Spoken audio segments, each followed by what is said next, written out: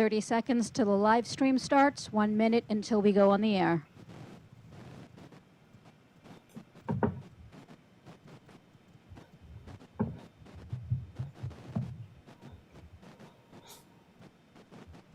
Can I ask planning commissioners to please turn on their cameras and take down the screen share?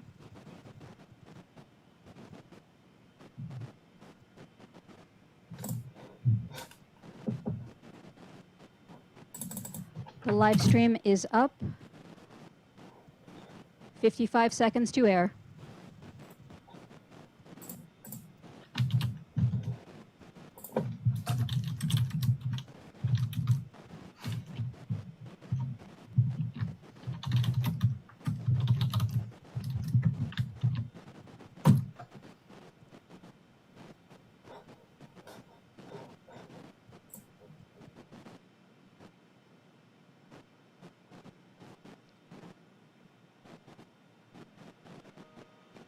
Twenty seconds to air.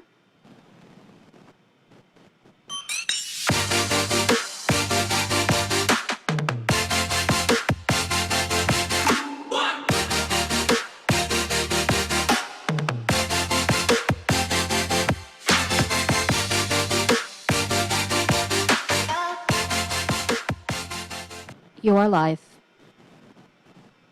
Good afternoon. Welcome to the Durham Planning Commission. The members of the Durham Planning Commission have been appointed by the City Council and the County Board of Commissioners as an advisory board to the elected officials. You should know that the elected officials will have the final vote on any of the issues that are before us this evening. Tonight's meeting is being held using the Zoom virtual meeting platform. And in this virtual meeting platform, public participants do not have any ability to talk or be seen on video by default. And to preserve meeting decorum and a discernible record of the meeting, the chat function has been disabled. We will have public comments during public hearings on the items this evening, and we will allow public comments during that time. If you've signed up in advance, I've got your name, and I will call your name in the order that we receive them to be able to speak on the particular case item this evening. If you weren't able to sign up in advance, we will also give the opportunity, if you're with us, to be able to raise your hand, and we'll give you the opportunity to speak during the particular public comment period. Proponents speak first, opponents speak second, and when you are called on, you'll be asked to give us your name, your mailing address, and then make your comments in the time that's allotted. You may also call into tonight's meeting by dialing 1-301-715-8592. Again, we will call your name if you've signed up in advance. If you are with us via Zoom, you can digitally raise your hand. If you have called in, you can press *9 to be able to raise your hand if you're on by phone. Finally, all motions are stated in the affirmative, so if a motion fails or ties, the recommendation is not favorable. Thanks again for joining us, and may we have the roll call, please.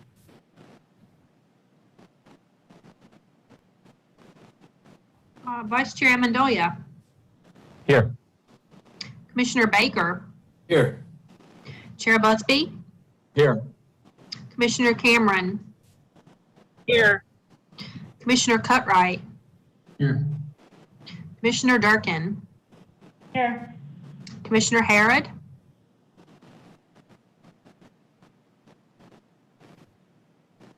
Okay, I see you. I got it. Commissioner Lowe. Present. Commissioner McIver. Present. Commissioner Morgan. Here. Commissioner Cease. Here. Commissioner Williams. Commissioner Carmen Williams. I think Commissioner Carmen Williams was going to join via phone. I'm not sure. Chris, if you can check and see if we have anyone on the phone waiting, standby. In the meantime, Commissioner Zuri Williams. Here. Okay. We'll circle back in a minute and check on Commissioner Carmen Williams. This is Chris Peterson. If Commissioner Williams can press *9 on her phone, we'll bring her over. Okay. Let's give her a second. Okay, she's been identified. Now I'll rename her in the attendees. Thank you. Commissioner Williams, can you hear us? I'm here. Okay.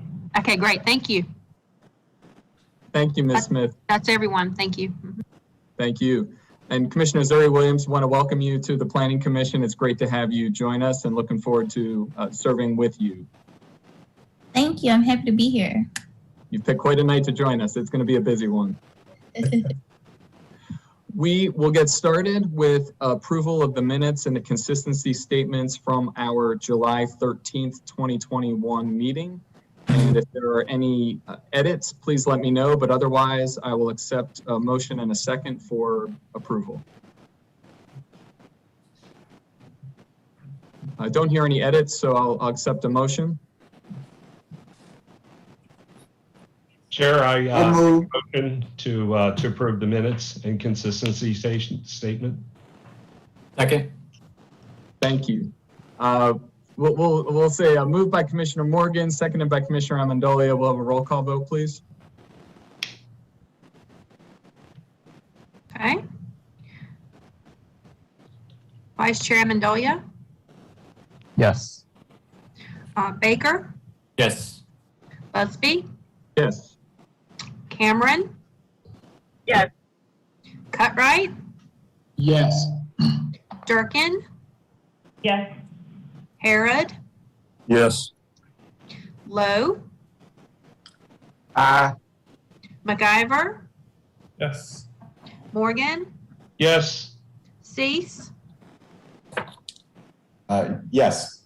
Carmen Williams,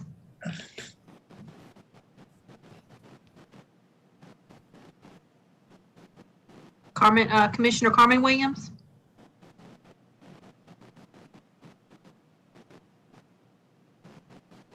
Yes. It keeps Thank you. muting me, and then I have to try to unmute, so sorry for the technical difficulty. That's okay. We got you. And then Commissioner Zuri Williams, since you did not sit in on the last meeting, I'm not going to ask you for your vote on those minutes.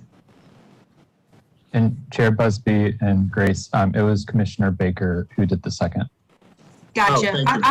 I thought so, but I was having a hard time following. There was a lot of different voices, so I appreciate that. Thank you. Duly noted. Thank you. And Ms. Smith, while you have the floor, any adjustments to the agenda? No adjustments to the agenda that I'm aware of. I know Mike Stock is on the call. If he knows of any, he can jump in, but I would like to say for the record that all of the legal and notice requirements required by the state and local law have been executed, and the affidavits for those are on file in the planning department. Hearing nothing from Mr. Stock, I don't see him raising his hand or jumping on, so I don't think we don't have any adjustments. Thank you very much. We will then move to our first hearing of the evening. This is the Latta Park case, and it's case Z2000041, and we will begin with the staff report. Great. Good evening. Thank you, Chair Busby, Vice Chair Amendolia, and Commissioners. I'm Alexander Cahill with the Planning Department. Be presenting tonight on the Latta Park case, case Z2000041.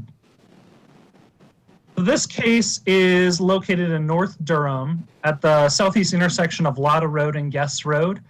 It is located within the city jurisdiction in the suburban tier. The whole site is about 31 acres. The existing zoning on the site is residential suburban 20, and the applicant is proposing to rezone to commercial general with a development plan and planned development residential 9.906. The current future land use is a low density residential, which is about 4 dwelling units an acre or less.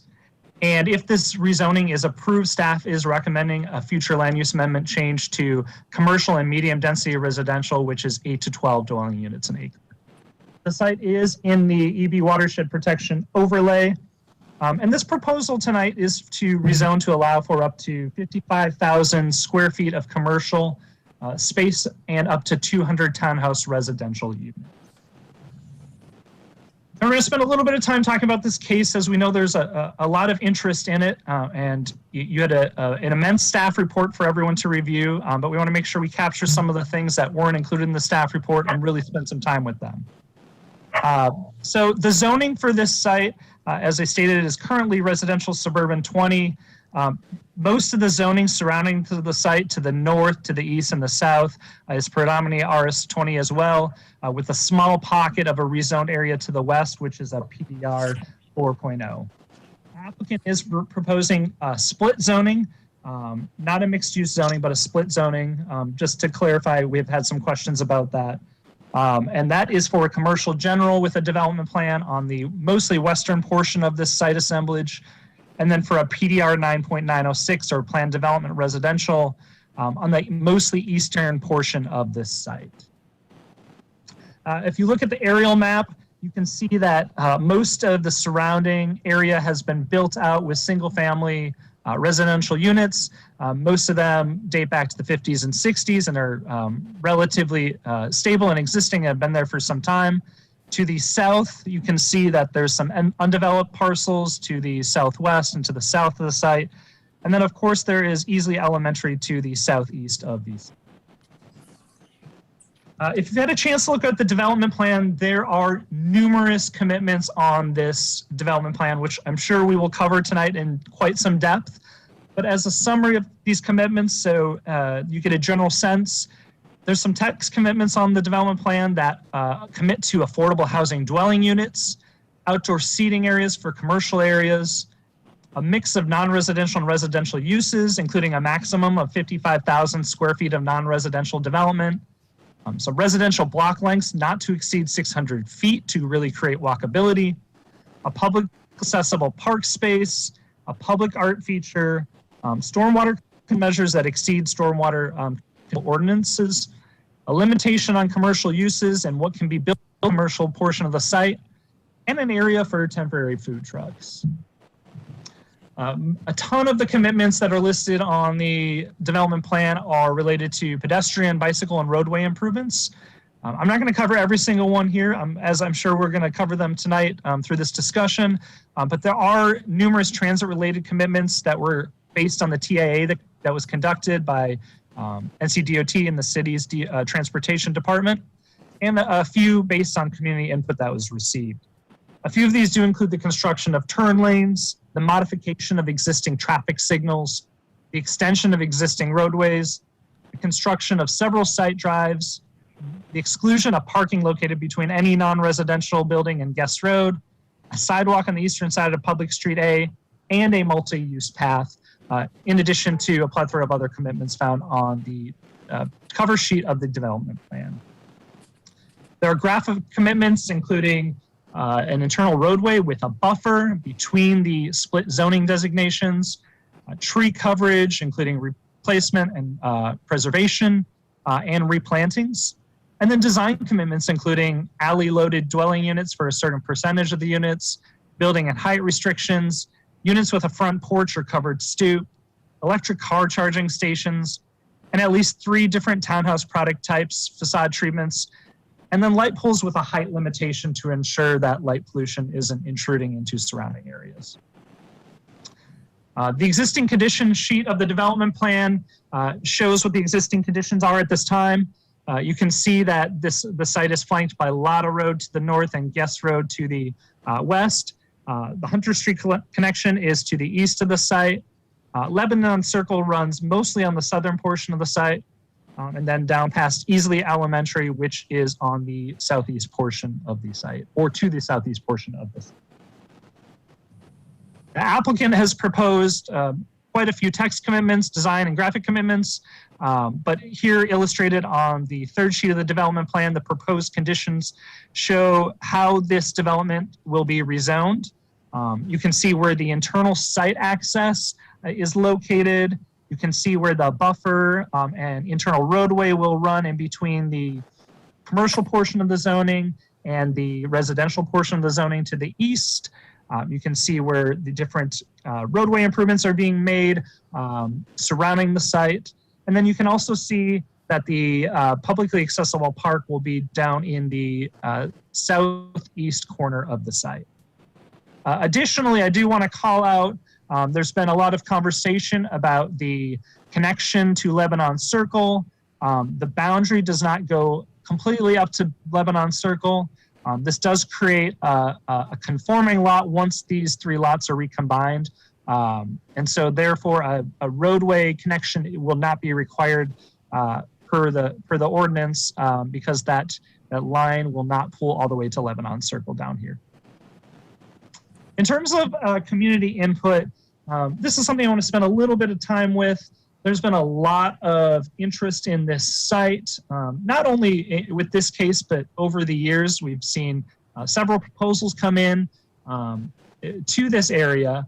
The applicant has done a few things to try to approach the community conversations differently this time. In addition to the neighborhood meeting that was held in accordance with UDO requirements, another meeting was held in February of 2021. Additional meetings and community conversations have been conducted by the applicant throughout the process, and the applicant can speak more to that tonight. The applicant also created their own engagement site to try to share information better, collect input, and include their reach and the people they're talking to. In addition to attachment 17, that was a summary of our community input on our social input pinpoint site.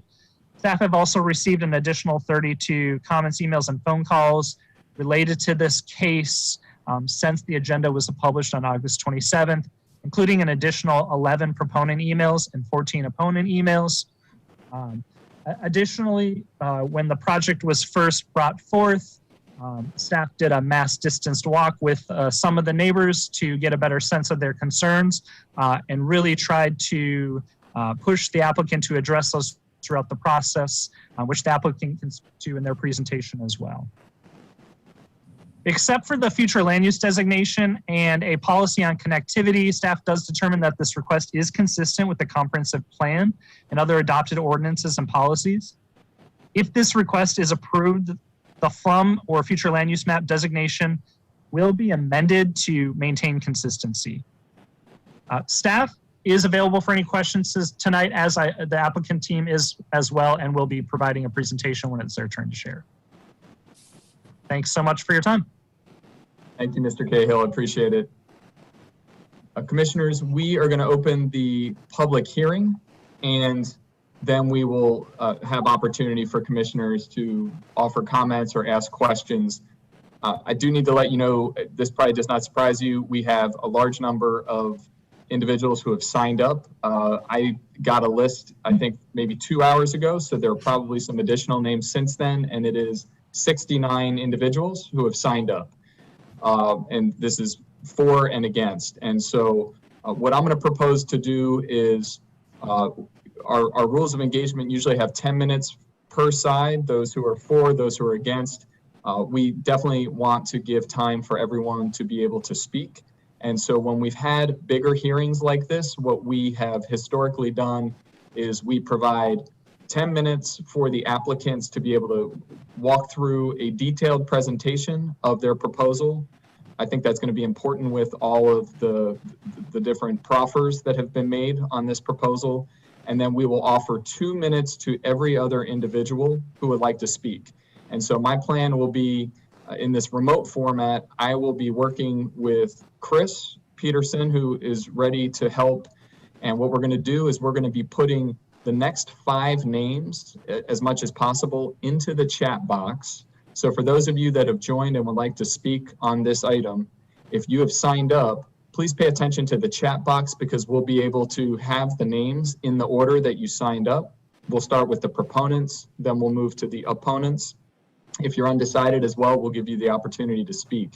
I will time you, and in the interest of time, when you get to a 2-minute mark for each individual speaker, I'll turn on my microphone and I'll let you know that you've reached your 2 minutes.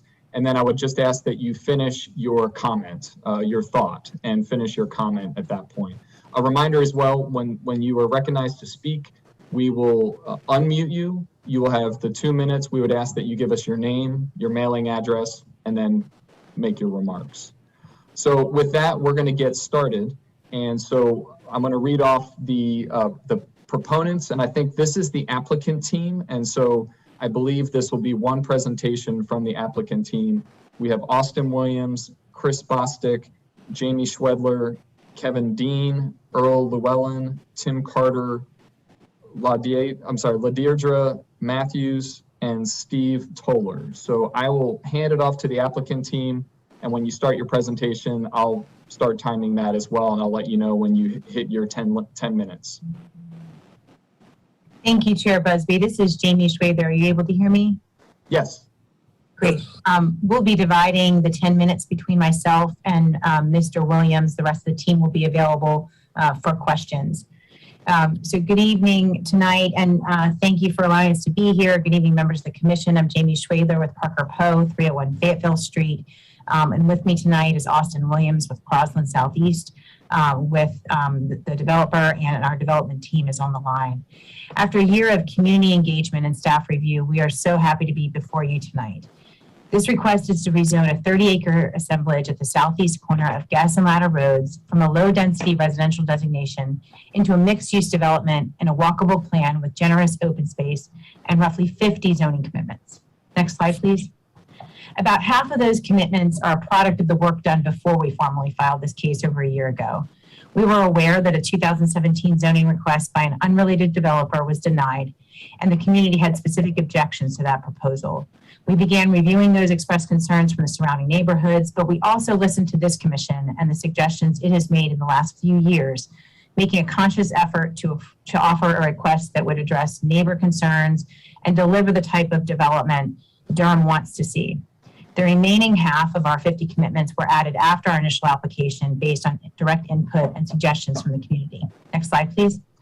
Our application is for two zones, community general, commercial general on the 10 acres fronting Guest Road, shown in pink, and a maximum of 55,000 square feet of non-residential space. I believe Mr. Cahill's graphics covered this, although there's an issue with the screen. So I'd just like to note that our commercial density is about half that of the 2017 case, with larger and denser residential components, including the 200 townhomes to meet the rising need for housing since that time. While we have 5 design commitments and 6 text commitments controlling the quality and walkability of the residential, that 2017 proposal had none. Next slide, please. The planning staff's recommendations for the future land use map align with the development plan shown here, with the non-residential area in red and the residential in yellow. The non-residential area is adjacent to Guest Road, which borders the west of the site, and we have a transition into residential towards the eastern portions of the site with meaningful buffers along the adjacent parcels. The hatched areas along the site edges represent our generous tree preservation and buffer areas, including preservation of dense tree canopy at the corner of Guest and Latta Roads, where we've committed to a 1.3-acre park. Site access areas are shown with the red arrows, which include ingress and egress lanes as recommended by our traffic report, staff, and NCDOT. Site access 5 in the orange is along the eastern part of the site and is only a stub street to existing right-of-way. In collaboration with the Durham Public Schools, a pedestrian bike connection is made directly to Easley Elementary, shown in the green arrow to the bottom right. And this will not only provide Latta Park residents with a safe connection to the school, but also allow neighbors from surrounding communities to walk and bike to Easley Elementary through our project. The dashed red line shows the central road to be located between the residential and commercial, which commits to a 10-foot multi-use path to connect from new sidewalks along Latta Road adjacent to our property frontage. Next slide, please. Beyond the commitments I've referenced, there are many others that assure this will be a best-in-class development. There are simply too many to read in the allotted time, but I'll reference the key ones for the residential PDR district here. A minimum of 5% of the townhomes will be designated as affordable housing dwelling units defined in the code. A minimum of 50% of the residential units shall be alley loaded. Post-development peak runoff shall not exceed pre-development levels during the 100-year storm. No driveways or streets within 50 feet of adjacent residential parcels will be allowed. At least 3 different types of townhomes are offered, and the townhome lots will be between 18 to 26 feet wide with square footages of 1,600 to 2,400 square feet to provide variety. 50% of the residential units will have a front porch or covered stoops. Residential block length was mentioned, and a neighborhood park amenity space of at least 20,000 square feet will be provided in addition to the 1.3-acre park. Next slide, please. Key text commitments on the non-residential portion include exclusion of the following uses shown on your screen and in your staff report at the request of many neighbors. The minimum 1.3-acre park that I mentioned earlier at Guest and Latta Roads to include preserved tree canopy and lawn space for gathering, a designated area for food trucks. The post-development peak runoff in the commercial area shall not exceed the 25-year storm, and 5 foot of additional asphalt provided along the site's full frontage on Latta Road for a bicycle lane. Next slide, please. Key design commitments for the non-residential portion include building facades will be at least 50% brick. Height will be limited to 28 feet with some exceptions. Primary facades shall be divided into architecturally distinct sections or bays. Doorways on a primary facade shall have clearly defined features shown on the screen. No parking is allowed between the non-residential buildings and Guest Road. A minimum of 4 parking spaces for electrical car charging. Light poles limited in height and for full cutoff. And a new commitment we've worked through with staff that states, quote, within the non-residential pod, developer will install a solar photovoltaic system of at least 40 kilowatts as part of the first site plan referenced in commitment 6A, and the energy generated may be distributed to the electrical grid or utilized on site. Again, these are markedly different from what was offered in the 2017 proposal, and that's intentional. This provides significant binding legal commitments that were not on the table 4 years ago. Next slide, please. This slide shows, this slide, it looks like it had an error, but it was meant to show the key traffic improvements at the intersection of Guest and Latta Roads, which are the major roads impacted by the proposed development as determined by the TIA. There are no scheduled city or NCDOT roadway improvement projects planned for this area, so this project provides a means to ease existing traffic congestion that will not happen otherwise and mitigate new trips. It commits to the same level of improvement as the 2017 case, even though we are committing to roughly half of that commercial square footage and less trips. These improvements include the construction of additional lanes, as well as site ingress and egress, and additional westbound left turn lanes on Latta Road at the Guest Road intersection, which provides a significant amount of delay today. These improvements will mitigate traffic impacts by allowing twice the number of cars through the signal from this movement phase. Queues and delays exist today, and those are expected to increase in the future if this project and associated improvements are not built. However, even with the addition of the Latta Park traffic, our analysis shows that with the committed improvements, the level of service will improve due to that additional left turn lane commitments I mentioned. Next slide, please. You can skip to the next slide as well. As such, the request meets the zoning criteria of the UDO you see on your screen, next slide, and is overwhelmingly consistent with a number of the comprehensive plan policies noted in the screen and on your packet. With our remaining time, I'd like Austin Williams to address the market demand for commercial component in this area and our community engagement process. Thank you, Jamie. My name is Austin Williams with Carlson Southeast. I'm the applicant. I'm at 121 West Trade Street in Charlotte. Happy to finally be in front of the commission tonight. And as Jamie mentioned, I'd like to specifically address the demand for commercial development and community engagement a little further. This slide is an excerpt from a market analysis we provided with our application. It demonstrates significant demand for the proposed retail. The yellow area shows the primary trade area for Latta Park, which is entirely north of the Eno River and includes 23,000 residents. The gray area represents the extended trade area, which reaches 3 miles south of the project and includes nearly 50,000 residents. Within the extended trade area, the existing retail centers are 98% occupied. No new retail is under construction, and no new retail has been built for at least 10 years, which is as far back as our current data goes. Also, over the last 10 years, the population of both trade areas have increased by nearly 10%. And the 55,000 square feet of retail proposed at Latta Park represents a modest catch-up for retail space relative to the population growth and does so in a well-designed park-like setting. Next slide, please. Regarding the community outreach, in addition to the large public meetings, we met with over 50 neighbors and residents through a series of one-on-one, small group, virtual, and in-person meetings. We've documented at least 50 phone calls and much email correspondence with stakeholders throughout the application process. Last January, we launched the social pinpoint website, lattapark.com, which provided residents an additional way to interact with the project team. And the level of public interest has prompted us to form a community advisory board of neighbors to assist in the selection of retail tenants, public art, design of the public park spaces, and other aspects of the development. Next slide, please. This is a screenshot of our new interactive website. It provides detailed data regarding our application, and to date has logged over 225 comments. We've logged 94 positive comments, 46 negative comments, and 87 replies and clarifications by our team. It's been a meaningful way to gain feedback and address concerns of the community. Next slide, please. In the interest of time, I'm going to move very quickly through these rendered slides. Hopefully we can answer some detailed questions about these later. This is an overall plan. Next slide, please. This slide zooms in near the corner of Guest and Latta Road, which include the preserved tree canopy at the corner, preserves a massive 54-inch oak tree across from Autumn Drive, and includes the local shops and food truck terrace. Next slide, please.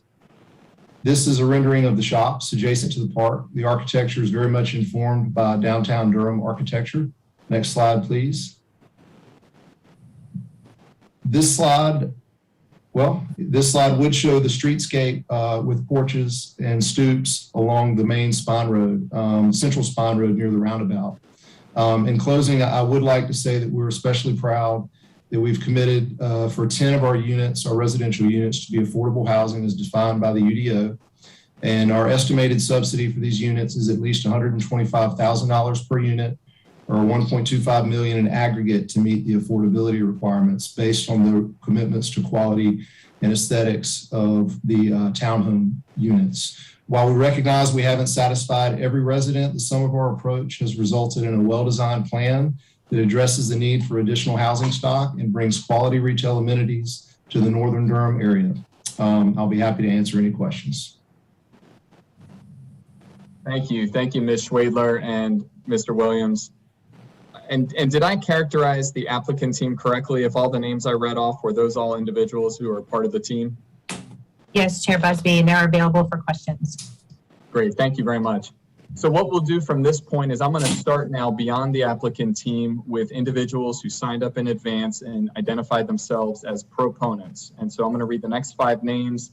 Chris is going to help me put them in the chat, and we'll unmute you. And once we know you can speak and be heard, we'll have you get started on your comments. So our next 5 speakers are Adam Gusa, Brian Fox, Carol Reardon, Charlie Gibbs, and Chip Chesson. And so, Mr. Gusa, if you are with us, we will get you off of mute and we'll give you the opportunity to speak. Hi, can you hear me? Yes, please go ahead. Thanks. My name is Adem Gusa. I live at 1607 Crystal Creek Drive, 27712.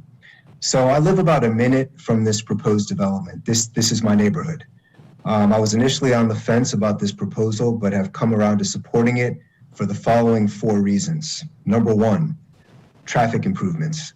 So the left turn lane from Latta to Guest is currently a mess with today's volume alone, and you're going to hear that from the opponents. The developers agreed to fund intersection improvements, including 2 dedicated left turn lanes from Latta to Guest. The traffic analysis from Kimley Horn concluded that even with the additional volume that's going to be created by this development, these improvements will significantly improve the level of service. There are no funding plans by the City of Durham or the DOT to improve that intersection. So if we want something done, the quickest way is with this development. Number 2, modern retail. So, while I may not be a huge fan of an additional grocery store in North Durham, because we have plenty, we do need modern retail. All of the proximate retail that's at Guest and Horton or Latta and Roxborough is 1970s and 1980s style. It's in poor condition, and there are no developers that I'm aware of that are willing to purchase these sites and redevelop them. So a modern grocery store that's not a Food Lion or Harris Teeter, as you saw from that graphic, that's all we have in North Durham, would be nice to have, as would sort of the restaurant and smaller retail out parcels. Number 3, the restrictions that have been agreed to by the developers. So no tobacco stores, liquor stores, adult stores, etc. There's no need for the fear mongering about what this could turn into, even if the property is simply flipped and gets purchased and developed by someone else at a later time. Those restrictions are tied to the parcel and can't be changed. And then number 4, finally, is additional residential. So there's a serious imbalance of supply and demand in Durham, and relatively affordable townhomes will help to address the lack of supply and provide for more affordable options than single family homes. So in conclusion, what I'll say is change is inevitable. We live in a desirable area and change is coming. We shouldn't consider that low density single family developments as the only acceptable alternative in North Durham. I welcome the intersection improvements, the modern retail, the townhomes, and the public park that this proposed development will provide. This proposal is not perfect. I wish it were truly a mixed-use development, but I Thank you. support the rezoning and Latta Park as a whole. Thank you, Mr. Gusa. And I'm going to just, as I'm timing folks, I'm going to step in and say thank you when you've gotten beyond your 2 minutes. So I appreciate your comments. Next is Brian Fox. Good evening, Commissioners. Brian Fox, 909 Exum Street. I also work for the Durham Chamber of Commerce, and I'm very familiar with this area. Just here to say that the COVID-19 pandemic has highlighted the interdependence of public health, economic activity, employment, consumer spending, taxes, housing, and the other social determinants of health. Durham is growing because of opportunities being created throughout the Research Triangle region, but also because of our unique character. Longtime residents and newcomers alike are seeking diverse housing, jobs, shopping, dining, entertainment, and recreation, and Latta Park represents an impressive mix of committed options. Enabling these spaces to coexist in a new walkable development lives out our community values of collaboration, innovation, diversity, and inclusivity, and in the process increases work opportunities and local assets. We appreciate your thoughtful consideration and the staff's recommendation to support this variety of new homes and other opportunities that will further enable our entire community to thrive. Thank you. Thank you, Mr. Fox. Next is Carol Reardon, and I'm trying to look at the attendee list. I'm not sure if I see that Ms. Reardon is with us. Chris, yes, are you? You're here. Okay, thank you. I'm Please here. go ahead. Go ahead. Hi, I'm Carol Reardon. I live at 7616 Country Mill Road in way northern Durham County, Bahama. I am so excited about the possibility of having places to eat where I can actually dine. I love North Durham. I've lived here my whole life. I'm over 50. I've been here over 50 years. And I love living in North Durham. I'm tired of going to South Durham to have dinner, going to find a grocery store. You know what? I remember when Food Line was built, my mother said, thank goodness, competition from Kroger. And competition is good. It's where we can stay in our community, stop leaving to go to, out of North Durham to buy groceries, to eat dinner, to live. Food trucks in North Durham, that is so cool. I would love to spend time with my community that I love. Obviously, I've been here a long time. I'm invested in North Durham. And please consider this. We need development. The affordable housing is exactly what we need in North Durham. House prices are unattainable for younger folks. And for the possibility for young families to be able to move into North Durham.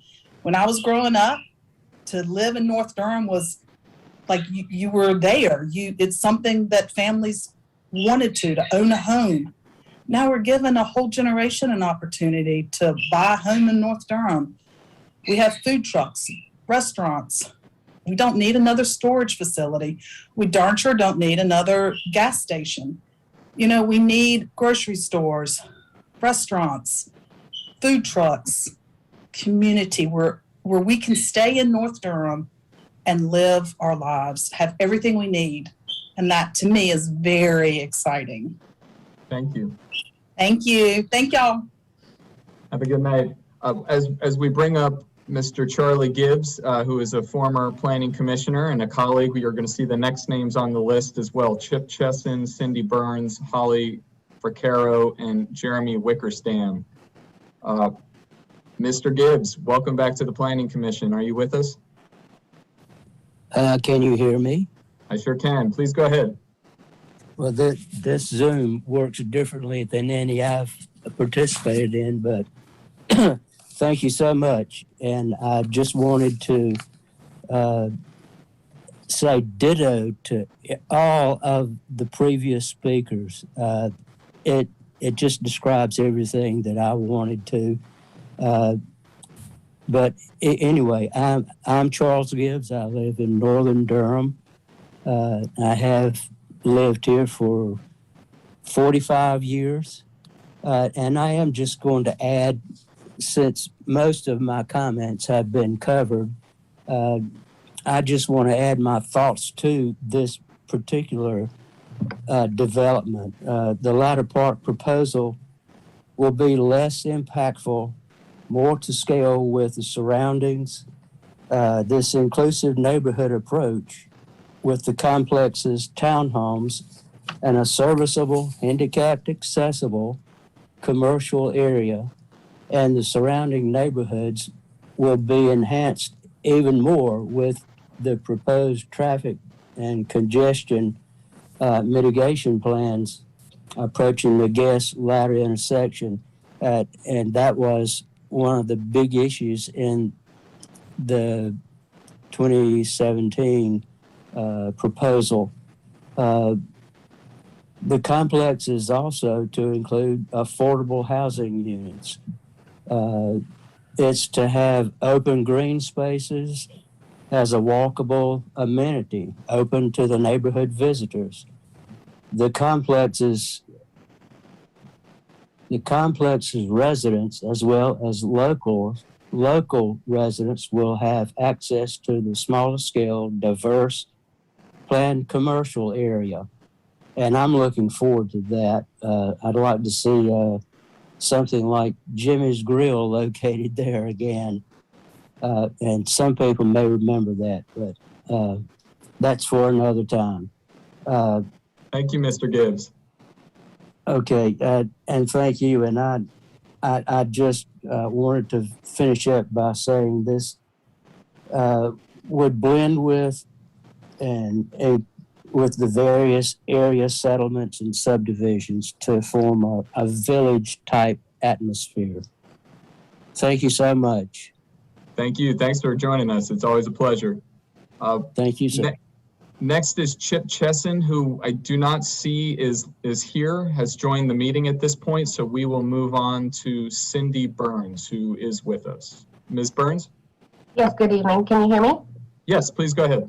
Oh, thank you for the opportunity for all of us to share our thoughts and ideas on Latta Park. I am a long-term resident and homeowner of this area at 127 Continental Drive. And we believe that this particular location and area of North Durham is absolutely ready for this type of development. The developers worked very hard to make sure that this project becomes a community gathering place and not just a shopping center. This is the type of environment that we're really, really missing in North Durham. With this proposal, we have the 1.3 acre park-like setting that we can gather around with the food trucks, a few additional restaurants, and a new brand of a grocery store. We also believe that Durham's been planning for this growth for a very long time. Guest Road was widened to 4 lanes, plus the middle turn lane in some areas, over 20 years ago. I asked the DOT why they planned the expansion, and my answer was that between Durham and DOT, they saw the growth heading in this direction, and that the DOT, when they do these plans of expansion, they look at a 40-year time frame. Well, here we are 20 years later, and not one piece of commercial growth. In fact, Willowdale Shopping Center was the last time we had any commercial growth occur in this area, and that was 35 years ago. Yes, 35. So we expanded Guest Road 20 years ago, and we did add some people to North Durham, but no amenities, nothing. In fact, we added 9 new neighborhoods, all middle to large in size, but again, no places to eat, shop, or gather. So we're in desperate need of townhomes. We have one neighborhood in this area that north of the Eno and on this side of the Guest and Latta area that has townhomes, one neighborhood. And there's only been 2 of those that have been sold since the beginning of this year. And my second hat is with the Durham Regional Association of Realtors, as I am the vice president. And we wanted to confirm that you received our letter and that we're completely in support of this project for this area. It's been a long time, and these townhomes that are desperately needed in our market. I really hope you take all of this into consideration, as we would love to have, enjoy, and we need Latta Park. Thank you, Ms. Burns. Next is Holly Fracaro. Hi, can you hear me? Yes, please go ahead. Good evening, Planning Commission. Thank you for allowing me to speak to you today in support of Latta Park development. My name is Holly Fracaro. I am the CEO of the Home Builders Association for Durham, Orange, and Chatham counties. In my 8 years as CEO of the Home Builders, Latta Park proves to be one of the most comprehensive live, work, play developments that I have seen. It's thoughtful and well-designed. As a former affordable housing developer for 20 years, I commend them on their affordable housing commitment. It's one of the only, if the only, developments I've ever heard of creating an advisory committee before approval. The public amenity and infrastructure improvements are long overdue. The commitment to green space preservation will be a draw to families moving to our area. Finally, I personally spent many months looking for a home in North Durham, but the lack of amenities and diverse housing choices led me to choose a home in Orange County. Thank you. Thank you, Ms. Porcaro. Next is Jeremy Wickersham, and then after that, and we'll put the names in the chat, we've got Joel Kmetz, Kirk West, Tiffany Elder, and Mark Phillips. Good evening. My name is Jeremy Wickersham at 119 Muirfield Court. Thanks for having me. I've lived in North Durham for going a little over 12 years now. My wife was born and raised here.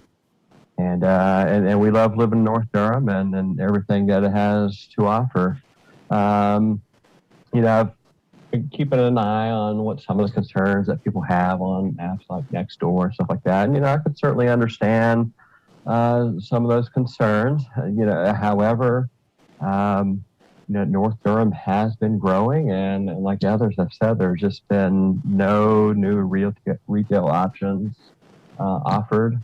And in fact, it's kind of a joke that the only new stuff I guess that we do get out here are discount stores, and now I guess we got a brand new self-storage unit being built on Getz Road. So new retail options would be nice out here. I've been keeping my eye on their website and just some of the comments and the responses, and it does seem like the developers have done their very best to take into account everybody's comment, and I'm for what they've got here. In addition, the 200 townhomes out here, I go to church with people and work with people who would love to live out this way, but there's just nothing in their price point, so they are having to find places that are way outside the triangle and drive or rent, and North Durham is where they would like to make their home. So that's all I've got to say. Thank you for giving me the time. I do approve of this development. Thank you. I appreciate your comments. Next is Joel Kmetz. Yes, can you hear me? Yes, please go ahead. Yes, thank you, Chair Busby and Durham Planning Commission. I appreciate the opportunity to speak. I guess I am the first opponent. So, again, my name is Joel Metz. I live at 4808 Kinloch Drive in the Lock Haven Hills subdivision. And I'd like to say that this proposal of 200 or so new mixed residential units, changing zoning from 4 per acre to 20 or so per acre, results, according to my math, in 800 or so new residents, certainly less than the 2017 proposal, but it still constitutes, I would think, a clear overload of residences and population on that corner of Latta and Guest Road. Latta Road specifically can't handle this increased traffic because it can't be widened. I don't know how aware anybody is of that, but due to the geography and the geology in the area, it's the way it is. It's 2 lanes. So just because it's widened at the opening end by Latta Park doesn't mean it's widenable the entire way. And the traffic congestion with the 2017 proposal was very bad. And this proposal still generates a bad additional load, especially on Latta Road and the Latta Guest intersection. And it's disruptive to the quiet, established North Durham neighborhood. Most of the residents there moved into this area because of that, and this is certainly a change. And last but not least, I'd like to ask, why weren't the local residents informed of this meeting and invited to comment? That may sound like a strange question, but I invite your attention to attachment 1, the context map included in this announcement. And it provides a 600-foot radius from this proposed area, which includes almost nobody who lives in the area. My property within 600 feet is right on the bitter edge of the announcement area, and I was lucky to be able to attend. I wouldn't have known about this meeting and had an opportunity to comment, except I'm right there. I think the line goes through my driveway. Therefore, all my neighbors and anybody else in the area, almost everybody who's listed on the map on attachment 1 is probably unaware. I hope they're aware, but if they weren't informed, they're not aware. So this might well be decided without any input other than a few people who live within 600 feet. And I think that is really not a fair and just way to get comments on such a sweeping proposal. Thank you, Mr. Metz. And just so folks know, we actually have a few additional proponents. I think Mr. Metz was inaccurately listed as a proponent. So we are going to have a few additional folks, and then we'll move to the folks who have signed up as opponents. Next is Kirk West. I live at 5 Deerwood Court in Northern Durham. I've grown up in Northern Durham. My dad was raised in Northern Durham. My kids are being raised in Northern Durham. We still live, obviously, in Northern Durham. My business is in Northern Durham. I've watched the lack of growth my whole life in Northern Durham, and I'm excited to see the possibilities of growth. Beyond, I think it's the last speaker, Mr. Metz, everyone I agree with. And I am for the project. I know we've got a lot of speakers, but it's exciting, some growth, and my wife would love to see some additional local restaurants, another options for business. Because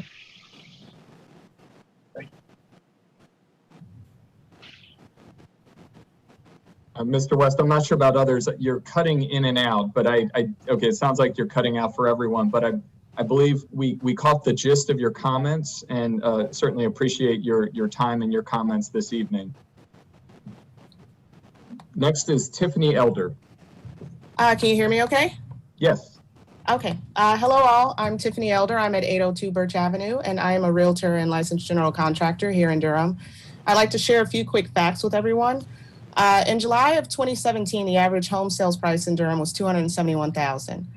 The following year, 2018, that increased to $279,000. The following July, it increased to $301,000.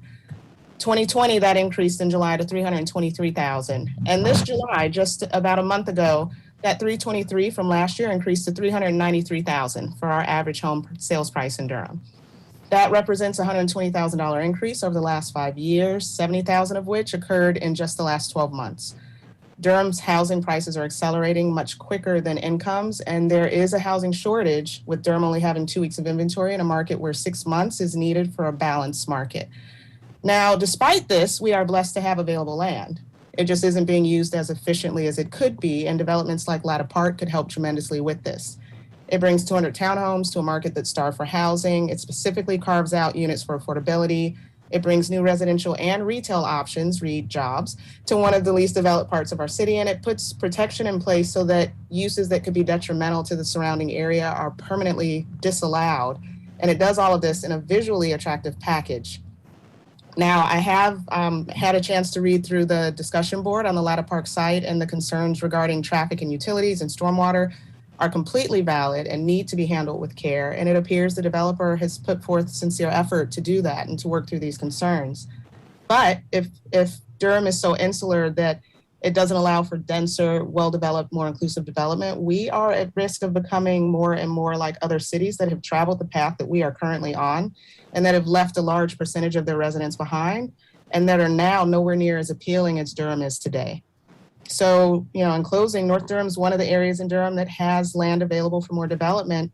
And it's really less a matter of if it will ever be developed than it is a matter of when. And given the pace of housing price increases and the lack of housing affordability in Durham, I hope that when can begin now with Latta Park. Thank you. So we've just put in the chat box a list of speakers who signed up as proponents but were undecided if they were interested in speaking.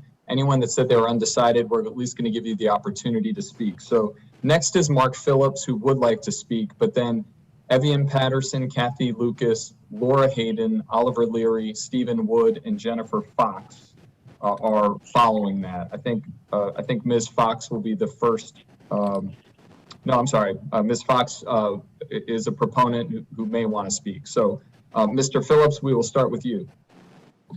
Yeah, thanks. Good evening. So my name is Mark Phillips. My family and I have lived in northern Durham at 126 River Run Road for just a little over 13 years. And when we were looking at homes in the area, we actually looked much further north than where we ended up purchasing. And part of what we heard even more than 13 years ago was information about this potential development and retail and grocery and everything coming in at the Guess and Latta intersection. And because that was still such an uncertainty at the time, it led us to look at homes much further south. There's just a dearth of retail in far north Durham. And because we've had such growth over these years, we've got to have something up there. In addition, having a Publix as an option would be great because, as you know, Food Lion, as we saw on the map, Food Lion and Harris Teeter have a duopoly in the northern Durham market. And it would really be nice to have another option for grocery and retail. As well, the development with the proposed restaurants is fantastic. The food trucks, the preserved green space. And one of the things that bothers me more than anything in the development we see so often these days is just a clear cutting of every tree in sight before building begins. And so I appreciate the link to which the developers have gone in the proposal to preserve green space, as well as some of the old growth oaks and that sort of thing. In the interest of time, I'm not going to try to articulate anything more than this because others who've gone before me have articulated very well, their support of this development, and I completely agree with what they've said. So thank you for the opportunity. Thank you, Mr. Phillips. Evian Patterson, Kathy Lucas, Laura Hayden, are any of you at this meeting and interested in speaking? And if so, if you could just raise your hand so we could identify you. I do know Oliver Leary, you are here, and I think you had your hand raised earlier. So we're gonna move to Oliver Leary for now, and then we'll see if any of the others are with us. Mr. Leary, are you still with us?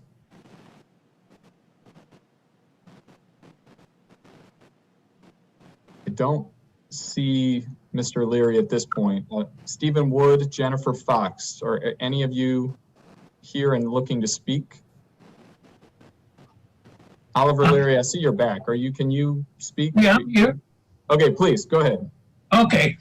Many of the people have spoken basically what I would say. I think it's a good project. I really do. I'm a real estate broker, and I've been in the real estate broker business for around about 35 years. I first came to Durham around about 53 or 54 years ago, and I went to school here, and I've been in Durham off and on since that time, 1964. And I spent a while in service, of course, and then I lived in Indiana for a while. All my kids went to school here in northern Durham.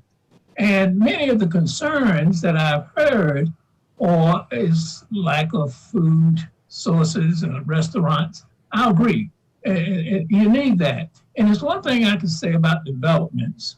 The developments is the way a city increases its influence on the community and the area, and draw in help, and draw in businesses, and draw people to the city because they got somewhere to live, for one thing. And then again, everything else comes with it. So those are the reasons that good development like this project is a good development plan. And I think it fits in an area that needs what it is bringing to the community. And I think it should be allowed. And I'm going to make it short, and because a lot of people have said everything I want to say. Thank you very much, both for the comments and the brevity. We are moving now to the opponents, and it is also a sizable list. So we're going to call the first group of names, and you can look in the chat box. Dan Barber, Eric Irwin, Francis Pelsman, Jessica Sheffield, and Josephine McNeil. So we'll start with Dan Barber.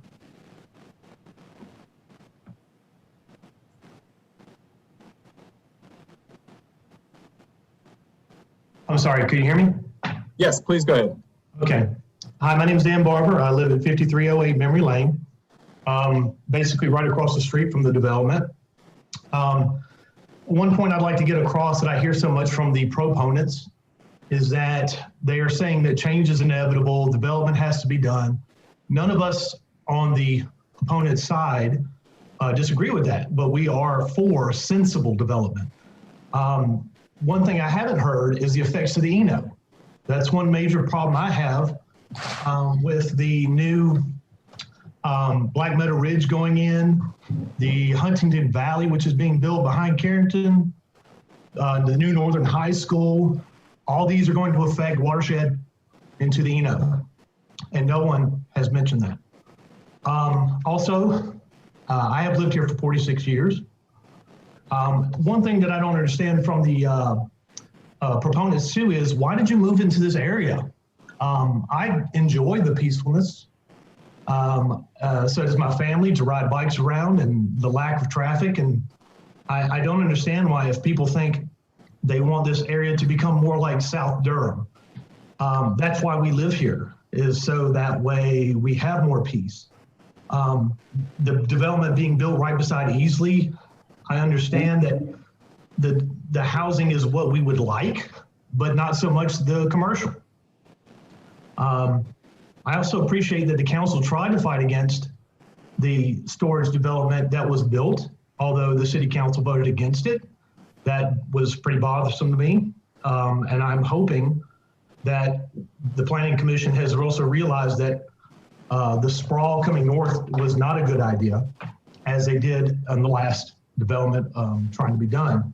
And there are also plenty of other areas that could be developed that are already commercial, zoned for commercial.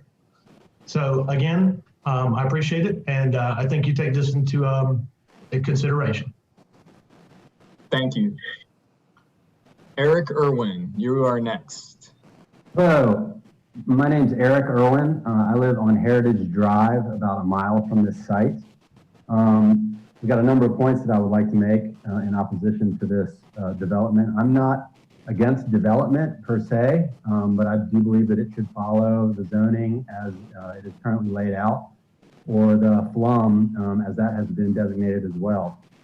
So for one, an additional grocery store at this location. There are 4 grocery stores within 2 miles of this location. So I question, do we really need another one? In terms of people saying that Harris Teeter and Food Lion have a duopoly, well, Harris Teeter basically rebranded all the Kroger. So, you know, there's that issue. In terms of,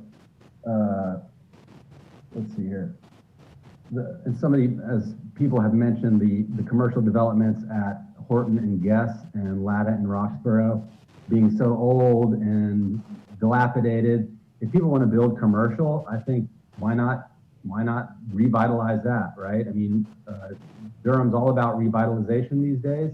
Revitalization doesn't just need to happen downtown, it could also happen out here. There are areas that are zoned commercial that could be built and revitalized. I have a son who will be starting Easley Elementary next year, and so I'm concerned about what the impact of this development, the development that has been approved off of Cary Road, the development that's going in on Umstead Road, Umstead Grove, which is 50 houses. There was a proposal for a development much larger than this one between Guess and Bivens that I guess they dropped the application, but I'm sure you know they'll try to get it through again in the future. What are all of those extra residents? What is the impact of all those residents going to have on Easley Elementary? I'd like to see some kind of commitment from these developers to do something for our public schools to be able to deal with all of these additional children that will be going there. Thank you. And finally, I just want to say that the fact that these people did a PowerPoint with 2 missing slides reflects poorly on them. If I did that, if they had a client presentation, they would not trust me to do any future work for them. And so I question their attention to detail and whether we should trust them to work on this development. It's a simple thing. They've had months to— Thank you, Mr. Irwin. Together. Thank you. Thank you. Francis Pelsman. Hi there, thank you. And I'll start off by saying that there are many aspects of this development, the proposed development, that I think are exciting and very responsive to the community, and I applaud that. However, my husband and I do have a serious concern, having lived here now for just 2 months, about the ingress and the egress. I live on Redmond Drive. It's beautiful here. And I like to take Autumn right over to Guess, but it was pointed out that Latta cannot be expanded. And I really think that with the very best of intentions, I do not believe that we are not going to be facing a traffic nightmare, especially since we're going to be looking at townhomes and not single-family residences. And I think that it is very important to address that because, I grew up in Eastern Long Island. You always want to know where your evacuation route is and how fast you're going to get there. Well, forget the Long Island Expressway. They called it the world's longest parking lot. Well, I think that's what we might be looking at on Latta Road. I just think that there's too much, and I was wondering if any thoughts had been given to egress, some of it in and out of Roxborough as well. My other thought is just that, again, this is a watershed. This is a very vital, ecologically sensitive area, and we cannot do it. We cannot do without this, and we cannot afford to blow it. Again, that massive, huge, the storage facility that's going up, that's already, I would love to know what that's doing to the drainage areas over there. But once you lose your drainage, you're doomed. And it really is not, this is not a typical eco site. This is something much more special. So I would really want to see a little bit more about how they could possibly address the traffic and how they're planning to keep this the eco spot, including the plantings that they're going to put in and the plantings that are going to come out. Thank you very much. Thank you. As we move to Jessica Sheffield, I'm just going to read off the next few names. Josephine McNeil, Julia Monley Ploward, Leo Cruz,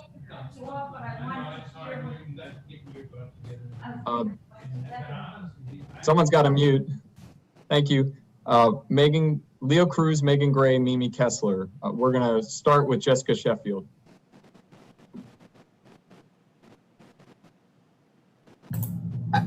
Chair, I think we lost Jessica for a moment. Jessica, if you're still here, please raise your hand. Okay, we'll move to Josephine McNeil.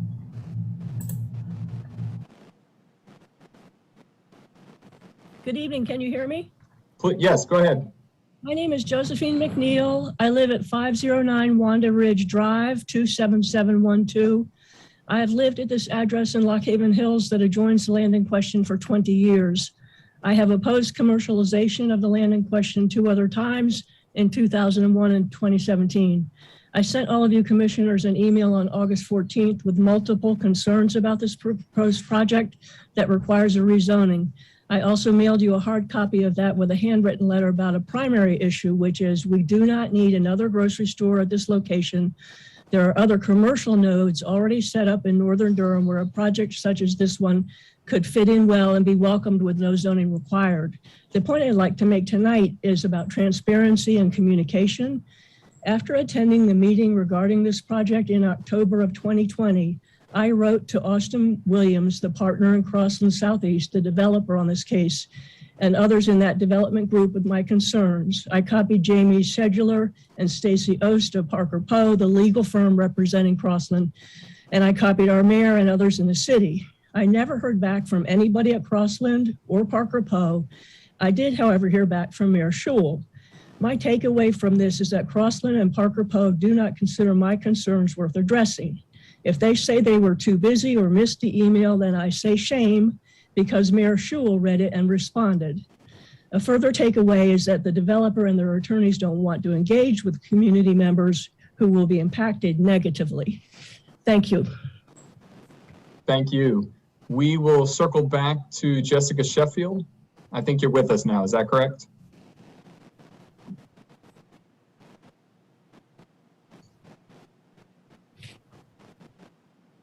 Ms. Sheffield, are you with us?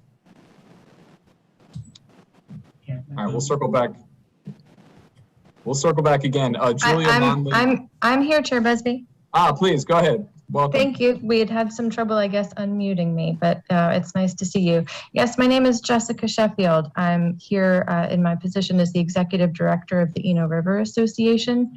The association is located at 4404 Guest Road in Durham, and I appreciate Mr. Barber's trying to include the Eno in the consideration here. I appreciate that, and I hope others will. I'm here because the Eno River Association is speaking tonight in opposition of the rezoning of this property, which would permit a proposal like that of Latta Park to be constructed. Our opposition tonight follows on the heels of our similar opposition, and I think it was 2019 and 2017, and I believe in 2015 as well, as other site proposals were made for this parcel. This just simply isn't an area in North Durham that's appropriate for an intense development in the watershed. It's appropriately zoned low density residential, and I would hope that your committee would continue to preserve it as such, as your predecessors have done before you. Now, one in my position might be frustrated that we're called to action on this same current spot time and time again, but here we are, and I'm happy to say again to you the same thing as those have said who came before me, which is that this proposed development is only about 2,000 feet uphill from the Eno River. The frequency of strong storms and such, and stormwater runoff and pollution is of terrific concern to the association and to our hundreds of members in Durham. Guest Road, as we know, runs downhill from the site of this development to the Eno River. Latta Road also slopes downhill to creeks that run directly into the Eno River. Now, given the situation we're all facing with climate change and the frequency of intense storms, the flooding and stormwater runoff are affecting us at greater intensities.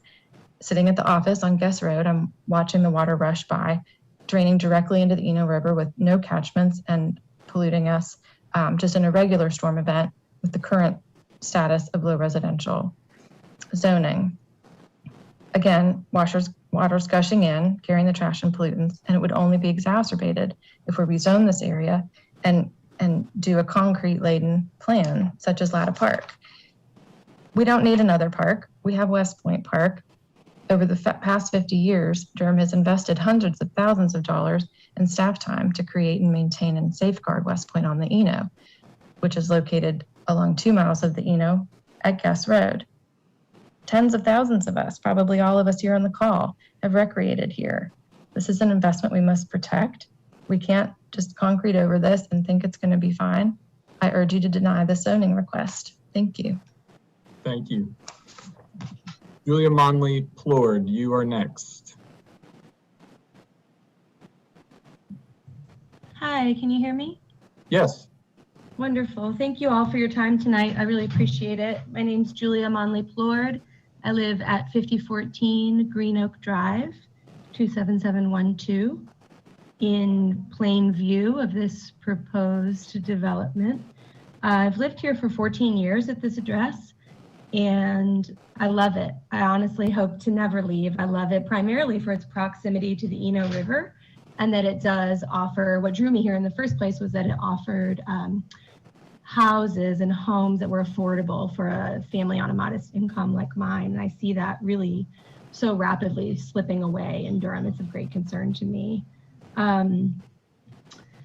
So yeah, I feel like this area already, in addition to the Eno River, which is just such a treasure of this whole city of Durham and really a destination, Northern Durham is laden really with parks, with ample grocery access. As everyone has said, we have 4 grocery stores within 2 miles. If you go another 2 miles, we have another grocery and Costco, another large retail center in North Point that no one's really mentioned yet. Tons of food trucks all up and down Guest and Roxborough Road. Food trucks are nothing new to North Durham. And really lovely restaurants and some award-winning restaurants right here in our own backyard, which is wonderful and is one of the things that makes North Durham really special. And so with the time I have left, I wanted to actually point out a comment made by a proponent on the Latta Park website that was mentioned, where folks from the neighborhood could kind of join into the conversation. And what this proponent said was, well, you know, everyone's saying there's already 4 grocery stores, but just wait, you know, when this new one moves in, Food Line will be out of business in no time. And I thought that was just really striking because it speaks so much to the danger of sprawl and what can happen so quickly when we're drawn to something shiny and new. And, you know, that's exactly what's going to happen. And everyone knows it. The proponents know it. The opponents know it. You all have heard from us. The grocery stores we currently have are not at capacity. They're operating under capacity, as are a lot of the local restaurants are struggling. And so this new development is not an asset. It's not an addition to our current offerings, but rather it comes at the expense of the businesses that are already struggling to stay afloat. So I would just ask, you know, who that really benefits. I'm having a really hard time understanding how this is good for the city of Durham. And I certainly support innovative residential development, perhaps at a higher density than what it's currently zoned for. Thank you. I appreciate it. Thank you. Leo Cruz? Hi, can you hear me? Yes. Hi. Good evening, planning commissioners, planning staff, and members of the community. My name is Leo Cruz, and I reside at 1624 Crystal Creek Drive, Durham, NC 27712, and I have been here since 2012. Thank you for allowing myself and others to speak today. I am here today to voice my opposition to the Latta Park project with the caveat that I oppose it as it is proposed here. In actuality, if this proposal were on the other side of Latta Road, I might reconsider. After living in New York, Delaware, PA, places where development has removed most of nature and replaced it with man-made structures, my wife and I decided to move to North Carolina, and North Durham specifically is where we wanted to relocate. I must admit that I was impressed by the Latta Park proposal, and I could see that this was a well thought out plan that has evolved over time. However, I did not feel that it fit into the intended area.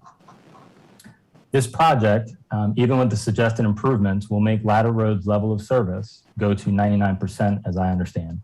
Oversubscribing is never a good idea. Someone somewhere will always have to pay for that overage. The area of Guest Road immediately adjacent to the property will go to 61% level of service.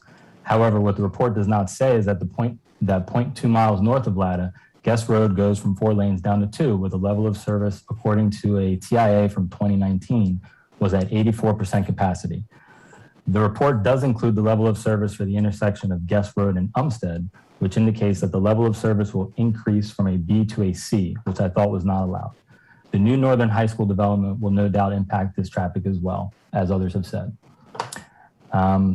In researching mixed-use developments, there was a case law that I came across from New Jersey, obviously a different state, from I think 1942. And it said something to the effect of a combination of height and high density of the land plus an active business operation on the land will overcrowd adjacent streets. Under such circumstances, it is virtually impossible for people or goods to move from place to place.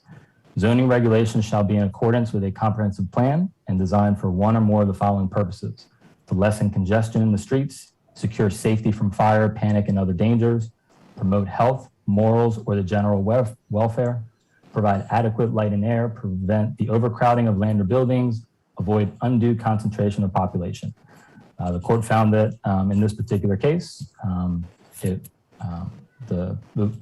opponents were in the right. The proposal from 2017 that was Thank you, denied. Mr. Cruz. If you can finish your thought, you're at 2.5 minutes. Sure, sorry about that. Development in this space should ensure that it is the right fit, not only by the numbers, ordinances, and rules, but should consider the effect this project will have on existing residents during and after construction. Thank you for your time. Thank you. As Megan Gray gets ready to speak, the next names are in the chat box: Mimi Kessler, River Dave Owen, and Sarah Packer.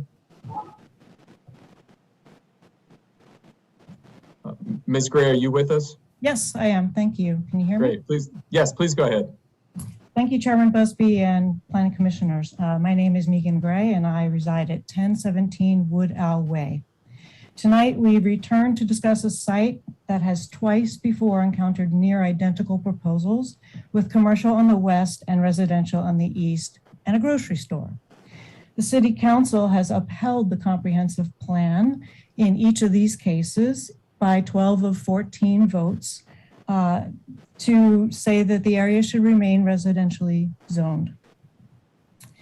The policy 4.2.1 of the comprehensive plan stipulates a walkable neighborhood feel is what we should have when we look at zoning, and it should be integrated with residential and commercial if there's going to be a mix of uses. This plan has a box with commercial and a box with residential and a street running down the center that separates them. No two items shall mix, it seems. In addition, residents in existing neighborhoods would have to dodge cars and thick traffic with no sidewalks to access the parcel. In addition, policy 2.2.2E says that in the suburban tier, the city should discourage auto-oriented commercial development and instead design nodes with internal connections and not a road down the middle as a barrier between the homes and the commercial. You can tell by the supporters from Bahama and Treyburn that this corner will be made into a destination point where people from over 5 miles away will add to the traffic and pass other grocery stores on their way, creating an additional 9,600 trips daily by the traffic impact analysis. The main road improvement will be one additional turn lane, resulting in level of service D or E after improvements. The city should also, by the comprehensive plan, restrict new isolated mid-block commercial uses. If you're on Guest Road heading north, a right turn into the development between Lebanon Circle and Latta Road is mid-block. This would be newly built, and it has 55,000 square feet of commercial. All three strikes against that part of the comprehensive plan policy. In addition, there's plenty of commercial space that needs to be revitalized, and the plan says that existing and aging space should be revitalized rather than green space developed. This plan is called a park. Thank you, Ms. Gray. If you can finish your thought, that'd be appreciated. Yeah, I just want to say that a few committed elements don't make it a real innovation for Durham, and I ask that you please vote against this as it was turned down back in 2001 and 2017. Thank you. Thank you. Mimi Kessler. Hi, my name is Mimi Kessler. I live at 1418 Woodland Drive, and I am very impressed with this proposal. I think it's the kind of proposal that I would like to see more often, including the affordable housing and the other types of proffers and amenities that they're promising. The problem I have with it is its location. I am concerned about stormwater and the Eno River. And so that's my primary concern. And at some point, development is going to get to a tipping point where the Eno is going to get really impaired. And I don't know where that tipping point is, but I don't think we're far from it. And I think this would put it over. Thank you very much. Thank you, Ms. Kessler. River Dave Owen is next. Thank you. My name's River Dave Owen, and I live at 509 Wanda Ridge Drive in Lock Haven Hills, adjacent to the proposed development. And I want to make sure that everybody understands that where I live, I can walk exactly 1 mile through the woods in any direction to reach 4 different grocery stores.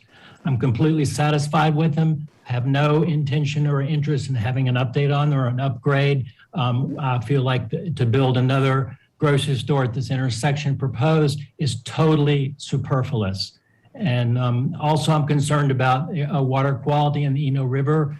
I've worked as a naturalist at West Point on the Eno Park for several decades, and I often have led snorkeling trips and snorkeled the river myself, looking for the over 60 species of native fish. Recently, I did a snorkeling trip behind my house below Wanda Ridge Drive just six weeks ago, and was really alarmed to be able to find only 4 species of fish over a 2-hour snorkeling event down there on a clear day. And I'm very concerned that extra high density circling and proposed to be circling the Eno River at West Point Park in the coming years may, as was just mentioned, push our water quality beyond repair. And that would be very detrimental to Durham's premier ecological park, which is a park not just for North Durham, for all the city of Durham. And therefore, I urge you not to allow a zoning change on this parcel that's wanting to be developed. Thank you. Thank you, Mr. Owen. And then Sarah Packer. Can you hear me? Yes. Okay, great. Hi, everyone. This is Sarah Packer. I live at 216 Lebanon Circle. Thank you for the opportunity to speak. I want to say that I'm a strong proponent of sustainable, affordable housing. I also want to say that I can practically see this parcel from my home, and I've never been contacted by this developer. I agree with others that this is a really bad location for commercial development. I'm disheartened that this proposal is being considered in the midst of the development of our comprehensive plan, which I hope will emphasize sustainability, resiliency, and the health and well-being of our people and environment. Groups right here in Durham, like Durham Community Land Trustees, are doing amazing work to utilize green building practices, including in affordable housing. In other parts of the country, we're seeing innovative approaches to housing issues, including the creation of affordable, cooperative multifamily housing with features like solar panels that cut costs and energy use. That's why I'm so disappointed that we're once again debating a proposal that does nothing to advance sustainability and will only negatively impact our climate, our environment, and our community. The clear cutting and paving of this wooded parcel will destroy natural habitats, including wetlands, at a time when so many of our plant and animal species are rapidly declining. Grocery stores are notorious greenhouse gas emitters and are very energy intensive to run. We need to be focused on reducing our carbon impact and reducing pollution. We don't need a manufactured park. We have the Eno. We don't need a designated food truck area. Food trucks can park almost anywhere. Car charging stations won't do anything to mitigate the environmental impact of this development, and these features are just distractions. Commercial development here will make Guest Road and Latta unbikeable. Every day there are cars backed up on this area of Guest Road for pickup and drop off at Easley Elementary. There are kids in those cars. Every day the cars are backed up on Guest Road. It is not safe to have delivery trucks trekking up and down this part of Guest Road. It's easy to point to a few big mistakes that our society has made that have led us to the environmental and climate crises we confront today. But there are also millions of small mistakes, and I'm asking you today not to make another one. Green affordable housing is possible, and we need it, and this is not the plan for it. This development would be a step in the wrong direction for Durham. I know we can do better than this. I believe our city could be a leader in restorative design, and I hope you'll put the needs and good ideas of the people of Durham before the interests of developers coming here to make a quick buck. I appreciate your service and thank you for your time. Thank you, Ms. Packer. So in the chat box, we've listed the names of individuals who signed up to speak as opponents of this proposal, but were undecided if they were interested in speaking. It's a long list. And so what I would like to do is, and Chris suggested this in the chat box, at this point, if you would like to speak and you have not yet spoken, if you can raise your hand. And again, if you are joining us by Zoom, just hit the raise hand feature. If you're on by phone, you can press *9. And I'm just going to call you in the order that I see you listed. And so we will start with Mark Abram.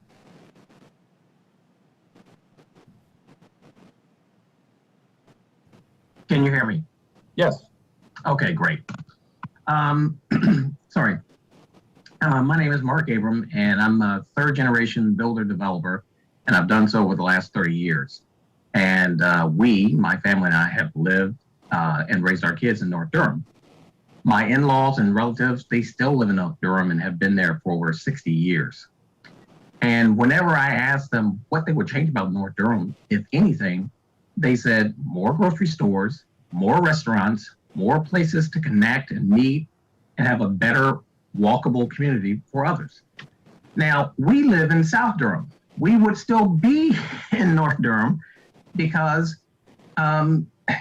we had nowhere to go that was really nice restaurants. We didn't have the kind of community that we wanted to raise our kids in, only because it was getting older. Nothing new was being developed. There were no townhouses that we could actually afford or even look good. So for those reasons, we would go back to North Durham if developments like this existed or are to be built. So I think a lot of people don't think about the type of growth North Durham needs. They need smart growth, which is split or mixed zoning land uses, compact building design, creating a range of housing opportunities and choices, creating walkable, biker-friendly neighborhoods, designing distinctive, attractive communities with a strong sense of place. And that's what we believe Latta Park represents. And so, as we probably all know, with developments that involve rezoning, they'll have opposing viewpoints. There are notable opposing viewpoints when Northgate was built, or when South Point was built. That will always exist. I just ask those who oppose this development, look at it from a smart growth point of view, because we fully endorse and promote this development. It's a matter of doing it for the right reasons. Growth is going to come. It's a matter of having smart growth. And we actually ask people to consider that perspective rather than opposing it. Thank you. Thank you, Mr. Abram. Nathan Swanson, you are next.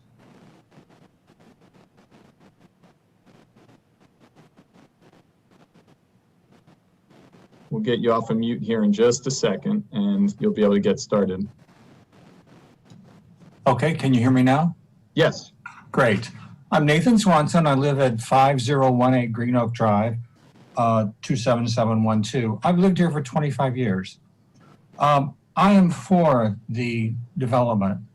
I pretty much can just echo what everybody else has said, but, you know, 5 reasons. To me, it's realistic and forward-thinking. It has accepted input from the community. I think that's a big plus. They're listening to us. They're trying to figure out what will work in this area. They've asked for input, and they've actually changed some things to adapt, to be flexible. It will improve the traffic congestion, or at least to begin to address with it. There's no plan right now to address the problems on Latta Road. This at least will resolve some of it. Latta Road is already unsafe to walk on right now. One side at least will have sidewalks, and that will be safe. A park, an art exhibit, bike lanes, affordable housing, and community stores are a legal obligation that they've admitted that they will adhere to. They have to. The current site also has structures or homes that are in major decline right now. They're just being rented on short-term basis, and they're going to continue to decline. So that's going to create more problems, and you know, if nothing is done at this point. Thank you for the opportunity to allow me to speak. Thank you. Next is Kathy Odell. Hello, my name is Kathy Odell. I live at 3718 Bivens Road, which is in Durham County. Good evening, Planning Commissioner members. I've lived in Durham for many years, and I can remember when Guest Road was just a 2-lane road. There has not been a lot of change to this area, and I support the request of rezoning for Latta Park. The commercial development is very much needed. A new grocery store will bring options that are not available in this part of Durham. The proposed restaurant as well as food truck options would be great opportunities for Durham-owned businesses and a welcome change. The improvement to the intersection at Guest and Latta roads are very much needed. It is my understanding the improvements will not occur without the rezone. The townhomes portion of the planned development will help with the growing need for housing in Durham. And lastly, this is a good time for the rezoning of Guest and Latta Road. Durham is growing. Thank you for your time in considering Latta Park for rezoning. Thank you, Ms. Odell. Next is Carrie Ann Vilchinsky. Hi, I'm Carrie Vilchinsky. I live at 5128 Gatewood Drive. I'm about a mile away from the project. I'd like the parcel to stay zoned as it is now because I believe in the wisdom of that original designation. We're not in a food or retail desert here. There are 4 groceries with strip malls within 3 miles. However, I've seen actual food and retail deserts south of Interstate 85 that need attention. Meanwhile, such passion for unneeded grocery and retail is actually not in my backyard on the part of the residents of north, east, and west of this site because they want retail not in their backyard. I care about responsible development in all of Durham. This current proposal for brand new development and the constant threat of rezoning are not what I want for my neighborhood and other parts of the city. I'm in favor of rehabilitating what we already have, the ultimate form of recycling. The 200 plus brand new households proposed are in addition to other newly proposed or constructed high density developments in this area so that we face living with potentially more than 1,000 new residential units in Northwest Durham. In addition, consumers from outside the area would easily drive to new grocery and retail. How on earth would this ease local traffic congestion? I'm not impressed with management of current traffic and water runoff patterns as it is. I don't trust the traffic and water runoff environmental impact reviews for this project. The city's zest for development seems so great. I wonder, will developer proposals be read with impartial eyes? I cannot think of another elementary school campus in Durham Public Schools that is so close to retail. Property owners in this area already fought against high density and commercial at the site. Why are we making them fight this again? If prior agreements are not honored, how do we trust the city? I feel the project is being rammed through when there are challenges to public participation due to changing COVID safety concerns. The city has a responsibility to ensure that all residents have equal access to this process, and I urge the city to pause this project in light of the pandemic and public access hardships. Proponents have said that they love living here. Then why do they want to change it? I live in Northwest Durham because I think it is a special place as it is now. I thought this town was progressive when I moved here. When I sub at George Watts Elementary, for example, I've admired their student composting program, but that noble effort seems dwarfed by the damage rezoning and high density commercial development will bring. When it comes to the environment and development, I cannot say that Durham isn't like any other capitalism at any cost place I've been. Thank you, and please consider a pause on this development, considering this development, and please keep it zoned as it is now. Thank you. Thank you. Next is Denise Witt. Good evening. My husband, Ed Buckley, and I live at 122 Lebanon Circle. It's the end where there is no light.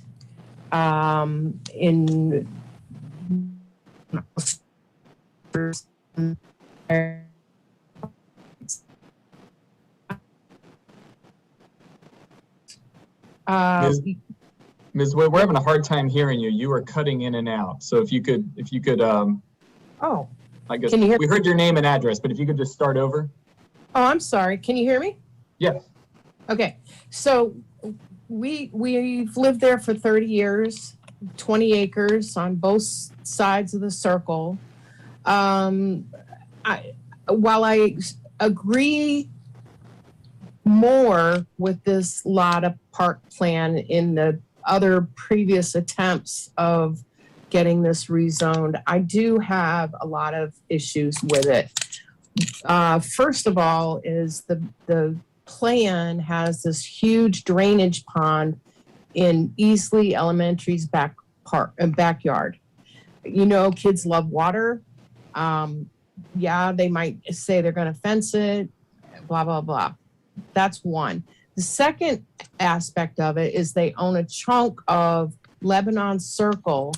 When asked I believe in the February Zoom meeting with Austin said to me point blank, well, we're not going to say one way or another. Well, we will use that as a entrance exit to this development. That Lebanon Circle gets so packed with school buses and cars with kids getting picked up and dropped off. That's one part. The other part that I've heard talked about is the egress.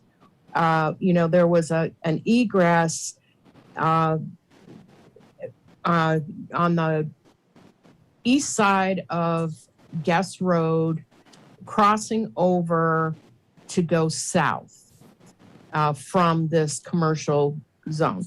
I can tell you, sometimes when I go out my Lebanon Circle without the light and try to cross over 4 lanes of traffic going 55, 60 plus miles an hour, it is extremely dangerous. This is a setup for a traffic. I mean, I get the whole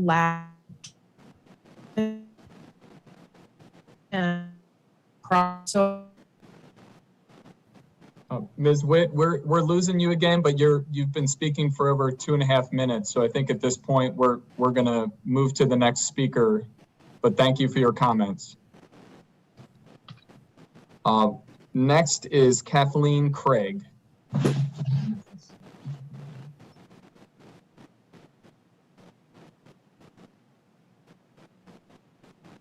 Ms. Craig, are you able to speak?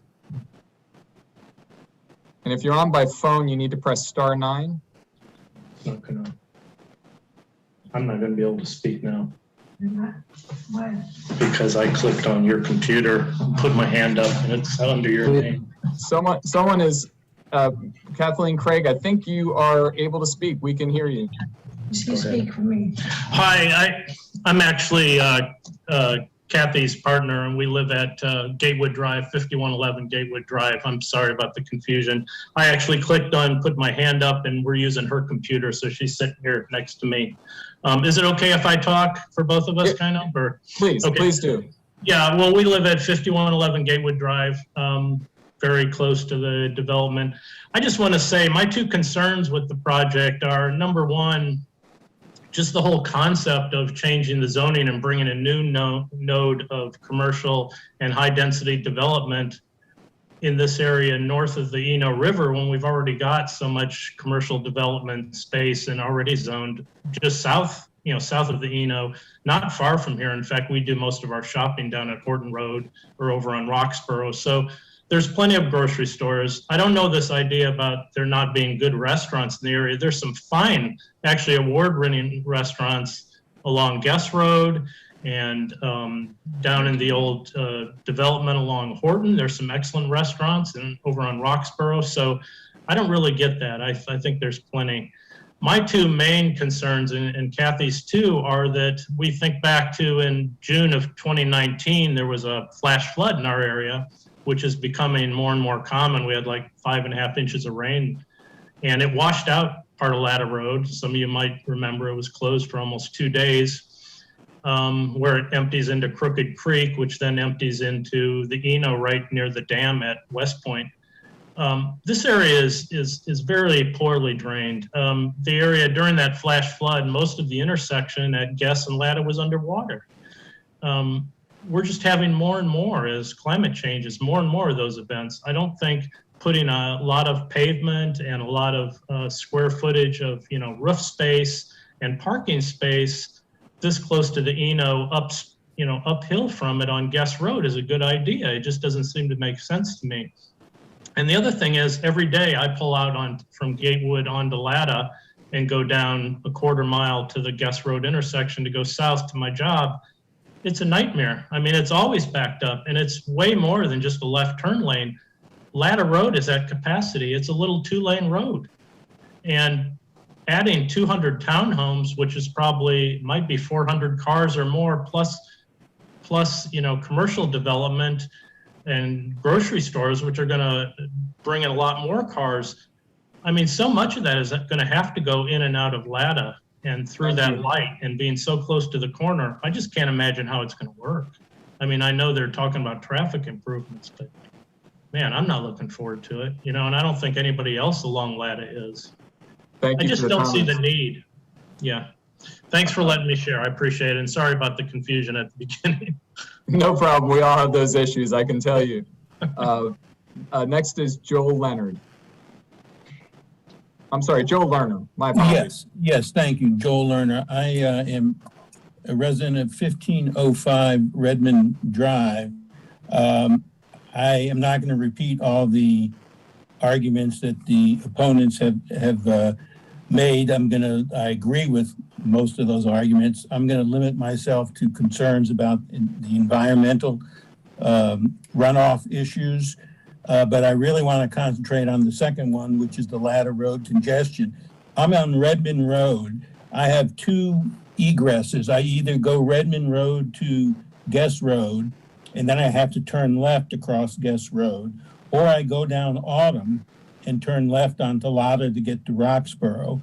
It appears that Autumn, the egress and ingress road for this new development is going to be right opposite Autumn.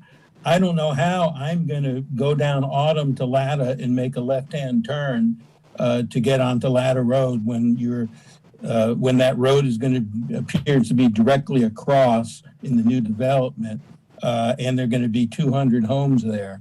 As everybody has said, Latta Road right now is fully congested, and for homeowners in the Brogdon Heights area, it's going to be totally unusable to use Latta Road on a street like Autumn to make a left-hand turn to get to Roxborough. So my main concern is the congestion. Again, either going out onto Guest Road and turning left, or going out on Autumn and turning left. It's going to be a nightmare. So I would respectfully request that this rezoning be denied. Thank you. Thank you, Mr. Lerner. Kevin Caves, you're next.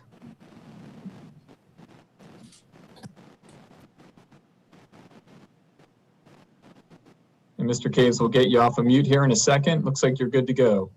Okay, yeah, my name's Kevin Caves. I live at 5133 Troon Lane in Durham. I'm about 2.5 miles from the proposed site, but travel Guest Road every day to work.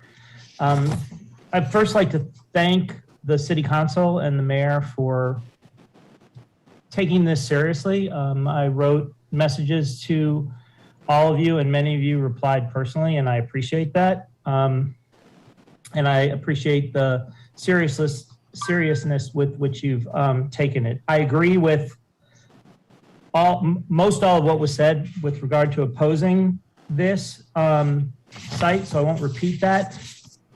Just to say that I am in favor of residential development, which we desperately need affordable residential development. I'm worried about the density of this proposal and its impact on traffic, the environmental impact, and the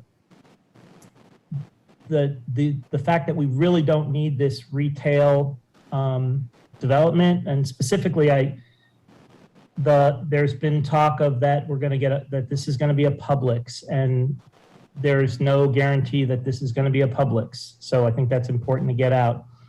And agree that this development will take business away from further south Durham, potentially, instead of building business. And then my children went to Easley Elementary, and I'm really worried about the increased pedestrian and automobile traffic that would have access to Easley. So I encourage you to vote against it, and thank you for your time. Thank you, Mr. Cave. We're down to our last couple of speakers. So just a reminder, if you have not yet spoken on this item and you would like to speak, you still have the opportunity to raise your hand. You can hit the raise hand function. If you're joining by Zoom, you can press *9 if you're joining by phone. And next is Sasha Porgs. Hi, thank you very much. Thank you, Chair Busby, for letting me speak. As you can probably tell from my accent, I'm not originally from here, but I've lived in Durham for 20 years. I come from London, England, originally. So believe you me when I tell you, the traffic situation is probably the biggest thing I'm concerned with. A lot of people have made some very eloquent points, don't need repeating, but I'll put it very simply. One additional left-hand turn lane versus 250 units and approximately 1,000 extra people. I don't think that's a good trade-off. And I don't want my neighborhood to become a traffic nightmare. I live in the Vantage Point development off Infinity Road, by the way, so just about a mile away from this. I've lived in Durham 20 years. I love Durham. I love North Durham especially. It's such a haven compared to where I live in London. I wouldn't change it for the world. I want to just say I agree with what Joel Kmetz said earlier about population density.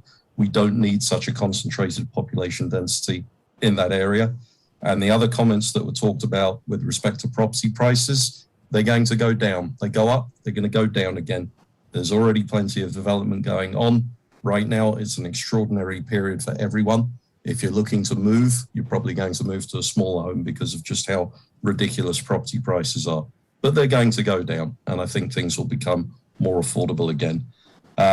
And just to say some of the other needs that other people have made in terms of the proponents, I agree with some of them, but all of those needs existed without an extra 250 families moving in.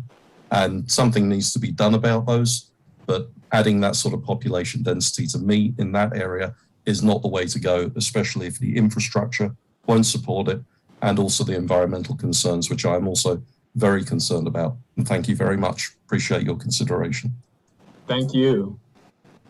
And then finally, the final person that has not yet spoken who has asked to speak is Susan Hertz. Hi. Can you hear me? Yes, please go ahead. Okay, great. So I wasn't actually prepared to speak, but there were a couple of things that I just then felt I needed to talk about. First off, so a lot of people have talked about the comprehensive plan and the environmental piece, so I won't go back into that, but I think you've all received correspondence from me with good detail about those issues. The piece about working with the developer, the people who are opposed, a lot of us came to one of the virtual meetings, and the treatment was really poor, of not being muted and only being able to put questions in chat that then weren't answered. And so after that, someone asked for an in-person meeting with the developer. He said yes, and then months went by and it didn't materialize. By the time it did, I think the opposition, that group, were so frustrated that they weren't interested anymore. However, I am a realtor and I live right at 5008 Autumn Drive, and so 3 doors up. I wanted to talk to him to try to make some of the things, in case it did pass, to make some of the things better, to Mr. Williams. And I approached him in June with some really doable solutions, commitments that could have been made to improve how the view would be for everyone on Latta Road and Autumn Drive. And the design commitments that were promised in the meeting, if you guys listen to the tape of the meeting, oh my gosh, these townhouses are going to be fabulous, but it's not in there anywhere in the commitments. So 3 months later, of following up with Mr. Austin after he seemed receptive to my concerns, nothing. I got a rendering from him of a street that has nothing to do with what my concerns were. So I think that he's been great with the people who are in favor of, and he's made a lot of commitments for people who are in favor of it. So there is no building height restriction. It had been in there, but it's been taken out of the design commitments. The Durham has really had enough of these flat front monotonous townhouses, and we have a rendering that makes these look absolutely gorgeous, but not one of those commitments is in there. He's got a ton of commitments about the streets. Of course, he has to do that, but what he would be building is really what he could build based on what he wrote in there is really very unattractive. The other thing is, well, if you could wrap up, I've given you 3 minutes. So oh my gosh, finish, okay. Yeah, just you can finish your thought, please. Well, really quickly, I asked Durham Planning and DOT and NCDOT all for an example of a grocery store division squeezed into a corner like this, where they had to, where the exit is out onto a side road with no light, and you can't turn left there. The trucks have to turn left there. And they sent me tons of links, and when I look at them, there's not a one. And NCDOT thought there would be lots of them in Cary, but even in Cary, they can't find a development to show me what it would look like to have all that traffic coming out onto Latta Road. And that's it. Thank you. Thank you very much. So we've heard from everyone who is asked to speak, who has not yet spoken. I want to give one final opportunity. If you have not yet spoken on this item and you would like to speak, you may raise your hand. I also do want to note that due to our closed captioning staff, who works very diligently via Zoom, they have requested that every 2 hours of continuous work that we provide a 10-minute break, so they have an opportunity to stretch before they resume their work. And we have hit our 2-hour mark. And so I don't see anyone else who is asking to speak on this item. So I'm going to close the public hearing on this item for tonight. And at this point, what we are going to do is we are going to take a 10-minute break that allows our staff the opportunity to stretch. And we will be back in 10 minutes and we will begin the discussion with the planning commissioners, asking questions and deliberating on the item. So we'll put up a 10-minute thing on the screen and we hope you can stay with us, and we will be back and we'll resume the meeting in 10 minutes. So thank you all very much.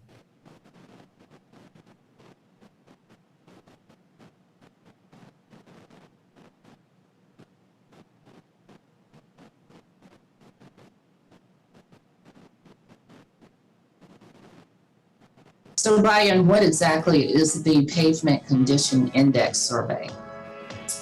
The pavement condition survey, abbreviated to the PCI study, refer to activities performed to give an indication of the serviceability and physical conditions of road pavements. In this case, the survey will be a digital data inventory of the conditions of all city-owned streets, not only streets. The survey will also include the above-ground transportation-related assets located with the right-of-way, like crosswalks and street signs.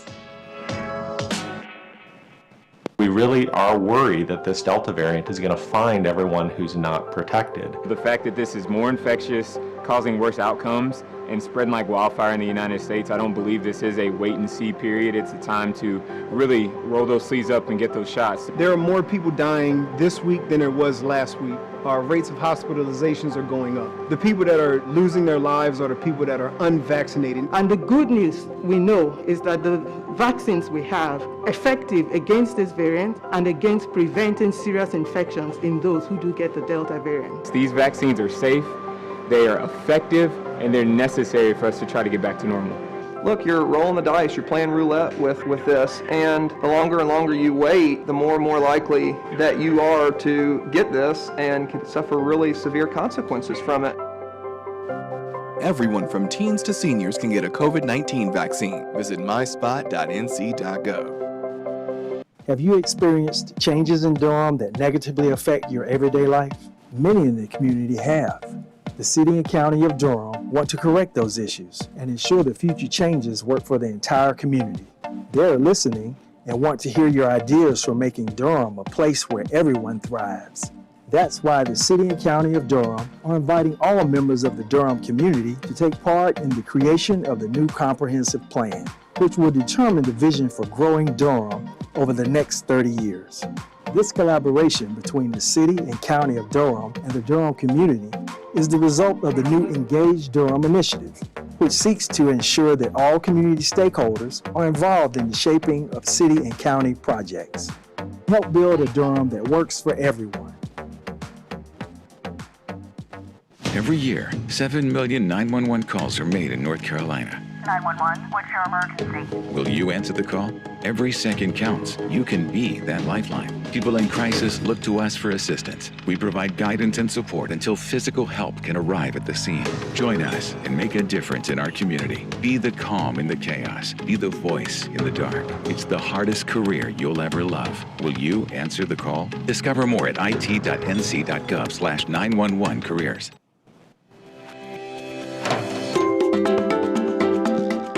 Paint does not belong in our creeks and rivers. To avoid paint pollution, remove paint from brushes before you wash them, and wash brushes indoors.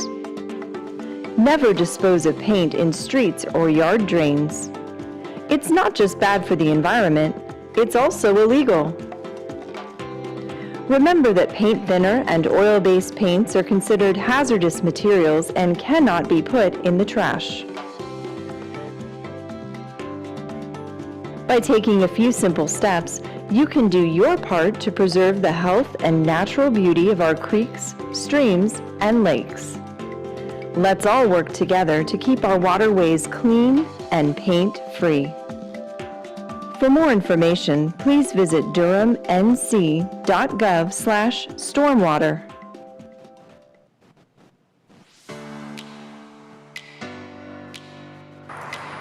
on Durham for awesome adventures and great bike shops. I know I can count on Durham for great sports in every season. I always count on Durham for amazing cultural events. I count on Durham for its innovative ideas and the determination to bring them to life. I count on Durham for community and a place for everyone. I count on Durham to do a good job and to celebrate our success. Did you know that the city of Durham counts on these individuals? In a city of more than 260,000 people, you're looking at residents who are making their voices count, people who care about the past, the present, and the future of the city of Durham. And you know what? It doesn't matter how mature or young, whether you're passionate about the economy, the art scene, or the plight of the homeless. In fact, we have nearly 30 boards, committees, and commissions that you can participate on. The requirements are to be a Durham City resident and be current on your Durham City and county taxes. Durham is your home. You can count on Durham to be there for you. Can we count on you to be there for our city? Can we count on you to be there for Durham? Can we count on you to be there for our city? Can we count on you to be there for Durham? So come on, get involved. Apply today. We can count on Durham, but can Durham count on you? See a pothole? There's an app for that. Missed pickup? There's an app for that. Need to set up water service? There's an app for that too. Introducing the One Call app. Report your service requests online on your schedule. Just download for free from the App Store or Google Play Store. Then, sign up and start using it to report problems, check the status of your service request, or just find out more information. Try the Durham One Call app today.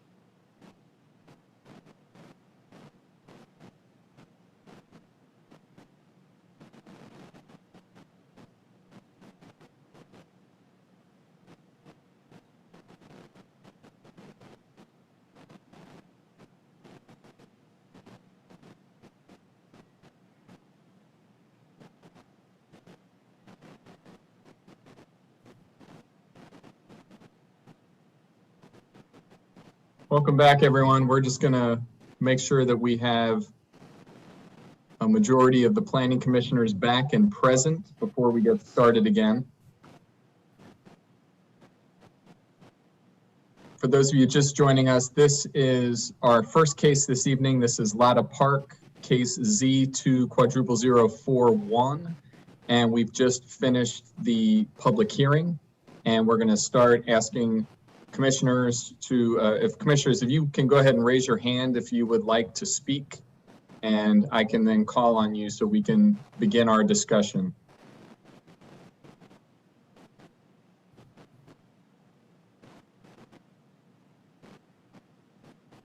We're going to wait one more moment just so we can get most commissioners back in the room.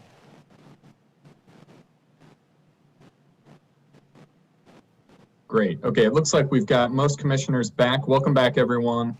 We're going to move to commissioner comments and questions. And Commissioner Morgan, we're going to start with you. Thank you, Chair.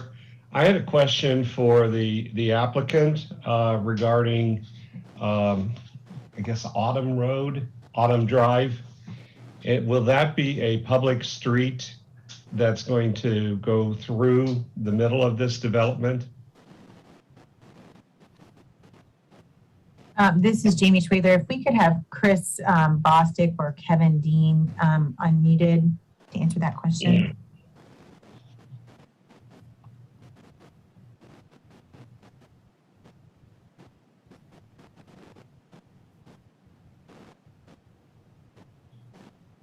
Chris, are you able to be unmuted? Yes, I believe I've just been unmuted. Can you hear me? Yes. Yes.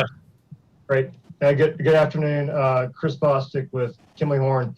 Yes, so to answer that question, there is a public road that's proposed to separate the retail component from the residential component that does align with that street, to answer your question.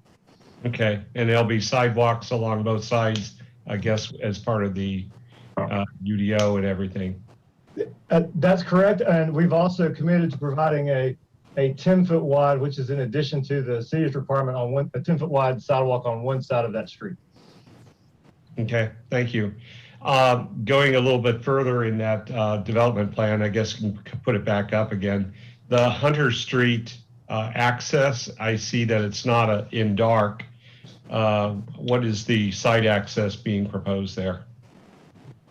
Yes, so this is Chris again. I can answer that question. So, as part of the unified ordinance, we are required to make cross-access connections to the sides of the property. And the right-of-way that shows there for Hunter Street, there is not a street there today, but we are required by the ordinance to make a connection there. So there will be a street that would terminate at that point. Okay. And then the east side drive coming into the development as well from the residential side, that will be another kind of street access, or is that just going into the development itself up at the top? Yeah, on the right. Yeah, I follow you. So so all those driveways will be interconnected. So if you see the two internal site accesses that are labeled on the plan, and then the east side drive, there will be a road network that connects all those together. Okay, and that will be more for the neighborhood or for the residential part of the development. That's correct. Okay, and I do like the idea that there is sort of a walkway to the school that you have on the bottom of the plan, or on the south end of that. And what kind of access are they looking? Is that looks like another commitment that you're making? That's correct. We've had extensive conversations with the school as it relates to that point of access, and so yes, we think that's going to be a big benefit. Yeah, that's good. I appreciate that. And I actually drove around in that area. I do see that the concern about traffic and everything, and I even noticed that the school itself has a lot of temporary type buildings and such. So I'd be interested in seeing, is there any kind of contribution or proffer being made towards the school or itself? So we've committed to make that connection, and what that connection looks like exactly on the school side is still something that's to be determined. Okay. hopefully that answers your question. Yeah. Okay. And just to follow up on that, text commitment 16 does provide a written commitment as to that pedestrian connection as well. And those discussions with the school have been ongoing. Okay, well, thank you very much. I had another one for staff, question for staff. I know we talked a little bit about the place types and some of the drafts in some of the comprehensive plan. Is this what we would consider a 15-minute walking area or a neighborhood, as it's mentioned in some of our comprehensive plan drafts? Hey, Commissioner Morgan. That's a great question. I will take a stab at that, and then if Assistant Director Smith has anything to add, I'm sure she'll jump in. So we haven't place typed the rest of the city or county as of yet. You know, that work has been primarily focused on the SEDFA area. So there hasn't been a lot of application or synthesis of that work across the city and county, understanding that each area is unique and it might have a different application. That being said, yes, the intent of some of the policies and corresponding work and criterion that's going into that would make sense to start thinking about this site in that way. Okay, well, thank you. Yeah, I'm kind of a little bit envious that there's a 4-lane highway with Guest Road going into it, given that I live in Southeast Durham. I just kind of see this as interesting just to see where it's a mix of both commercial and residential. So, you know, my enviousness is there, but I definitely see sort of the need, and I was more interested in how the plan is actually coming together. Thank you. Thanks, Commissioner Morgan. Any additional questions or comments? No. Okay, great. Thank you. Commissioner Durkin. Thank you. Thanks to everyone, all of you, honestly, who have spoken in either opposition or support of this project. It's always good to have a lot of community engagement and involvement. I wanted to drill down a little bit. Well, actually, before I ask my affordable housing question, I wanted to know from the applicant your responses to the concerns specifically about the Eno River watershed, and if you can speak to concerns raised about the storm retention ponds and their advocacy and placement, and just concerns generally about the impact on the Eno. Yes, happy to do that. This is Jamie Schwader. I think that might be assisted by bringing the development plan back up and having Chris Bostic explain the stormwater commitments that are above the code requirements for both the commercial and the residential portion, and what we've done there to, I guess, improve sustainability as well, to answer that question on stormwater and the Eno. To the extent we need to address any traffic impacts related to that, we're happy to do that as well, or other concerns. Good evening again, Chris Bostic. So to kind of first off address your question about stormwater, I would point out that as was noted in the staff report, this site is located in a watershed area that has a restriction on impervious surface already in the city's ordinance, and that restriction is at 70%. And as part of this project, we are committing to providing no more than 65% impervious or built upon area to start off with. And certainly we understand the concerns of water quality and also water quantity here. And so we've had several text commitments that further address those concerns, and I'll briefly touch on those. The first one is that we anticipate there will be 2 stormwater facilities on this project, located approximately in the southwest corner of the site, and then in the southeast corner of the site. That's the general gradient of the land that falls from north to south toward the river. And in both cases, we have committed to detaining more water than is required by the city code. Those are commitments 17 and 18 on the development plan.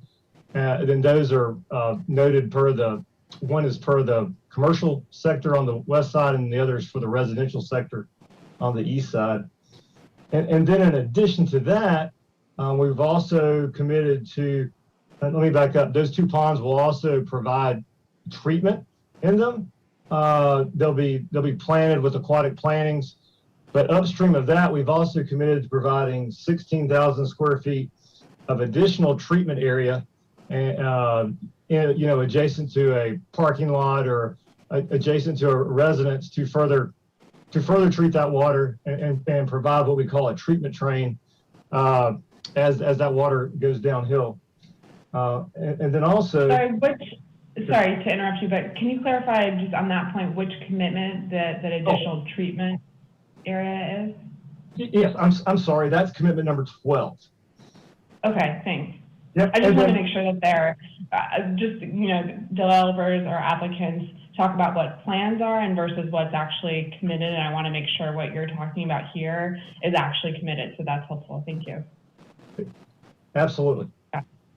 And then in addition to that, the commitment just above that, commitment number 11, just again to be proactive, if the project was constructed during the time of actual construction, we have rules and regulations that we have to follow.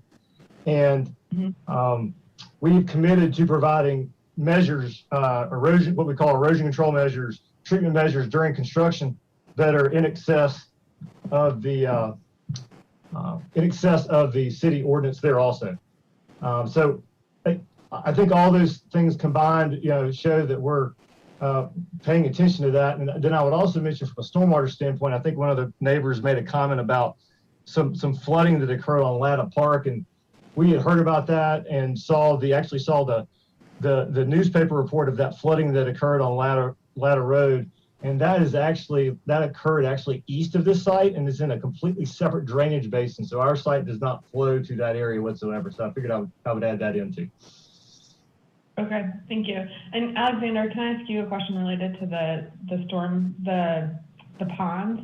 So there's one that is suitable for, the residential is for 100-year storm event, and then, or 100-year, 24-hour storm event, and then the commercial is 25-year. Can you clarify what's required by code? Yes, I appreciate the clarification question. Thank you, Commissioner Durkin. Once it gets to site plan stage, the requirement is a 10-year stormwater control measure per our stormwater ordinances. So both exceed the ordinance for both the commercial and the residential portion. And then if I can add a little bit about the ENO, just because, so we really appreciate we heard from the executive director of the ENO Association Watershed, and this site is within the B site zoning, not the A. So the distinction for the community that probably has questions is the A is the critical watershed and the B is less critical.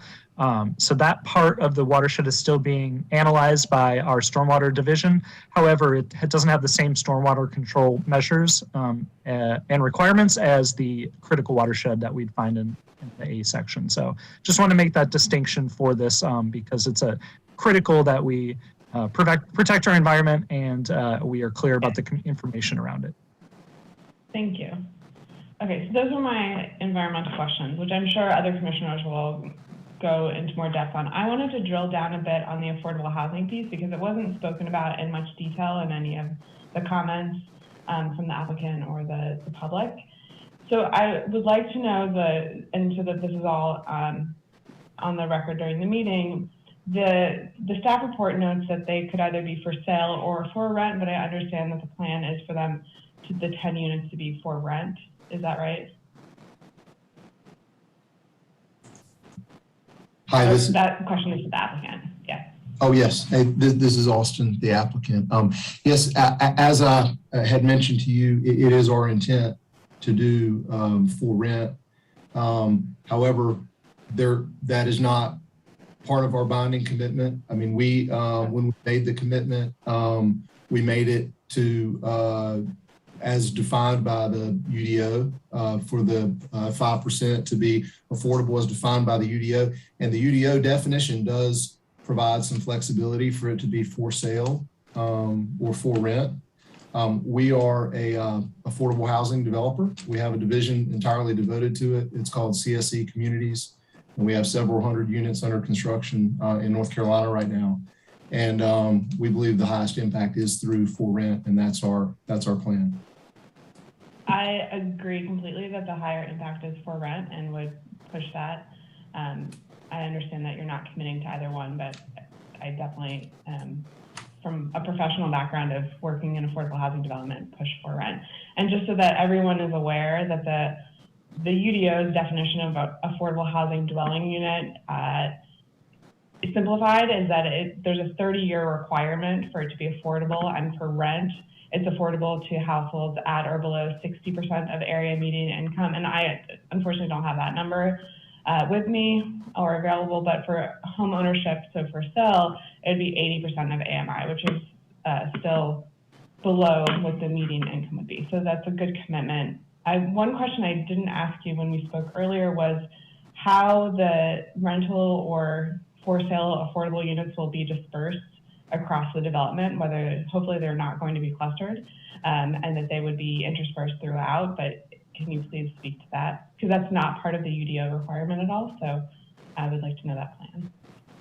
It is absolutely our intent for those units to be interspersed amongst the other market rate units. And since this is a townhome project, each lot will essentially be subdivided, even if there's a building that has multiple units in it. So we have flexibility legally to designate which of those units are affordable. And we would intend to have administrative control to a affordable housing organization in Durham to administer those, and likely would donate them to every affordable housing unit that we've donated to, or that we've developed to date. A lot of affordable housing developers look towards that kind of 30-year period as a profit opportunity. But every unit that we've ever developed or have under development currently, we have donated the ownership of those to a nonprofit so that they could be essentially affordable for perpetuity. That would be our intent as well. And if I could clarify, because we're tying these back to the commitments, this is a text commitment number 1 that does refer back to the UDO. I think we're talking now about how we envision those being carried out. But I would just refer the commission back to what the actual commitment is, just for clarity, so we're not confusing anyone. Right. There's not a lot of clarity in that commitment, so I wanted to drill down a little bit more on that. But I appreciate that. Related, so the affordable piece, I am very happy with the fact that you're offering 5% of the units, which is 10 units. And I was wondering if you know the cost of providing those 10 units of affordable housing. We get a lot of applicants that offer $10,000, $20,000 more $1,000 towards the Affordable Housing Fund in lieu of actually providing units. And I think it would be helpful to know on an apples to apples comparison what you're offering versus just a contribution to the fund. Yeah, I appreciate you giving me an opportunity to clarify that because I don't think it's inherently kind of obvious how that subsidy works. But essentially, as an affordable rental unit, there are prescribed maximum rents for 1, 2, 3, 4 bedroom units. And that's, basically a HUD designation through the LIHTC matrix, and for the city of Durham, or Durham County rather, a 3-bedroom unit, which is an average townhome, in many cases has 3 units, that's $1,348 a month. That's maximum rent, including utilities. When you run that over a course of a year to look at net income, which is how we kind of value what real estate's worth and what we can invest in, let's say a multifamily unit or any other kind of for rent, even a retail space, there's a return on cost at which that unit, that it's worth and that it's basically financeable. And so we're estimating a net operating income in the neighborhood of about $8,800 a year after expenses, insurance, et cetera, for the affordable units at about a 7% return on cost, I think, which is kind of a middle of the road benchmark. Those units are worth $125,000.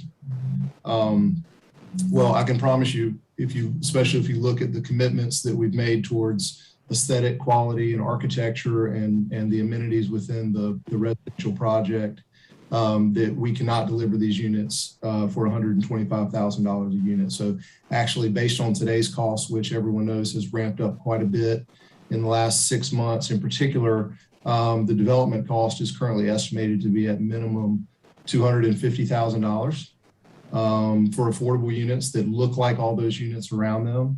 So essentially, at LIHTC rents based on 60% AMI, they're worth about half of that. So that subsidy that we have to provide to be able to deliver these affordable within the affordable constraints, which is obviously a legal binding commitment upon which all the rest of our zoning rests, is $125,000 subsidy per unit based on cost. So times 10, that's $1.25 million that we are donating, investing in these units that essentially allow them to be affordable. Yeah, thank you for that. And I think that's a huge number. And I would like everyone to acknowledge the fact that providing affordable housing is not cheap, and these donations to the Affordable Housing Fund of $10,000 or $25,000 is not going to get us affordable housing. So I'm very much in support of this project. I'm in support of the size of the commercial. Honestly, you know, we've approved a lot of townhomes. I've personally opposed a lot of townhomes. I wish we could find a kind of duplex, high density duplex product that is a little bit less of the South Durham townhome that we keep seeing. But I think that this development is much different than just the clear cut 300 units of townhomes that we've seen a lot, especially in South Durham, which we're concerned about the proliferation of those. We have this ability that we're building a walkable area where those 200 residents of the 200 townhomes are going to be able to walk to a right-sized commercial area. So I think that this is much different than what we've seen and what we've been concerned about, and I'm in favor of it. Thank you. Chair Busby, is it okay if I clarify? So we heard I heard some things. Okay, thank you. So just to clarify with the applicant, we heard that you are seeking to commit to dispersing the affordable housing across the project. And also and if that's true, if you're willing to commit to that as a text commitment.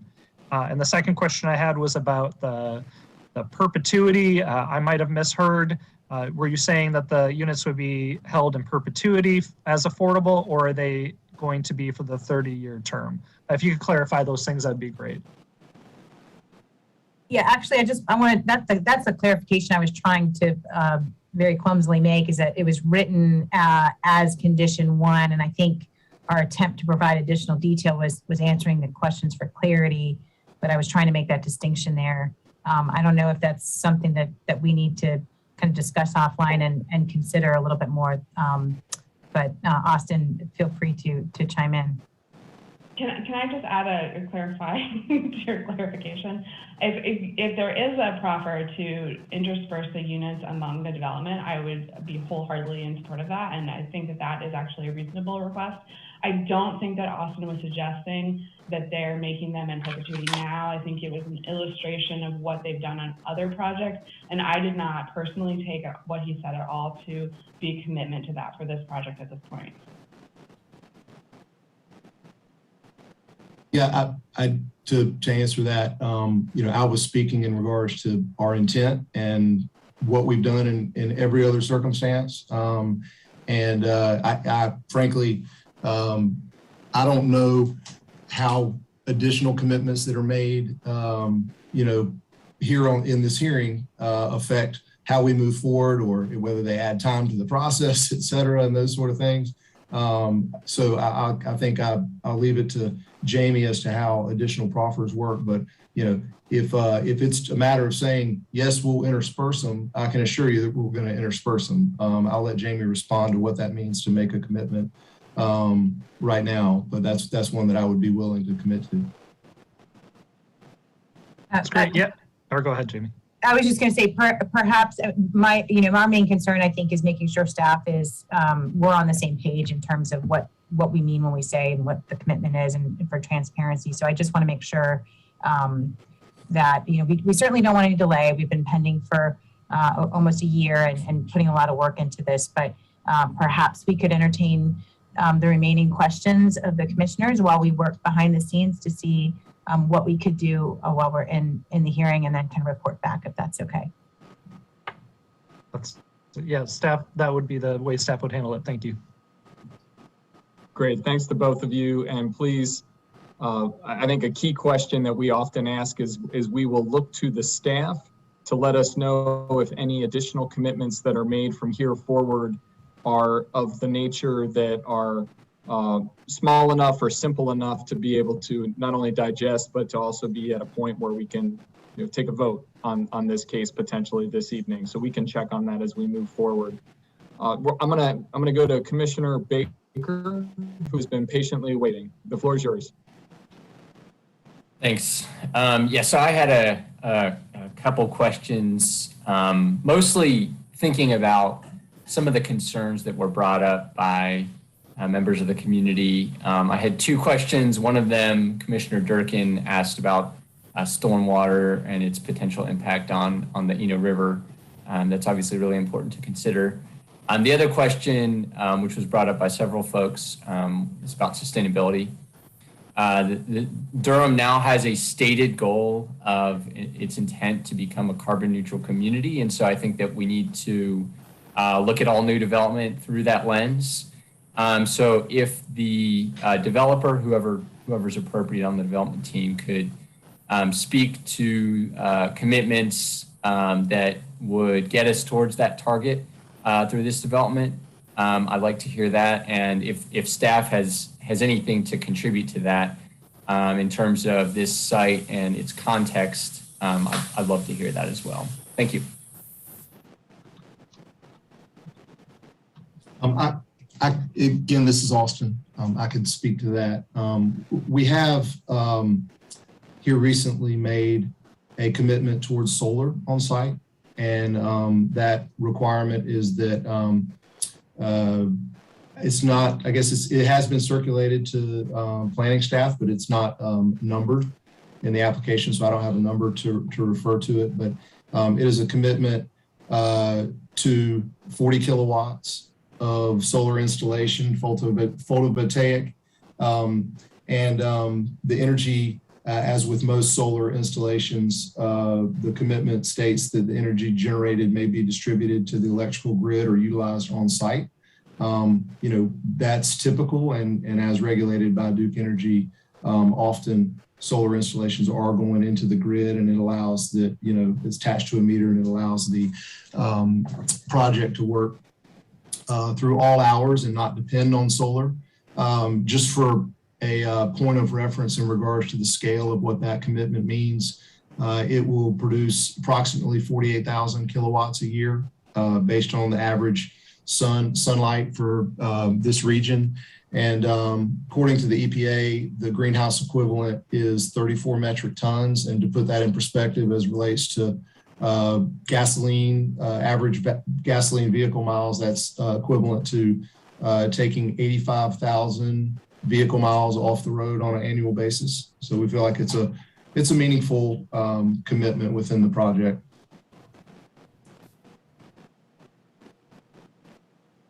In addition to that, we do have 4 electrical vehicle charging stations as well. And we're looking into whether we can use the solar to power those vehicle charging stations, but we've not made a commitment to use it in that way. We'd prefer to have flexibility so that we can, through intense engineering and design, figure out what's the most efficient way to utilize that.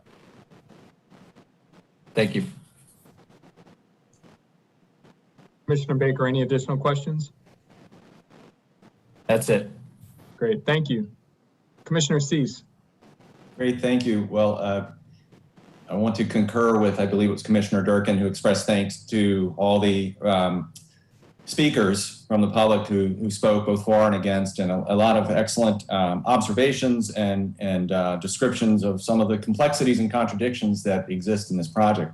And I also want to acknowledge the extent to which the applicant has really put together an incredibly compelling presentation and a compelling project, but I want to address a couple of items that we heard.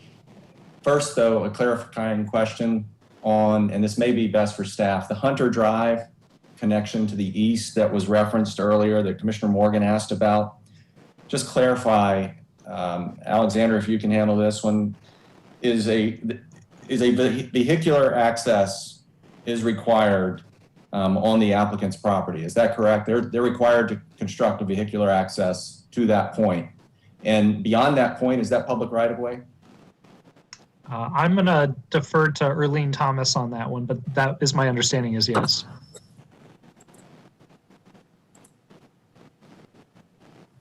Erlene Thomas, Transportation. So yes, that will be a vehicular access on the applicant's property that subs to the adjacent unopened public right-of-way, yes. Okay. When you say unopened public right-of-way, I know nothing is physically there, but what are the implications of that? And I'm asking this question because of so much of the description that we heard from the applicant and in the material speaks to the issue of walkability. And so that's partially why I'm asking this question. So as the area to the east is redeveloped, that road can then be extended to serve that area. Okay. There would be nothing to preclude the residents who are adjacent to that public right-of-way from prohibiting, say, pedestrian access at present. Is that correct? Within that right-of-way? Correct. No. Okay. I mean, typically, you know, sidewalks or other facilities aren't provided, I mean, are provided in conjunction with a road project, but. Right. Well, and this is a situation that we encounter not just in the kind of the outer reaches of our suburban area, but we have lots of these conditions throughout the built fabric, even in downtown area where public rights of way have been not completed in terms of the physical construction. And so I think this is a question that is one that will have a life beyond just this project. So it's something that I think both planning staff and transportation staff should think about. To me, there are multiple contradictions. This whole site is laden with contradictions. There are the comments captured the perceived needs and desires for more grocery options in Northern Durham, and then the comments captured the sense that there are plenty of grocery options in Northern Durham. We heard a lot about the transportation improvements that are being made with the left turn lane and some other widening of Latta Road, but we also heard a lot about the issues that exist today and the issues that I think are present with the right in, right out, and the leftover drive as the two, the only two connections on Guest Road. I'd like the applicant to describe to us a bit about the history and thinking and evolution with regards to the parcel where it connects to Lebanon Circle, because that's something that has come up in the commentary for sure. Austin, can you walk through that history? Yes, certainly I can. One meaningful difference between this plan, our application, and the application several years ago by others is that there are 3 parcels that currently have adjacency to Lebanon Circle that are part of our plan. And the reason that we initially picked up those parcels was that we wanted to ensure, as a promise to neighbors we had spoken with on Lebanon Circle, that there would be a meaningful buffer between our project and Lebanon, and that there would be that we would minimize the disturbance to those existing landowners, as well that we would ensure that there was no vehicular connectivity to Lebanon Circle. And in our initial application, we controlled those parcels, and they did have an adjacency to Lebanon Circle. And at some point during our application process and the back and forth with staff, we were asked to make a connection to Lebanon Circle because it was interpreted to be a requirement of the UDO. However, doing so would fly in the face of many promises and also would deviate from our approved traffic impact analysis and the access points associated with that had been deemed to work very well for our project. And since we've been working on this for so long and working on it, frankly, for a year before we made application, we have been very in a lot of contact with the sellers. We have 6 different landowners that are part of this assemblage, and the landowners that control the 3 parcels that do have the frontage on Lebanon Circle, we needed more time from them. And we've had many extensions with these landowners as we worked on this project, and they were not happy with the request and requirement for the vehicular connectivity to Lebanon Circle, nor were we. We didn't feel like the spirit of our project and commitments made to folks on Lebanon Circle were consistent with making that connection. And so essentially we lost control of that 100 feet or so depth along Lebanon Circle. We don't have it under contract, and it's not currently part of our application. And so we don't intend to make connectivity there.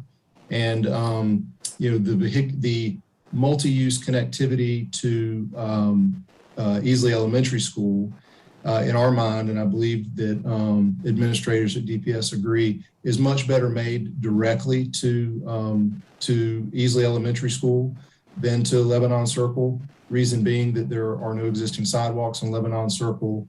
The shoulders go directly into ditches, so you essentially have striping at the edge of the asphalt and no real walkable width there. I wouldn't want my child walking on it. So we moved the all connectivity, which is now multi-use bike and pedestrian, directly to Easley Elementary School, and no vehicular connectivity to Lebanon Circle. And to the extent that we do get approved with the rezoning, we have an agreement with DPS that at that point we'll start discussions as to exactly where and how the path connects to Easley to get from our property to their front door across DPS's property in the safest manner for children. Thank you for that explanation. And I'm glad you referenced the connection to Easley. Obviously, I think that's really an essential element, to the extent that much of what was presented to us and is included in the application speaks to walkability. And I think in the presentation, there was even the reference that neighbors from surrounding communities can walk and bike to Easley. And so, I think that my interest is in being clear with regards to the community, to the public, to the adjacent property owners, that what's being described in the application, what's being documented on the plans is number one, is accurate, and number two, that there is a commitment to it. That's the term we use in the development plans. And I'm still concerned that the connection to DPS, for a variety of reasons, although you have the commitment to build to your property line, there are many things one can imagine operationally, safety-wise, cost-wise, et cetera, that may cause DPS to rethink that at some point. And that's why I was asking about the public access to Lebanon Circle itself, to not involve yet a third party with DPS, agreeing to maintain that connection or to allow that connection to be open. Similarly, I have concerns with this narrative of this being walkable and accessible and available for the surrounding communities when the transportation improvements on Latta Road are simply going to be widening it all the way back through the Autumn Drive, and I guess that's Oak Drive, or perhaps Green Oak Drive, I guess, making those 3 and 4 lane intersections with additional asphalt already a very wide intersection at Guest Road. So I think it's important to clarify that to the extent walkability is discussed in this project, it really stops at the property boundary in terms of the physical provisions that are reflected on the plan. And that's not a criticism. That's a comment that I think has to be stated in a forthright manner. Then the last kind of comment that I want to focus on pertains to the transportation concerns. Others have, the array of commitments that have been made with regards to affordable housing, with regards to solar. I think those are fabulous. Those are welcome additions to the development conversation in Durham. But in transportation terms, some of the things we heard expressed from the community, I think, are quite legitimate and significant to the extent of maybe I would put it this way. Much of what you're talking about is very forward-thinking and innovative, and are in terms of design standards, in terms of the affordability provisions that you just walked through with Commissioner Durkin's questions, the engineering aspects, the energy aspects, those are fabulous. But with regards to transportation, without a connection to Lebanon Circle, and I understand there's community opposition and neighborhood interests and promises that may have been made there, but from a city planning perspective, from a regional planning perspective, from a network planning perspective, we've got a public elementary school served by a public road, public street, Lebanon Circle, that accesses Guest Road with a traffic light. And that traffic light could provide a great deal of relief to much of the conversation and consternation that we've heard about transportation if there was a vehicular connection to Lebanon Circle. So that's why in your staff dialogue with staff early on, they said, well, if you've got that property, you have to have that connection. I hear you now saying you don't have that property, although portions of those parcels are included in the application. So that may be a separate contractual item. My concern is simply that in every regard, from a transportation perspective, this is simply the same suburban model that replicates the traffic problems that cause so much angst and anxiety in these types of suburban contexts. I think without a vehicular connection, let me rephrase this, without being able to take advantage of the traffic light that exists at the northern exit of Lebanon Circle, the narrative of walkability and of access, doesn't outweigh for me the other benefits that are offered in the project. So I'll leave it at that. Mr. Sheets, this is Jamie Schwather. Could I just make a quick distinction to make sure, and I'd invite staff to weigh in as well, just to clarify. I just want to make sure it's clear. Much of the traffic concerns we heard deal with points north and Latta and Guest Road in terms of a capacity and flow and level of service issue. My understanding, the connection to Lebanon Road is a planning principle in terms of connectivity and relieving congestion, but that connection alone it was driven more on a planning basis, not on a capacity basis. And so we do have Kevin Dean available to explain any of that from the TIA, but most of the concerns we've heard from the neighbors throughout the case deal with that Guest and Latta connection, where there is a great deal of capacity constraints today that won't be relieved without some sort of improvements, and the improvements we're offering will increase that level of service from a D to a C. So just want to make sure that was clear. Some of these connections are for capacity and mitigation reasons. Some of them are planning principles that are enforced from the planning department versus transportation department. I appreciate the attempt to clarify. There are at least two engineers that are on this commission. And I can tell you that it's not just a planning principle. Good connectivity is not just a planning principle. There was a member of the public who raised the issue of having egress, and I think we've heard a number of other people talk about this too. It is both a good planning principle and a good transportation engineering principle to maintain connectivity, which is why it was embedded in the UDO. And so I'm kind of uncomfortable with the way in which that's being excised out of the project because it really undercuts so much of the potential that could be here otherwise. And the flip side of that is back to the planning capacity issues. Level of service, I think across the board is not the pathway to, and I think this is well documented in transportation research and practice these days, that's not the pathway to arrive at good walkable infrastructure. We really need connectivity. And so my interest is in the health, safety, and welfare of the residents that live in these nearby neighborhoods and the health, safety, and welfare of the future residents of whatever is developed on this site. And connectivity would be a huge part of that. Thank you. Mr. Cahill, I see you're ready to make a comment.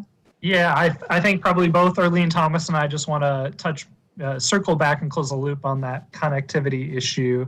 I think I understand Ms. Schwedler's characterization. Planning principles, of course, are integrated with transportation principles, and that specific connectivity policy is both impacted by transportation's analysis and planning analysis. The two align pretty closely. So staff's perspective from planning would be, and we called out in the staff report, that connectivity is not being met per the comprehensive plan because of that issue, created a connecting to Lebanon Circle or not connecting to it. I can have Arlene Thomas jump in and provide a little bit of clarity about that intersection not being studied in terms of the TIA. If Arlene, you want to explain that a little bit.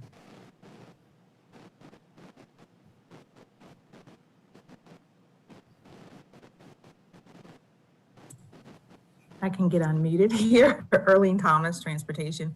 I can just add that that connection to Lebanon Circle was not included and evaluated as a part of the TIA. So that's why you do not see any, resulting improvements or analysis at that intersection. But certainly having that additional connection, I think, as Commissioner Cease already spoke to, adds more circulation. But it was not included as a part of this proposal and therefore was not evaluated. Thank you. And thank you, Commissioner Cease. Commissioner Harrod, you are next.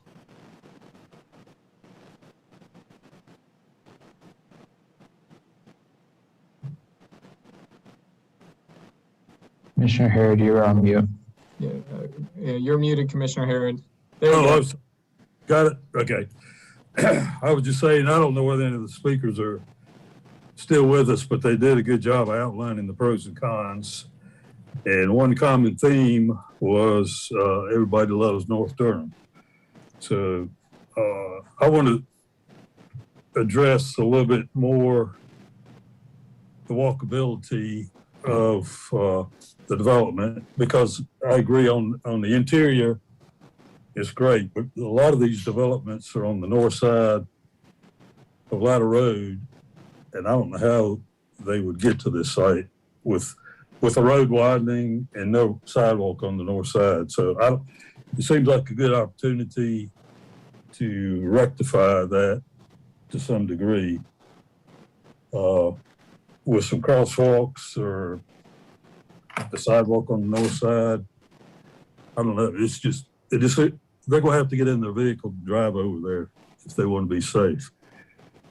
The other thing is, in that regard, in the TIA document, it says that the level of service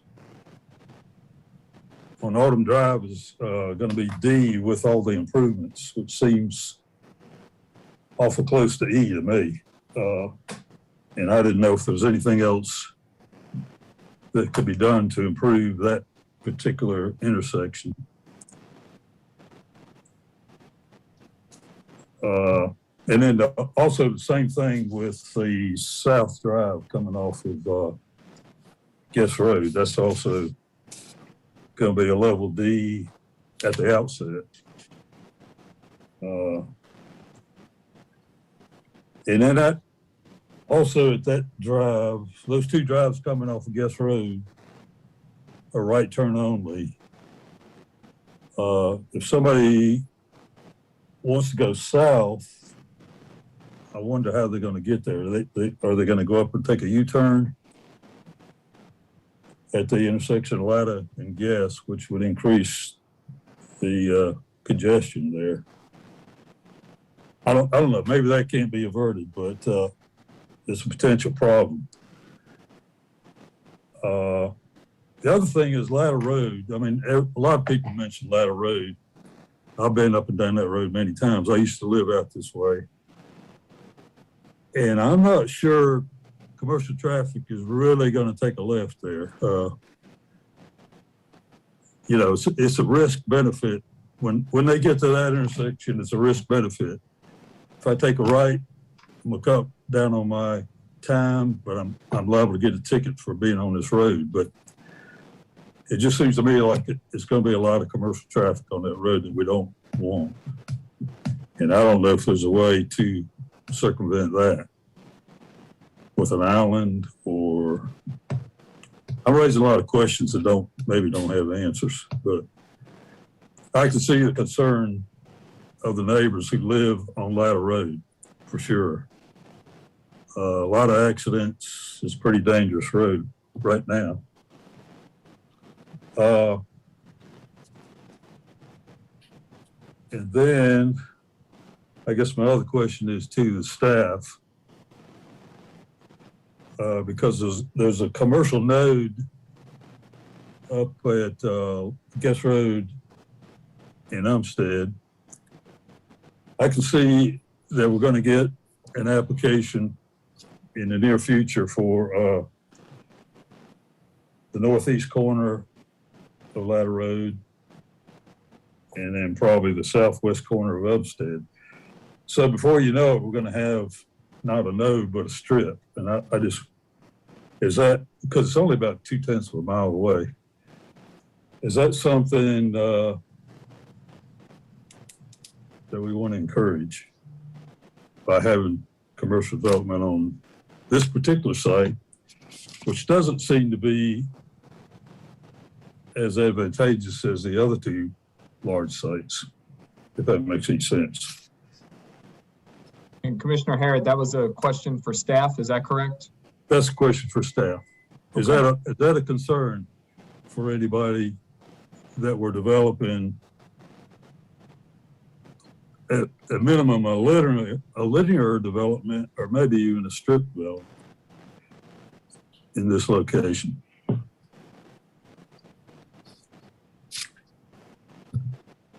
So I can speak a little bit on that. I'm not sure I fully understand the question. You're asking if commercial is essentially appropriate in this area? Yes, I guess that's the question. Okay. And that's a great question. And to be honest, that's one of the discussions that we've had throughout this process. It's concerns that some of the neighbors have brought up.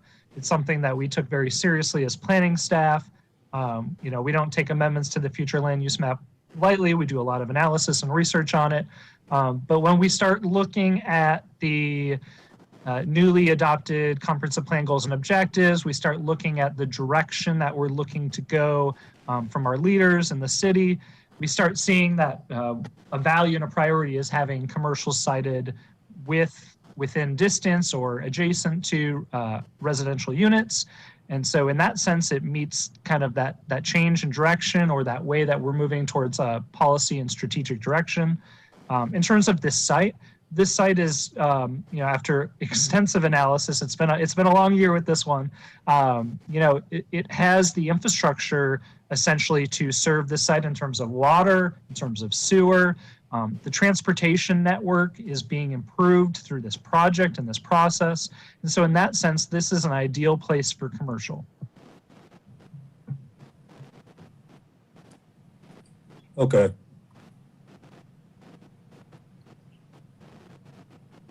Commissioner Harrod, any additional questions or thoughts? Well, I hear what's being said, but it seems to me that Latta Road is taking almost a bigger hit than Guest Road. It just, the way it's designed. And I have to say that, you know, they've done a good job of in their design. It's impressive design. It's got some great features, but I also think they have some drawbacks from a traffic standpoint, as well as environmental and other issues. Thank you. That's it.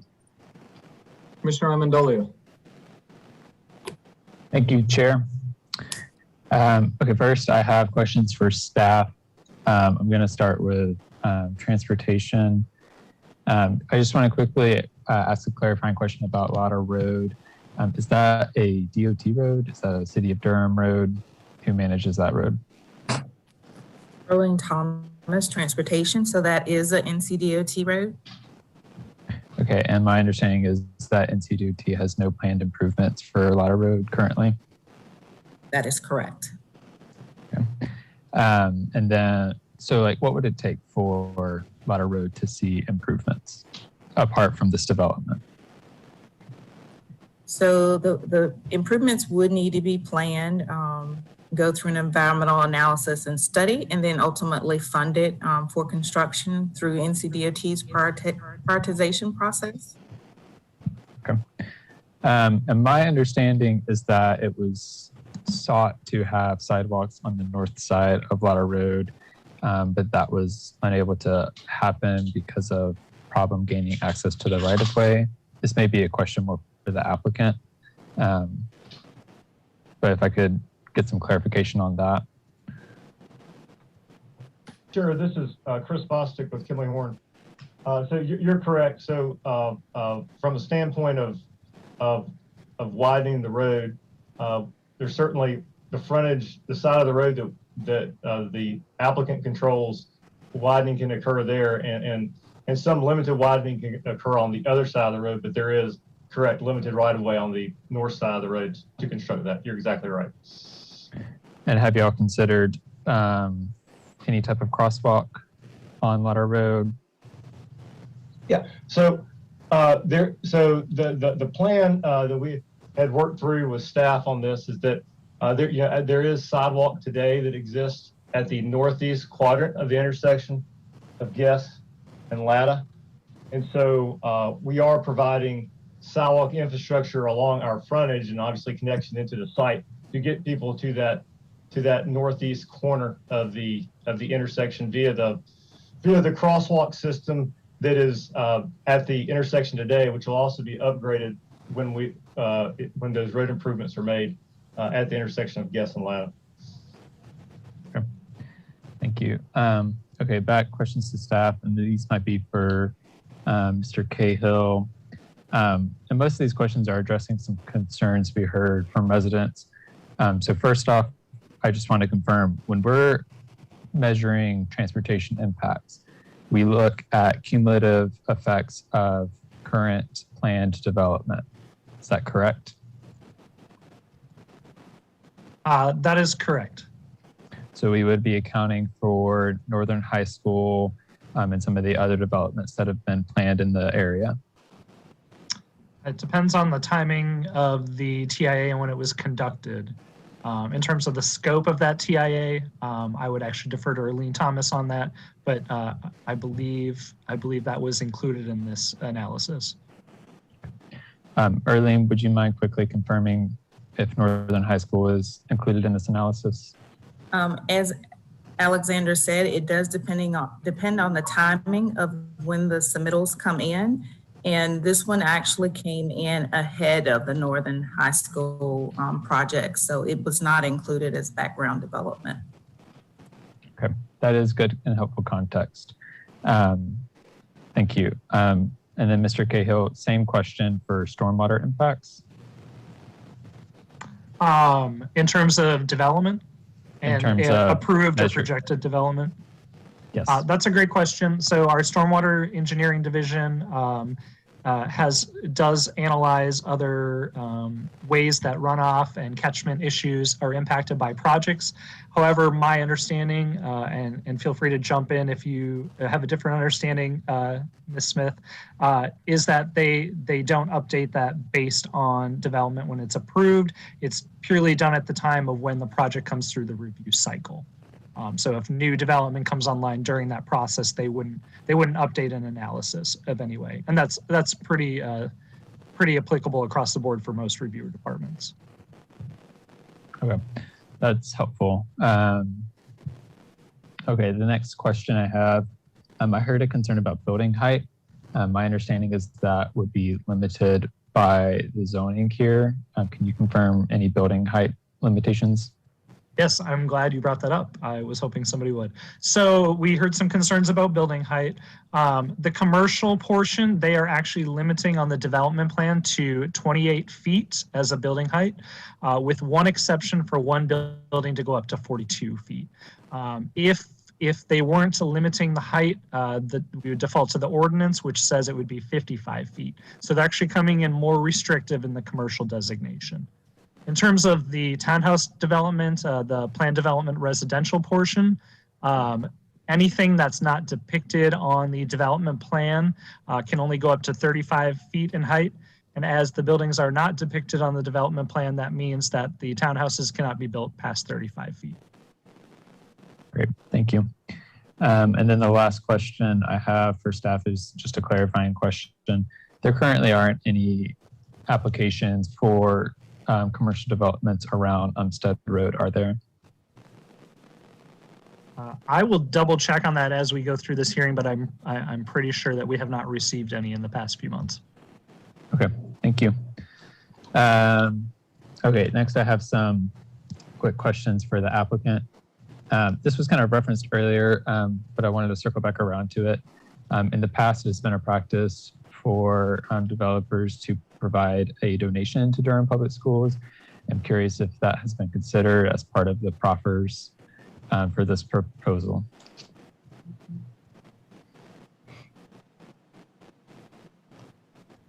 We're aware of that practice, given the extensive amount of neighborhood interaction and concerns with prior proposals here. We went in the direction of the significant amount of text commitments and providing the pedestrian connection to Lebanon at the within the control of Durham Public Schools in lieu of that. And that's how we arrived here today, but understand the concern. Okay, thank you. Next question. I understand there's a community advisory board that has been set up for this project. I'm curious what the process for that looks like moving forward. How will the community advisory board have impact on the proposal moving forward? Will those meetings be public and people not on the board attend those meetings and provide input? What does that look like for y'all? Austin, could you speak to that, please? Yes, happily. We have currently 5 citizens, all from different neighborhoods that live very close to the project, who have volunteered and shown interest in being part of the community advisory board. We don't have a charter. We don't. It is intended to be a board that essentially provides the community a way to connect to the project and inform the project after rezoning, right? Which is usually the time that the developer loses all dialogue and connectivity with the community. We had folks that said, for instance, there's a couple folks that had said on social media, I could never support this project if I don't know for a fact that they're going to have local restaurants and local retail.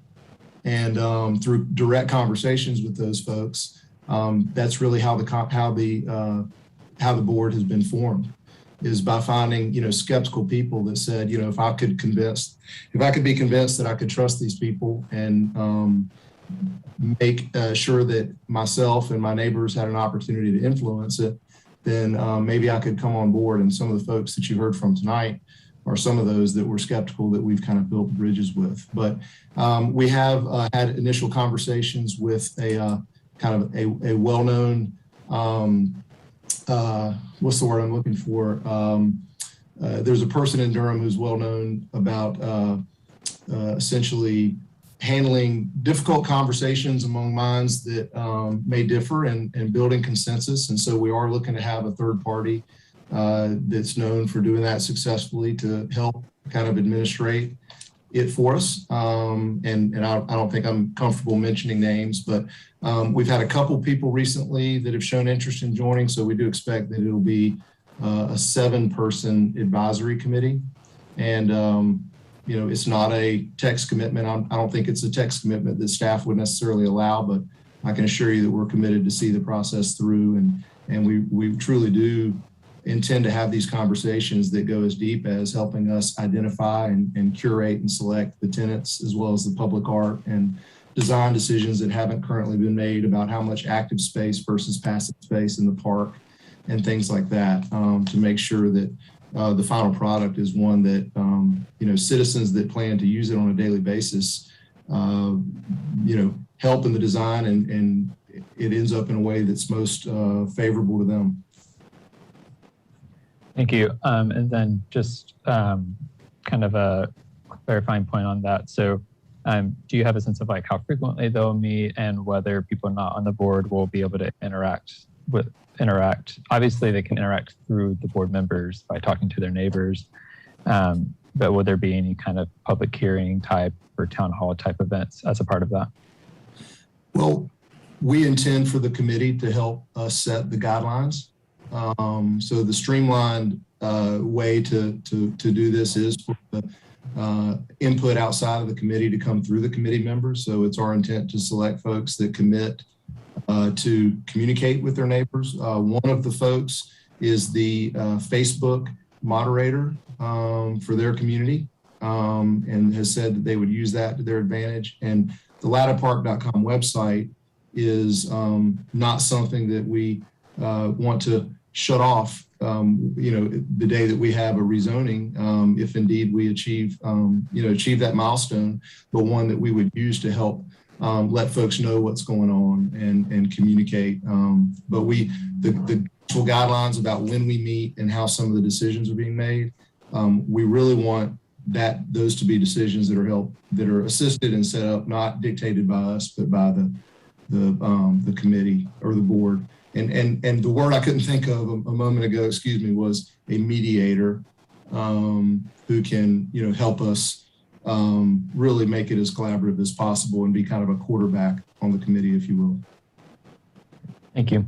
The next question I have, do you have a sense of the expected wages for workers who will be working in this commercial site? I'm afraid I don't. Although we do anticipate there being in excess of 140 jobs created in the project. And certainly by way of partnering with particular organizations and businesses over others, you could ensure higher wages for those workers. And that's something that the community board could have a say in as well. Okay, and then one last question, just to address this, because it was a concern we heard. The 100-year retention pond on the southeast portion of the site, what are you doing to provide some sort of safety around that pond to prevent people from playing in the pond? We do have, particularly children. Yeah, we do have a commitment to a fence around that. Perhaps Chris Bostic can find it before I can, but yes, both ponds, we have committed to a security fence of a certain type around those so that they'll be fully enclosed. And do you have a sense of the type of fence, how tall?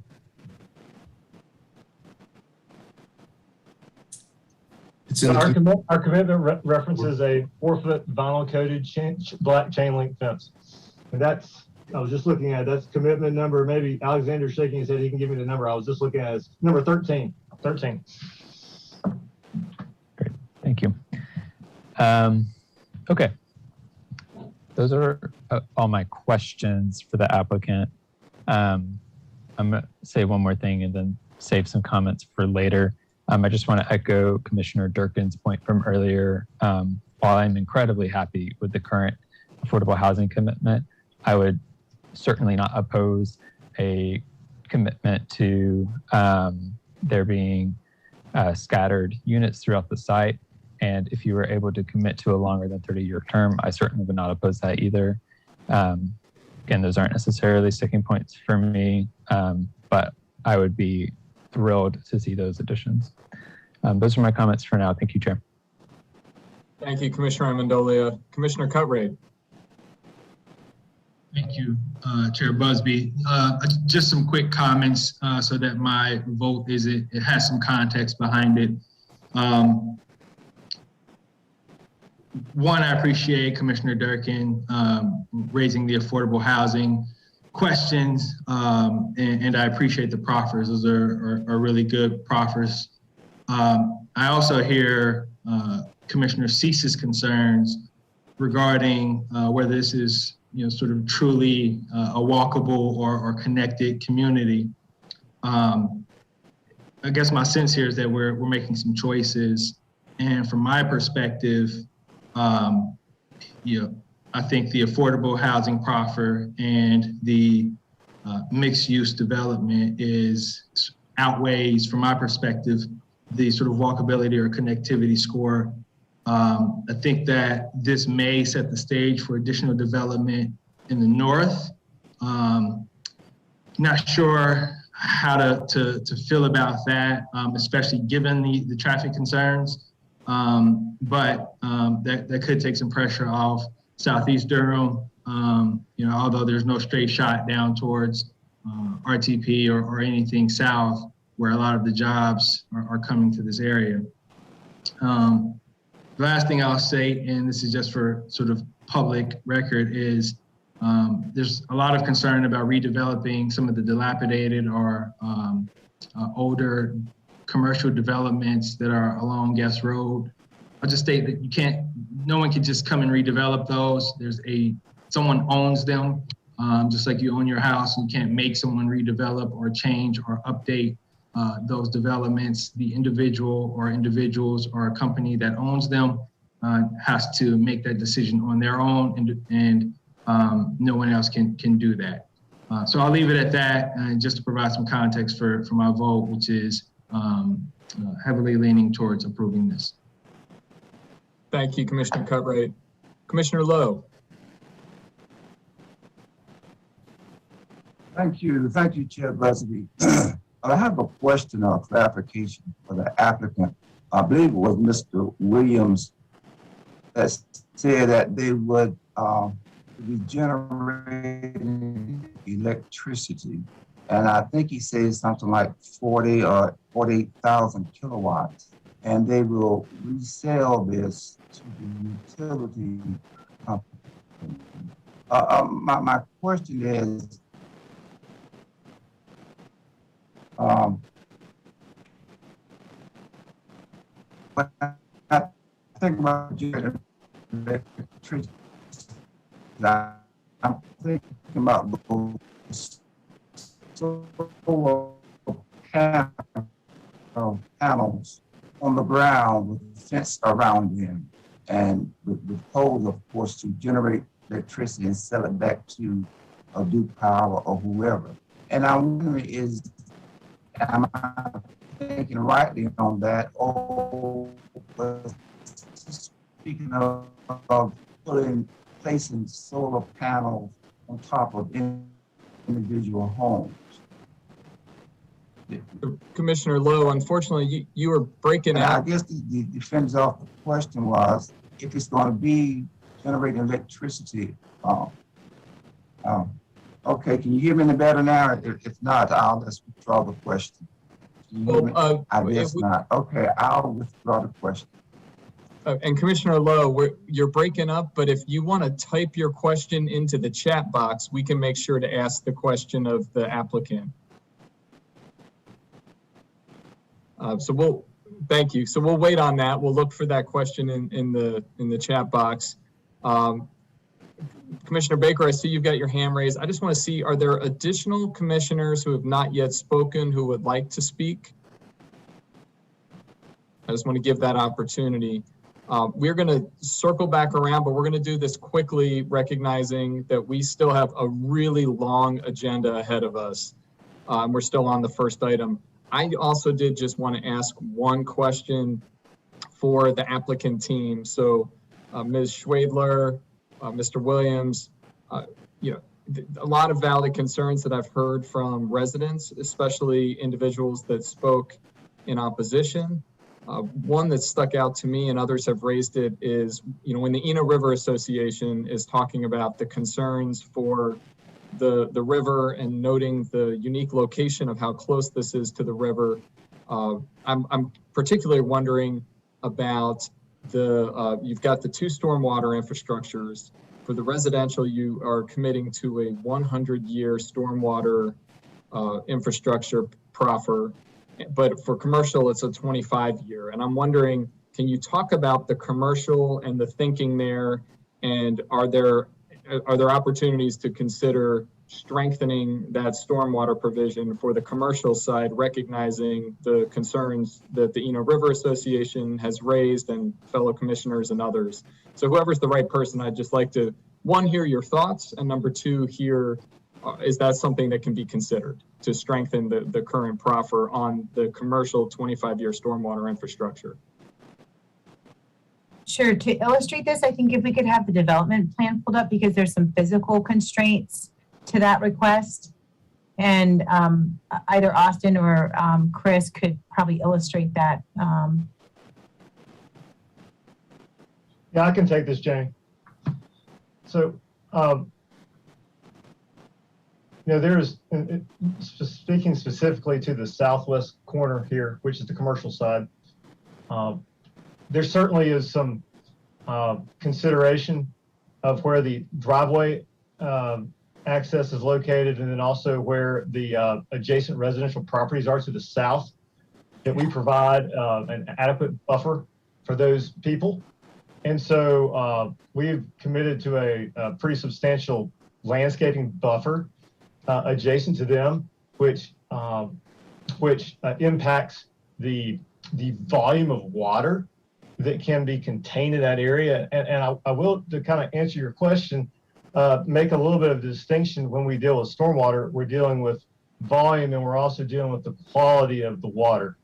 And so when we talk about a design storm commitment, that has to deal with the volume of the water and not necessarily the quality. But both ponds will be treating the water. And as I mentioned before, we actually have a commitment to add additional treatment measures in the form of 16,000 square feet of area upstream of that. But the other deciding factor here is that from a downstream standpoint, the western commercial pond actually ties into stormwater piping that is within Guest Road, and that piping has capacity to carry that water. So that was a deciding factor too, in along with the shape and configuration of what we had to work with in the southwest corner, as to why that's a 25-year storm event.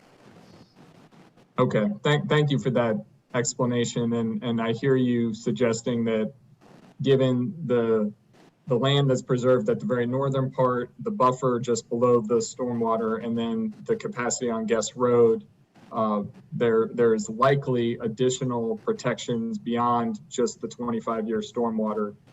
To the original question, is there any opportunity to improve the current proffer, the current commitment that you have made on that stormwater on that particular side, or is that what you can offer? I would have to. I think that from a standpoint of, putting forth, to create the volume that we need for that 25-year storm, we're going to have to do some things at the site plan level stage that are innovative and frankly are cost a fair amount of money. And just evaluating for the 100-year there, I think it would have a substantial impact on what we're able to utilize from that piece of the property.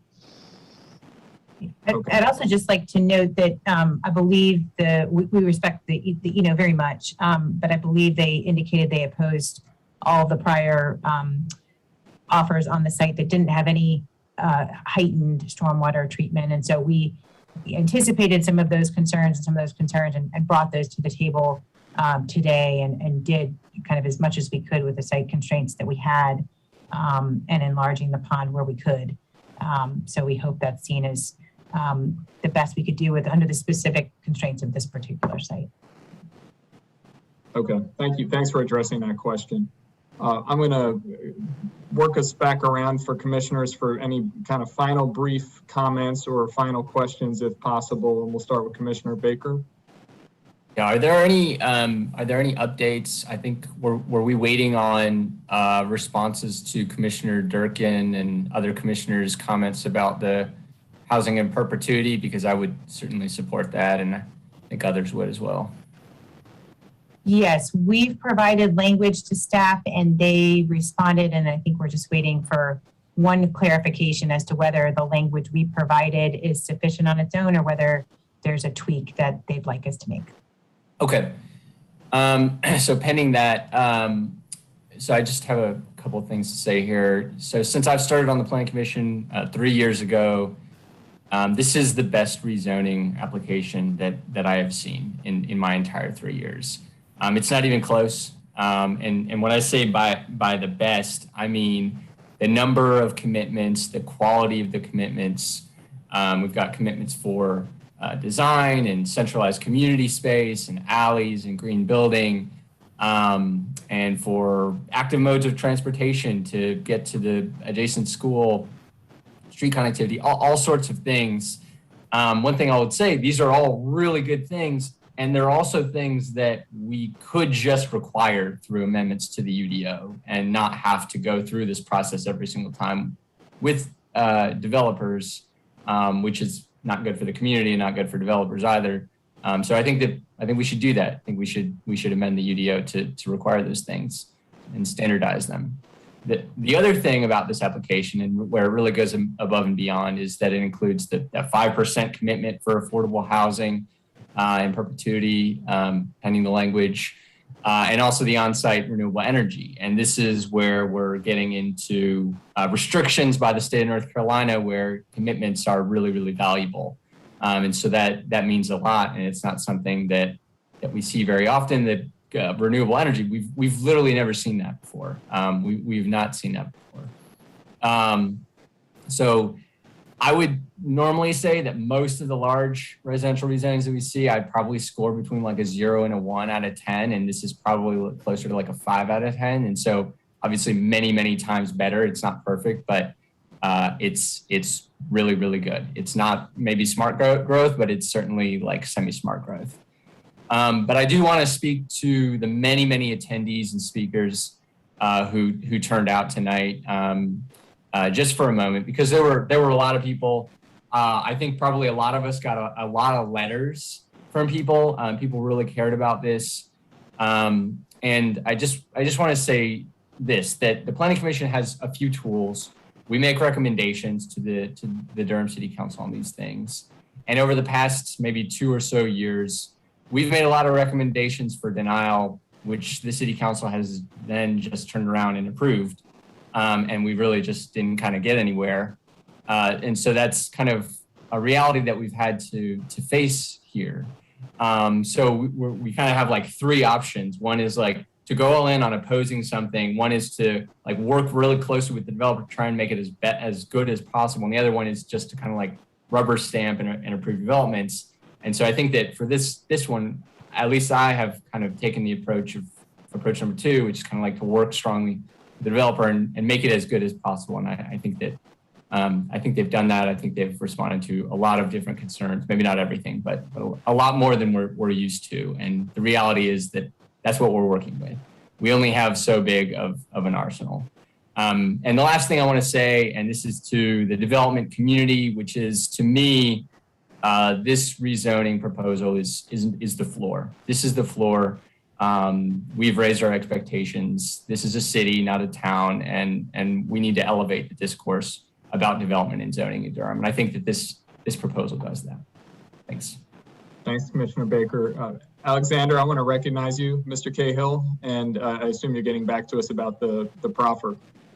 Yes, so staff just wants to clarify the applicant provided language about the affordable housing. So they would like to add to text commitment 1, which starts as a minimum of 5% of the townhouse units shall be designated as affordable housing dwelling units as defined by the Unified Development Ordinance, section 17.3. They're going to add to the end of that, a minimum of such affordable units will be placed in such a way that no 2 affordable units will be in the same building.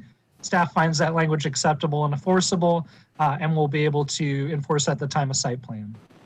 We also want to circle back and make sure that the commission knows about the second text commitment that's being offered that's not on the development plan. That is in regards to the photovoltaic system. Just to read that out loud for the record, that text commitment is within the non-residential pod, the developer will install a solar voltaic system of at least 40 kilowatts as part of the first site plan referenced in commitment 6A, and the energy generated may be distributed to the electrical grid or utilized on site. Those are the 2 additional commitments proffered this evening that staff has deemed acceptable and hope the Planning Commission agree with us.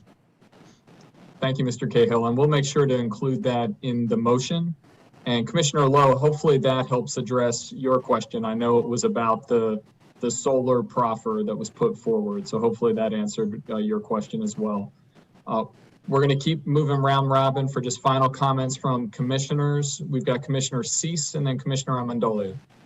Great, thank you. Just real quickly, I appreciate Commissioner Cutright's comments, and we are all making choices. And I guess to the points that I've raised with regards to both the broader transportation network as well as the walkability to the adjacent neighborhoods, particularly to the north, the west, and also I think easily to the south.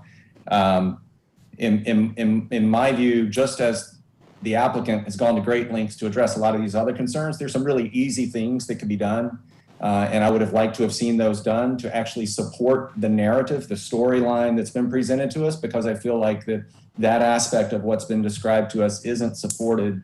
For instance, by maybe 2 examples would be you're seeking a point of pedestrian refuge for a crossing to Autumn Drive to the north. That's something that we explicitly heard concerns articulated from the public, and that would be a fairly easy physical element to pursue with NCDOT, perhaps at Green Oak Drive too. Similarly, we heard a discussion earlier of a point about a proffer to DPS.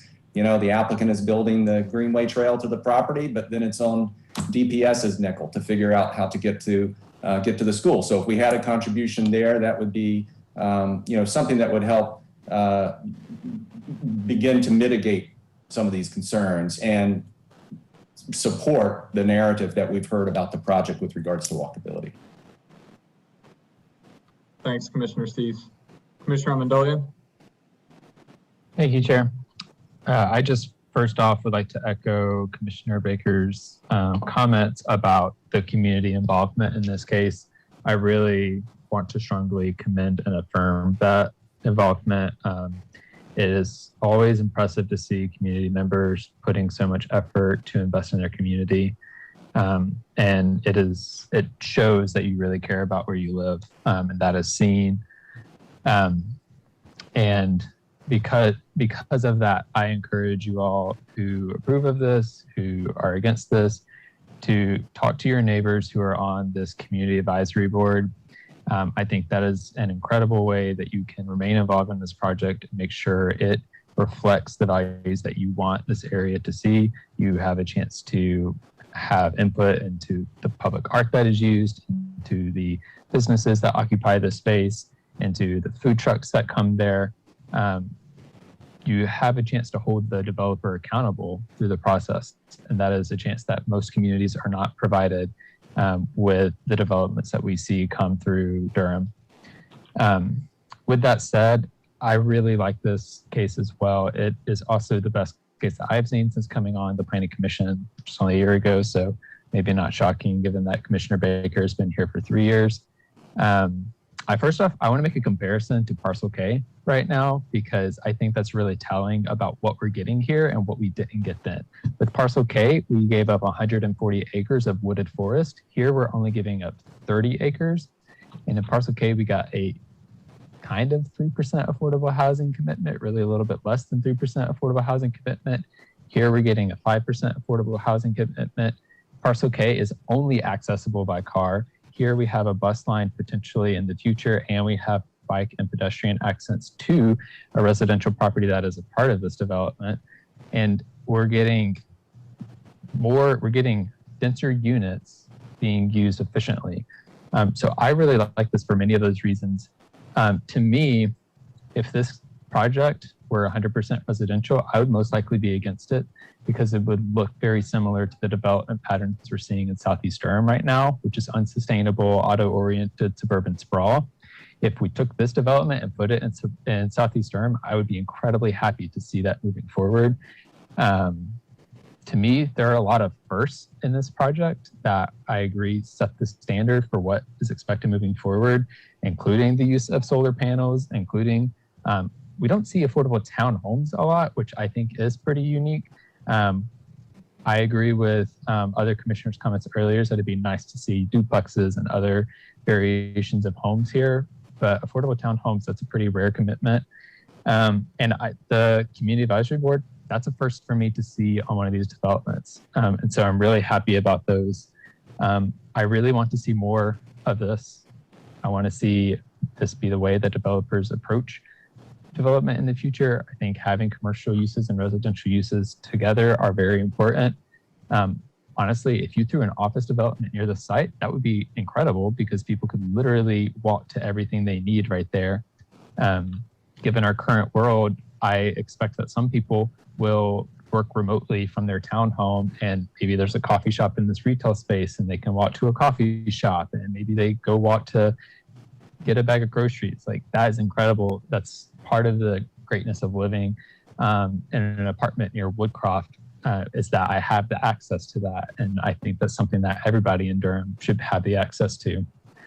And my final comment in regards to some of the nearby commercial sites, I do think that this site being here could actually help the other existing commercial sites, because they will have to compete to keep up with this site. I do not think that it is going to drive any of those places out of business. I think, from my understanding of the market data, they are very strong, have high occupancy rates, and that's really good. That bodes well for them. And I think that they may have to consider doing some facade improvements, and that it will benefit North Durham overall by having this park there. There are always ways this could be better, but I'm really excited about this project and will be voting yes for it. Thank you. Thank you. Commissioner Morgan. Thank you, Chair. I'll be very, very brief. I appreciate Commissioner Amendola's comments on how this is. There's nothing wrong with being aspirational as a commission for better applicants. And I do agree with Commissioner Baker's comment. This is the best that I've seen, and I've been here not 3 years, but 2.5.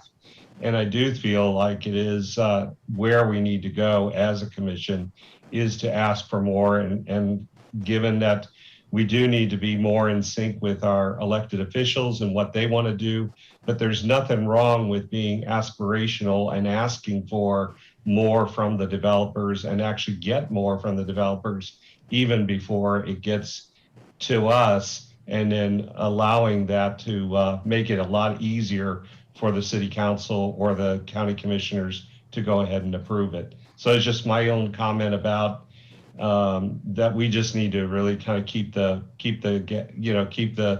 pressure on the developers and work with them to come up with better applicants. Thank you. Thanks, Commissioner Morgan. I'd just like to have my final thoughts as well before I think we're at the point now of being ready to accept a motion and have a vote. One thing I just do want to remind everyone, we are an advisory body. So this will move forward to the governing body, that's the city council. I hope all of you will stay engaged and involved in this process. It will go to them probably in 2 cycles, 2 months, but please don't hold me to that. But that typically is how long this will take. it is really important, and as a thing that is great about Durham, we have heard from so many of you, pro and con, with a lot of good points on this issue. I've been on the council quite some time, 6 years. I voted against this proposal when it came forward before. I voted against the storage unit. I hear and I care deeply about Northern Durham and the uniqueness of Northern Durham and concerns about traffic and the environment and everything else. You know, when I heard this was coming back, I was ready probably to vote against it. I mean, that was my inclination, is here we go again. And I was not convinced that this was the right place for this kind of project. And for those of you that have asked for a no vote, you're going to be disappointed to hear me say that I am going to vote for this proposal. I believe that even with the challenges, that I believe this meets the mark of what is appropriate for this site. I think it can be better. I hope it will improve. I think citizens staying engaged throughout the process provides the opportunity for potential improvements. We've seen 2 tonight with additional proffers. But I believe that we will go through this fight again and again and again otherwise. And having been on the council for this long, I believe this is going to provide the best protection for the environment as much as possible, create a space that we've been advocating for in other parts of Durham.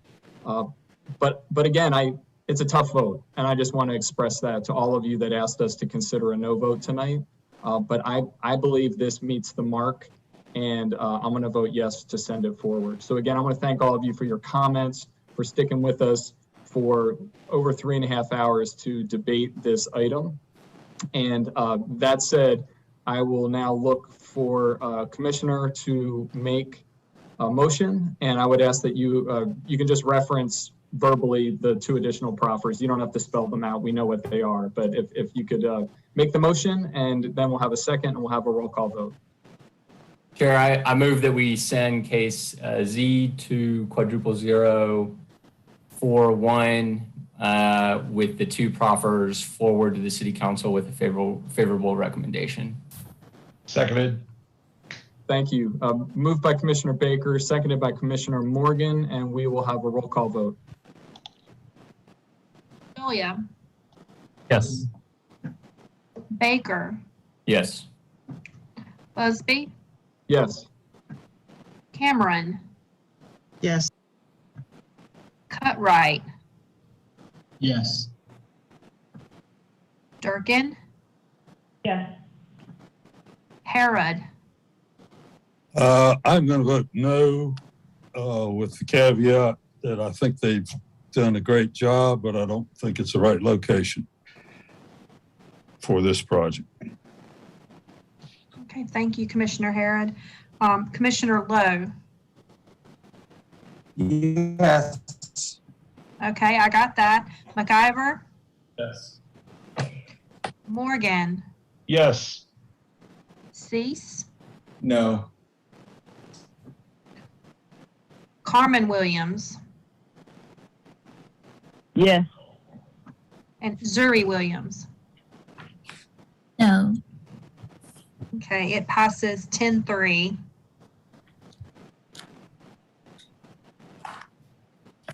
Thank you. Thanks again for everyone for coming and sticking with us.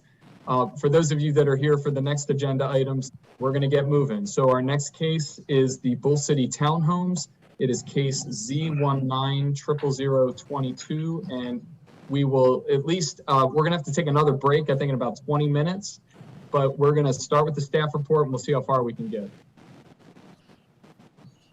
Thank you very much, Chair. Michael Stock with the Planning Department. We'll be presenting the staff presentation for this zoning request. Z1922 is a request for Bull City Townhomes. Location is at 1343 and 1326 Clinton Road in the suburban tier and located within the city. The 2 parcels total just over 12 acres. The current zoning is rural residential, and the proposal is residential suburban multifamily, and there's a development plan as part of this residential, part of this zoning. Currently, the future land use map shows it as low density residential. And if the zoning is approved, the recommended change would be to medium density residential. There is no watershed overlay or any other watershed overlays applicable to this site. And the proposal is up to 147 townhomes.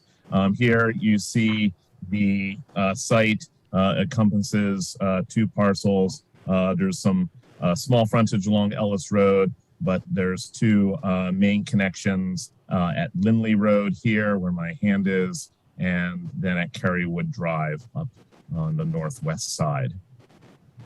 The site is presently primarily wooded. There are 2 streams that there is one stream that runs along the northern boundary of the site.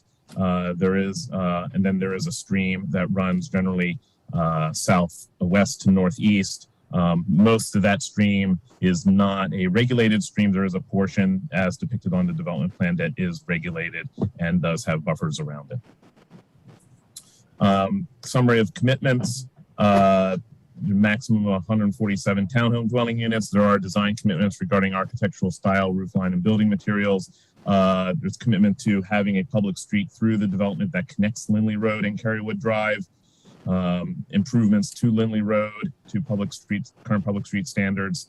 The location of the tree coverage areas is committed, and they are within the stream buffers, and there's a maximum impervious surface of 76%.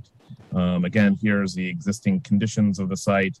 You can see here there is a pond that's noted on the plan and in submitted maps. There was a stream determination done for the pond and this stream located here running southwest to northeast. And here you see the buffer provided as per the stream determination.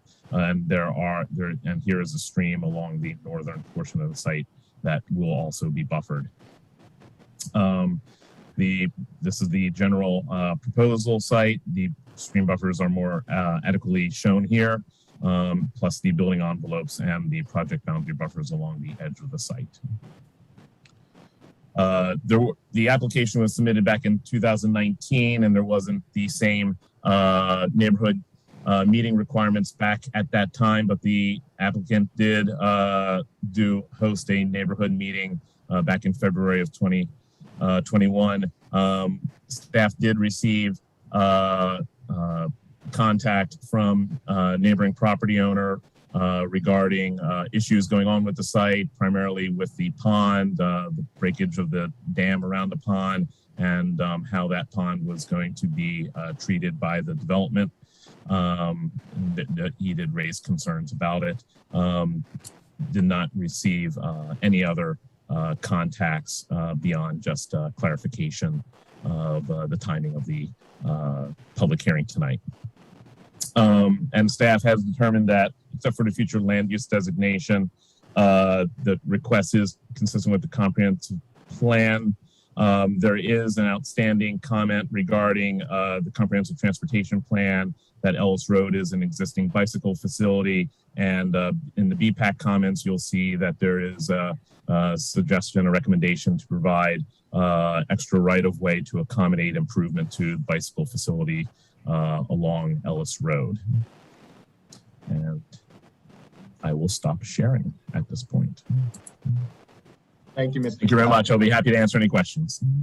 Thank you. We will open the public hearing, and we had the proponent and maybe 1 or 2 others who have signed up to speak in support, and about a half dozen who have asked to speak in opposition. We will start with William Creedle, who is the applicant, and we'll let you give your presentation, and then we'll move to the others. Thank you, Mr. Chair, and I appreciate everybody being able to take a look at this tonight. Can you hear me okay? Hello? Can you hear me okay?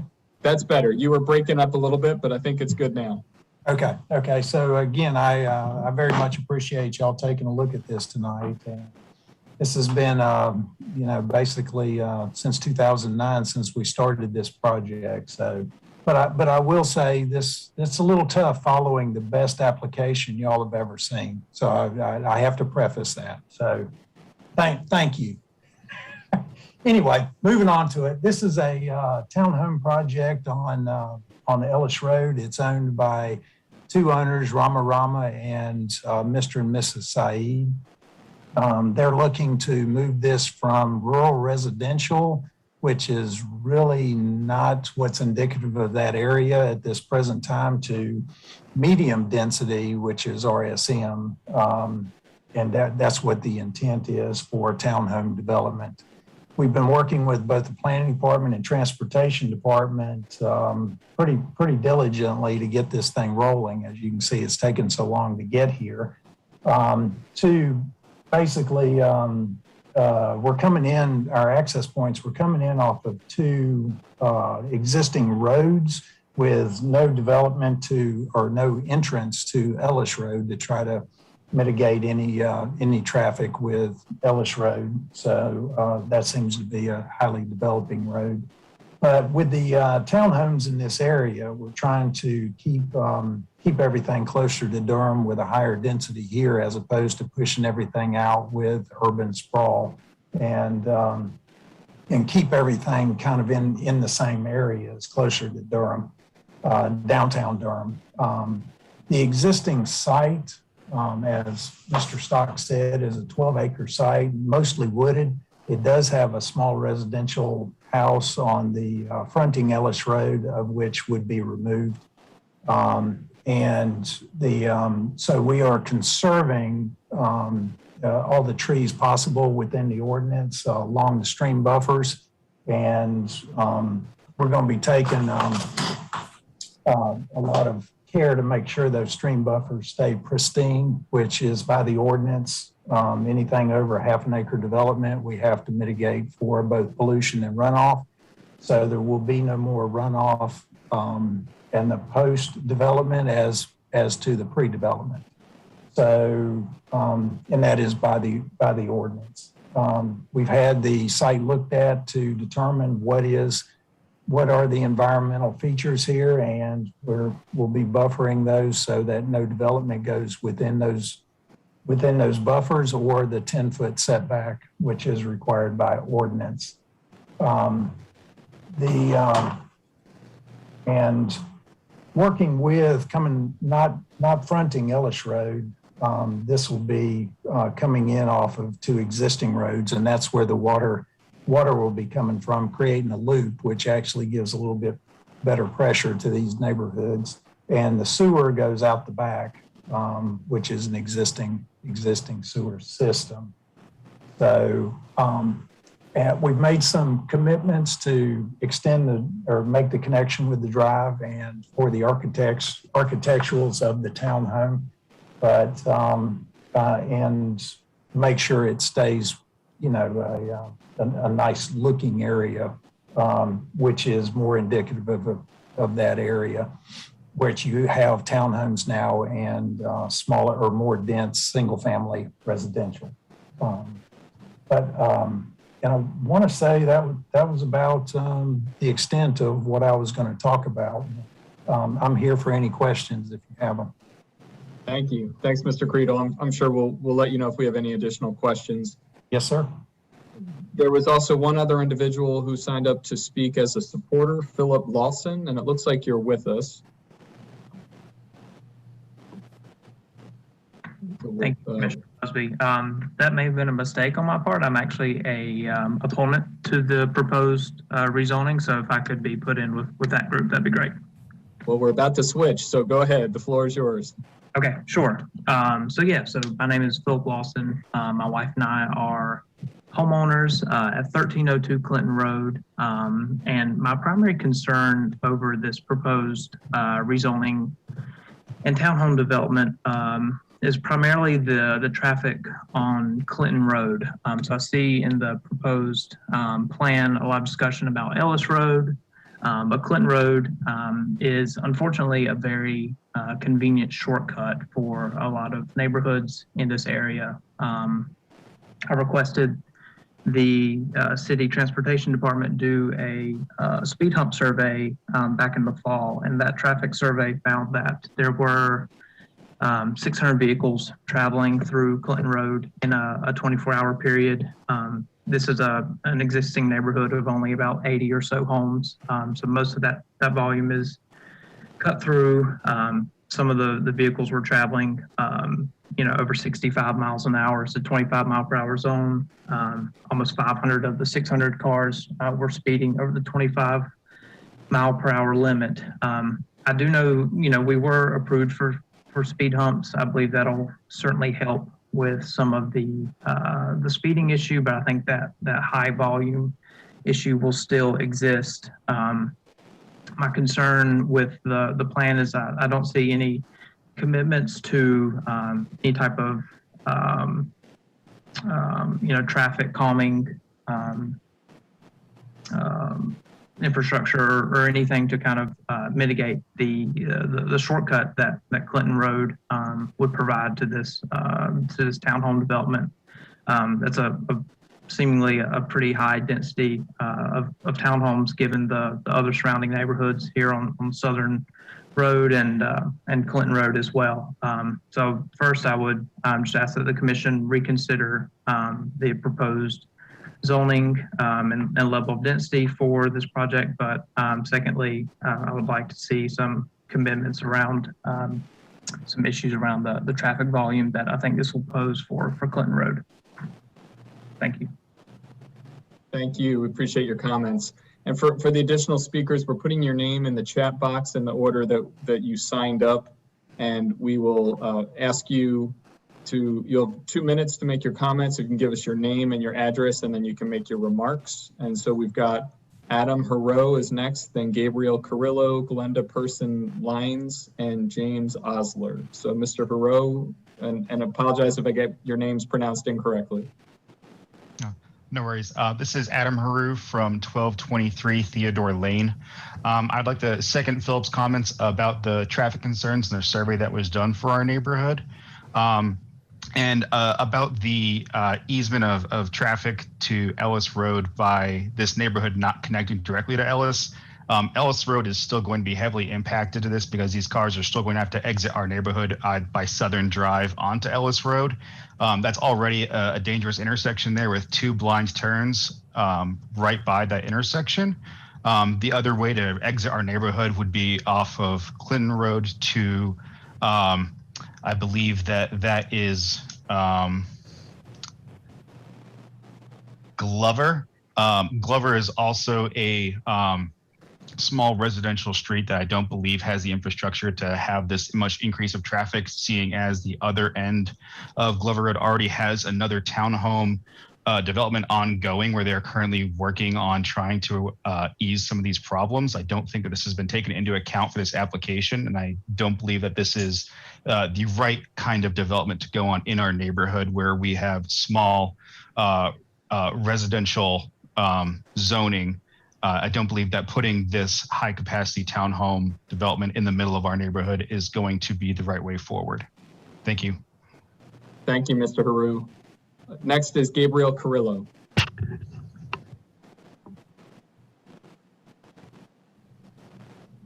Hello, yes, my name is Gabe Carrillo. I live at 1345 Ellis Road. That is that little small triangle that you see at the bottom, completely encapsulated by the property at the front edge, or I should say the northern border of Ellis Road.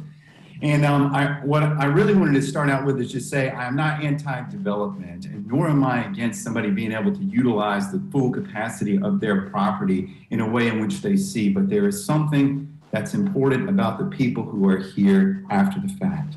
And that's really what I'm trying to harp on in particular, especially because many of us have not been involved in the process from the February 23rd Zoom meeting, which granted, I work in medicine and I understand the technicalities around the pandemic and how they have thrown a wrench in everything, and look at what we're doing here tonight.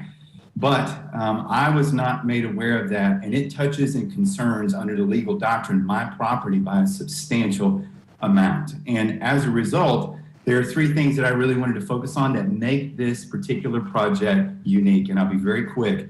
First and foremost, it is right in that bend that is one of the most treacherous areas on Ellis Road. In fact, every time that I pull out of my driveway, there is a pucker factor for just how many cars might be lurking around the other end or, you know, some massive truck that could be right there as well.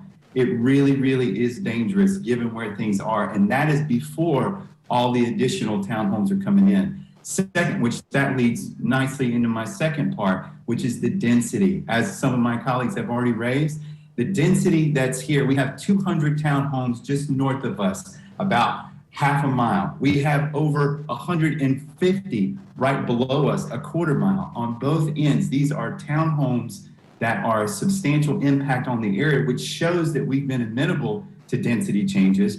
But this particular corridor is just not right for where it is. And for those reasons, I say as well, it should not. And the last thing I'll say is really on a procedural due process. We were not notified about this meeting that was held for the members and all of our adjacent property that's right next to it. We never had an opportunity to share with the builder who we want to work with to really get to a good solution. We didn't get a procedural due process notification of this type of neighborhood event, which would have been very helpful to us to help understand to the applicant's objectives. Last thing I'll say, environmental impact, that pond was drained before they ever did that impact statement of the riparian buffer. Now I went in and looked at when those statements were considered. That pond was busted well in advance of that, and I think that may have changed some of the waterways behind us, directly showing that they may not have had a full account of the dredging and the impact that it had and still is having, because you can go back to that front picture that's there. That pond is gone, and it was not submitted properly through the proper channels for the municipality to sign off. I'll leave it there. I know that's a lot. Thank you all for what you do, and I respectfully ask that you do a no vote, or at least require the applicant to come back to us for a new discussion. Thanks for your comments. I know Ms. Person Lyons is not with us, so we're going to move to James Osler next. Thank you very much to the Durham Planning Commission and Council. Thank you for this opportunity. I have a unique perspective. I live at 2207 Southern Drive. If you look at the south part of the map, I'm in that direct corner as you're moving towards the east, and my property would be directly adjacent to that side buffer. Right next to me, which is very fortunate, 2209 is my mother's home. And we have lived here since 1975. So I grew up knowing that pond, all of the adjacent things, and have seen the development over the years. I went to the old Southern High School. I have four very salient points. The first one is the concern about that rip of the pond. It has changed the overall ecology here. We have massive influx of deer, owls, possums, raccoons, foxes you don't normally see from the other development, snakes, turtles, and geese, and it's changed the overall ecology of Southern Drive, Clinton Road, Angier, and Glover. We also have a concern about the knockdown of trees. After hearing the awesome, and as an educator and a full professor, proposal put forth by the Latta Park piece, I am overly concerned, and I believe that's a model for development in the future, because we had no infrastructural talk or development. Thank God for Gabe and some of the other people on this call, because they came forward and talked to neighbors, and we moved proactively forward. My third concern is that the influx of traffic that has been mentioned is because of the development of 147 to 70. We are a detour for that. So we already have high traffic impact coming from Miami Boulevard, down Angier, through Clinton, Glover, all the way through Southern Drive. It is a terrible mix of pedestrian traffic with people who walk and all of these cars that fly up and down. And I'm not even going to talk about what Gabe talked about on Ellis Road. It is mixing disaster with disaster. My fourth and final piece that I really want to emphasize is this was all rural farmland at one time. Immediately behind 2209, there is a natural spring.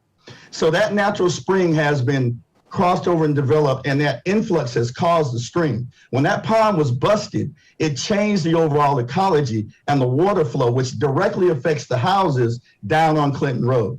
I'm very concerned about this development, and I would ask that you please consider all of the comments we said this evening. Thank you. Thank you very much.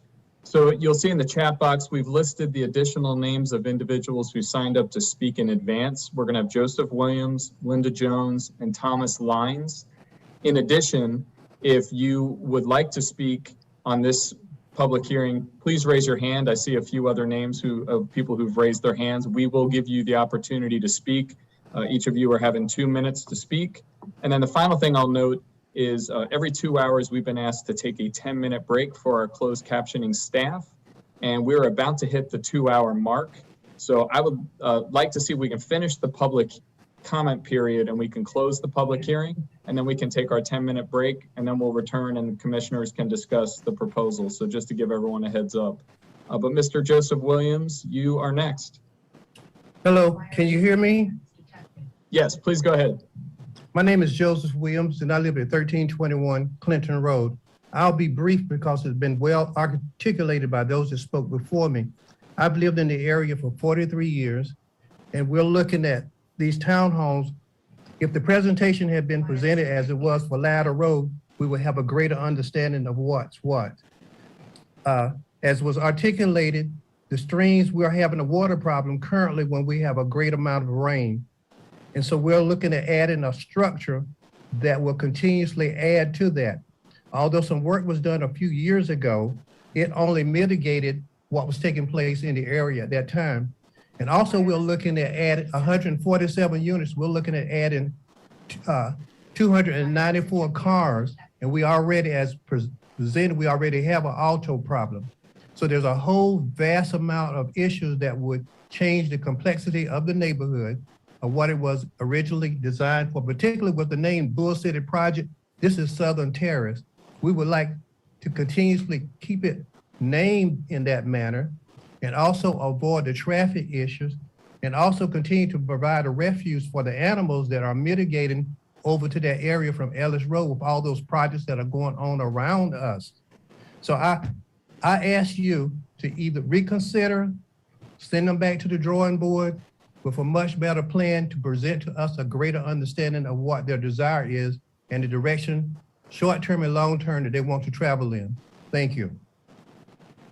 Thank you, Mr. Williams. Linda Jones, you're next. Hello, my name is Linda Jones and I live at 1317 Clinton Road. And you can hear me. Hello? Yes, yes, we can. Oh, okay. Well, I guess I want to stand on the soapbox. I've lived in this community for 40 years. I'm not opposed to change. I know Durham is growing and we have to change. But I'd like to say that all change is not good change. Now, I love desserts. I can eat a whole lot of dessert and I'm going to grow. I'm going to get bigger. But is that good? And the growth, a lot of the growth that's happening, and I'm talking about my community, I think it impacts the health of Durham, just like what I just said would impact my health and the longevity of my life. And I think a lot of this stuff is going to affect Durham's health. We can look at the litter. We can look at the traffic. We can look at affordable housing. We can look at homelessness. We can look at people being displaced. And I can tell you, not only people, but the animals in our community are displaced. I can look in my backyard and maybe see 10 or 14 deer at night in my backyard because they're displaced. There's so much building going on. And I just like to see more planning, just slow it down some and look at what we have here right now. And let's make what we have the best that it can be. And then you add on other things. What that gentleman presented, I'd never heard anything about it. And that area, one of my neighbors mentioned a park. That would have been a lovely place for a park to serve our community and our children, and the townhouses to the right on the Ellis Road and the townhouses to the left. I just like for people just to step back a little bit and look at our city that I truly do love. I love my community, and we're a community. It's not just about a house or a townhouse. We're people, and we need to look at the people in this community and do what's best for the people. And I know developers develop and they develop to make money. That's what they do. And they develop and they leave. And so then we're left with sometimes the problems because they're not vested in the community. And I'm not saying we shouldn't have if you could wrap up your comments, that would be great. Thank you. Okay, well, I love Durham and I want the best for Durham. And I do not think this is the best for Durham, Bull City Townhouses. Thank you, Ms. Jones, and I appreciate your colorful analogies. Thomas Lyons, you are next. Okay, can you hear me? Yes, please go ahead. Okay, good evening, Planning Commission and Planning staff. I am Tom Lyons. I live at 1220 Theodore Lane. I've been in the neighborhood of Southern Terrace for 23 years, and this is a nice neighborhood of small single-family homes, and this development in our midst it just seems big, and it just seems really out of place. If you look at the topo map, it's like really steep, and it's all rock ledge under there. So I don't really, it would be a building challenge. I would like to have a little more information from the builder about how they plan on putting 147 townhomes on that piece. So that's all I really got to say. We are suffering from townhouse proliferation down here on Ellis Road, and I wish you would put the brakes on it and not allow such a high density for this particular parcel. Thank you. Thank you, Mr. Lyons. So I'm now calling on individuals who have raised their hand during this meeting. So we'll start with Kellen Arnie Johnson, and then Susanna Acola Love, and then finally Steve DeVries. Good evening, everyone. Can everyone hear me okay? Yes. All right. My name is Kellen Arnie Johnson. I live on 1334 Ellis Road. My wife and I are what you call transplants. She's coming from New York. I'm coming from California. And we love this place. I got family members that are looking to try to move to Durham area because it's such a wonderful place to be. And we want to encourage the development and growth of this environment. Kind of going off what Gabriel said earlier is that I'm not against development. You know, I have an acre property. I'm doing what I can to try and make it as beautiful and as pleasant as possible. So I'm all for an owner wanting to make their property as profitable for themselves as well. But I do call into question the idea of having 147 townhouses in a 12-acre area. You're talking about 12 homes in an acre. That's 12 homes on my property. That's really dense. That's really tight. And then adding on to that, top of that, the amount of population that we're going to have there. That's more cars coming through this area. Ellis Road right now, it's busy. It's loud. I go out there and I'm going to clean up my yard at least twice a week from finding garbage in the ditch out in my front yard. We have vehicles zooming by about 55 miles an hour when we're at a 35-mile-an-hour area. That intersection right there on Southern Road and Ellis, it's just a stone's throw away from my house, and it is blind. It is a blind corner due to vegetation, due to the angle of the road. Trucks have driven onto some property there by making that turn because they're going so fast and it's so dense. When I back out of my driveway, I have to kind of do a little bit of Tokyo drifting and get out as quick as I can and gun it because I have a car coming up on me at 55 miles an hour. So it becomes extremely unsafe. Then we're looking at, talk about the density. This area is beautiful. The trees, the vegetation, the wildlife, everything. I would be very interested in looking at development that really encourage that. But when you look at any of these townhouse areas or any of these major developments, they clear cut the entire space. Look down the road from us. A lot of the vegetation is gone. You look over onto the eastern side of 147, they're doing a big development. All the trees and vegetation gone. They start from the ground up. So we won't see trees or vegetation for a good 20 to 30 years while it grows. If you could wrap up your comments, that'd be great. Thank you. No problem. And finally, going off what Gabriel said too, I moved in to this house on February 14th, 2020. I didn't get my notification for the meeting until March 23rd. I remember that specifically because I picked up the mail and I laughed going, well, we missed the meeting by a month. Great, thank you. Thank you. I think Susanna Okola Love, are you next and able to speak? Ochoa, I'm here. All right, go ahead. So I'm Susanna Ochoa Love. Mailing address is 23057 Drive. I was brought home in 1986 from Durham Regional Hospital, and I'm actually going to be raising a third generation at that location, which makes me extremely proud, and especially being first generation American, 2 entrepreneurs. Durham is home. It's something that I love, that my husband loves, and that we want our children to love. My issue is now switching the zoning from rural, or I guess small, to medium, and what it might cause. So growing up, the closest park I had from my house was now having to walk from Ellis Road to Riddle onto Austin to go to the closest park, or we would have to walk up Ellis to go to Sohi to like the old Southern. But other than that, it was the creek behind our house. Like, I have stories of my brother and I carrying stuffed animals down Lynn Road into that open area and having a picnic.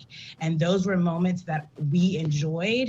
And as much as I know Durham is growing and I want these spaces, even myself and my husband struggled to find a place to live, right? We struggled so much to find a place to live as 2 teachers in the Durham Public School that what we had to do was now move back into my parents' home to build more money to find a place that will be us giving our kids something more than I grew up in.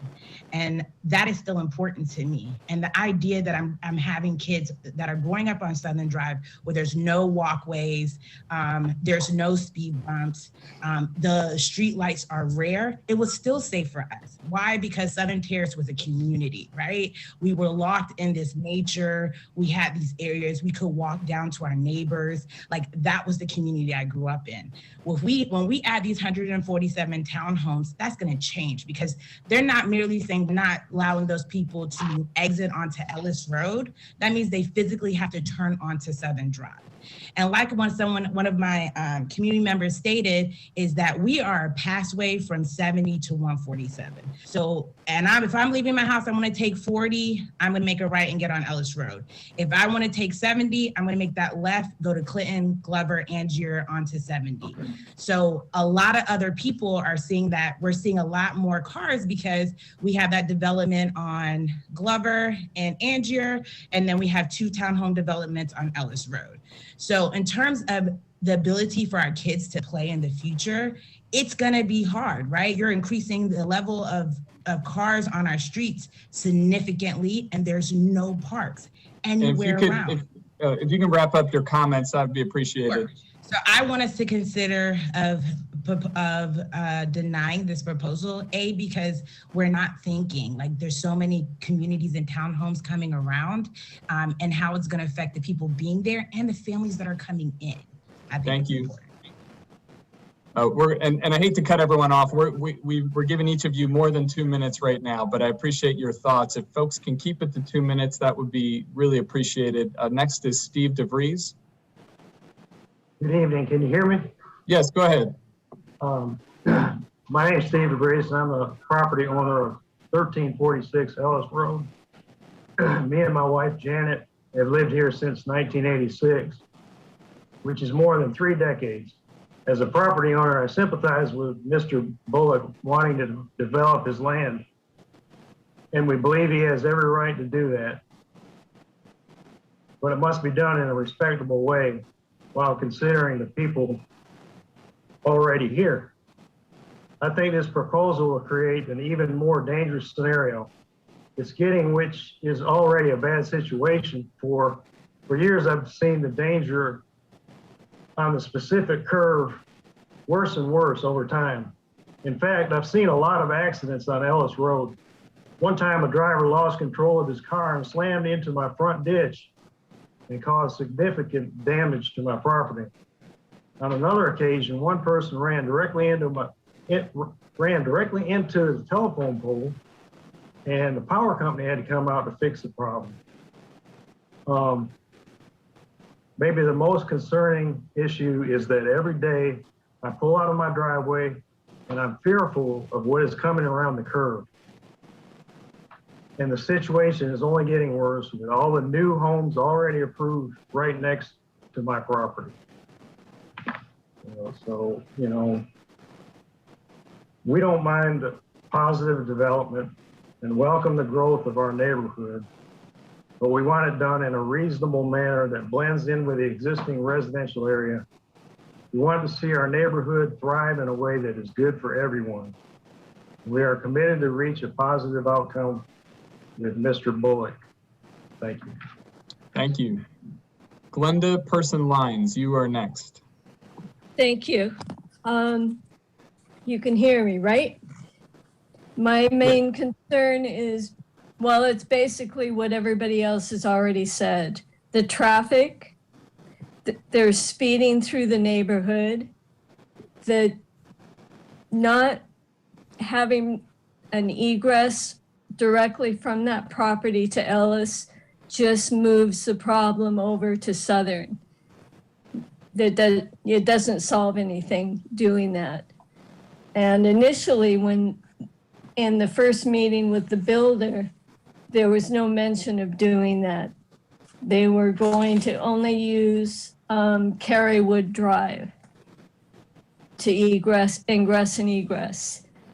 So, this meeting is the first time we heard about that change. The density, that's just too many homes in that small property. And I'm also worried about the runoff because there will be increased runoff. And that will affect the property at, I forgot to tell you where I am, 1220 Theodore Lane. There's a little creek down there. It'll increase the flow of that creek. Thank you for your comments. Charles Hanson, you're next. Yeah, on there, buddy? Okay, I'm gonna make this as brief as I can. So if you have any questions on how I got this information, just please, just stop in and I got backup data on everything, okay? First of all, I want to just mention the number of townhouses built on Ellis Road today and in the near future.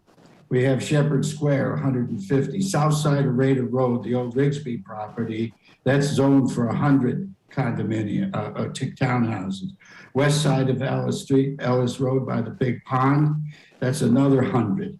Atwater Townhomes at the bottom of Ellis Road before you go up the hill, that's another 105. Retreat, the Retreat at RTP is 150 apartments. Adjacent to that is Colonial Grand, that's another 150 apartments. Ellis Crossing has got another 125 townhomes. And I found an Ellis Walk, inside Ellis Crossing, another called Ellis Walk, which is another 150 townhomes. Then you have the Reserve at Ellis Crossings, that's another 100 apartments. Ellis Crossing Townies that are going for $417,000 now, that's another 125. And then if you even count the Winsford, which is over on Sohi Road, which will eventually go into the townhouses when they're built. What we have is a total of 955 townhouses on Ellis Road going from Riddle Road all the way almost up to Miami. And if you add the 147, that would be over 1,102 with an additional 400 apartments that I would consider that's an extremely conservative number. The second point I want to make is that what follows is a list of traffic companies on Ellis Road. And I go down every company that's on Ellis Road, but to be brief, I'll get to my... And sir, you're at 2 minutes, so if you can just wrap up your comments, that would be appreciated. Okay, I'm going to be real quick. Please. Right now we have I'll just get to this. Tractor trailers going up Ellis Road. I live at 1420 Ellis Road, 64 a day. Heavy trucks, cement trucks, heavy trucks, 41. Delivery trucks, vans, 60. Buses, 8. Trade trucks, 60, and approximately 1,200 cars per day are on Ellis Road, and they're all doing more than 35 miles an hour. Thank you. Next is Moses Akola. Hello, can you hear me? Yes. Hello, everyone. First, let me say I'm extremely appreciative of you all for staying on a call for over 3-4 hours. We appreciate your service. I think I was here from the very beginning, from 5, and I was delighted to hear the process in which the previous developers went to make sure that everyone was heard. I mean, obviously, there's still a lot of improvement, but I think at least from what you all said, the process has gotten much better, and that although it's the floor, I mean, it's something that I think you all have said has been a big improvement in the past 3 years, or 6 for some of you all, since you've been here. And I'd like to bring that to the attention of just the process of this. Again, like many others said, I don't need to echo their sentiments. I would just say that the process in which we're developing this is really important. And as Durham continues to grow, we have the opportunity to make sure that we're doing it in the right way. And I believe that it can be done better. I think that I don't think anyone here is completely against working with the developers.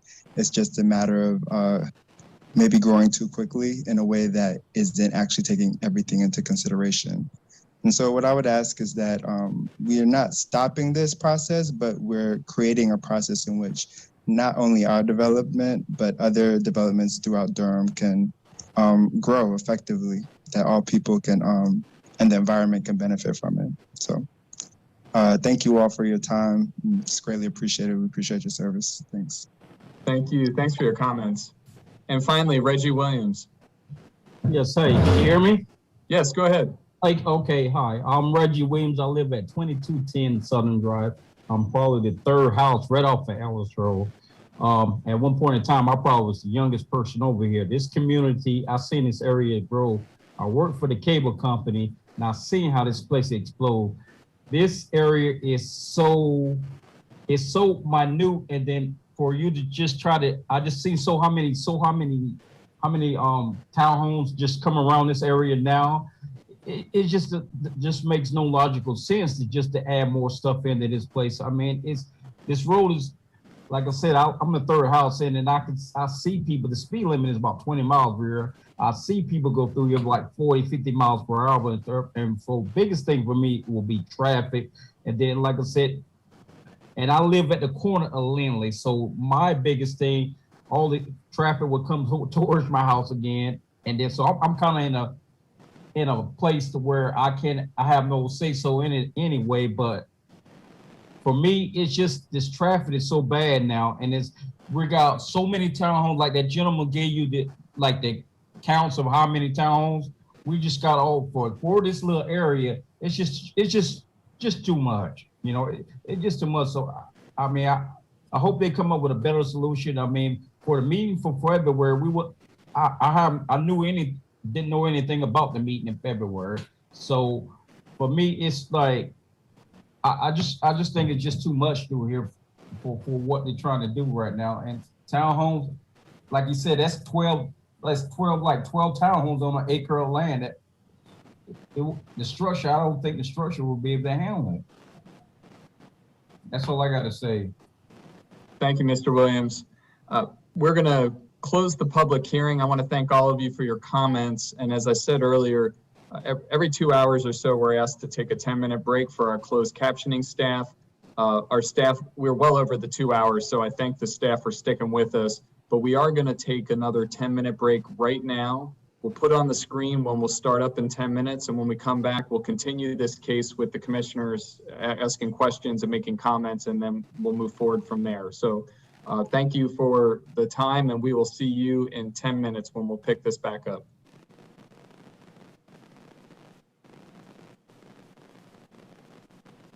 If you have a child who is just starting out with riding a bike, or who might just need a refresher on bike safety, we have the perfect event for you.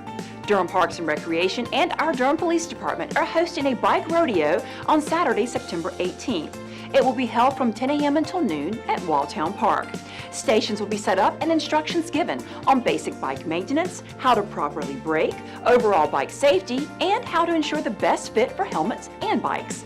Participants are asked to wear closed-toe shoes and to bring their own bikes. If a child does not have one, a used bike from the Durham Bicycle Cooperative will be provided for use at the rodeo. Each participant will receive a free helmet from the NCDOT Bicycle and Pedestrian Division's Helmet Initiative program. The cost for the event is $3 for city residents and $8 for non-city residents, and registration is required. For more information, visit the calendar at dprplaymore.org and be sure to follow them on Facebook, Twitter, and Instagram. The Durham City Council meetings and Planning Commission meetings are now available to live stream on all devices via the City of Durham's social media accounts. To watch, simply go to City of Durham NC on YouTube, Facebook, or Twitter. Devices include phones, tablets, laptops, desktops, streaming boxes and sticks, and smart TVs. The easiest way to view the live stream on smart TVs and streaming devices, such as the Roku, Apple TV, and Amazon Fire TV, is via the YouTube app. Now you can follow along with the latest developments in the Durham community at dinner, your kids' game, the mall, in bed, during a breather, in the bathtub, and even on the International Space Station.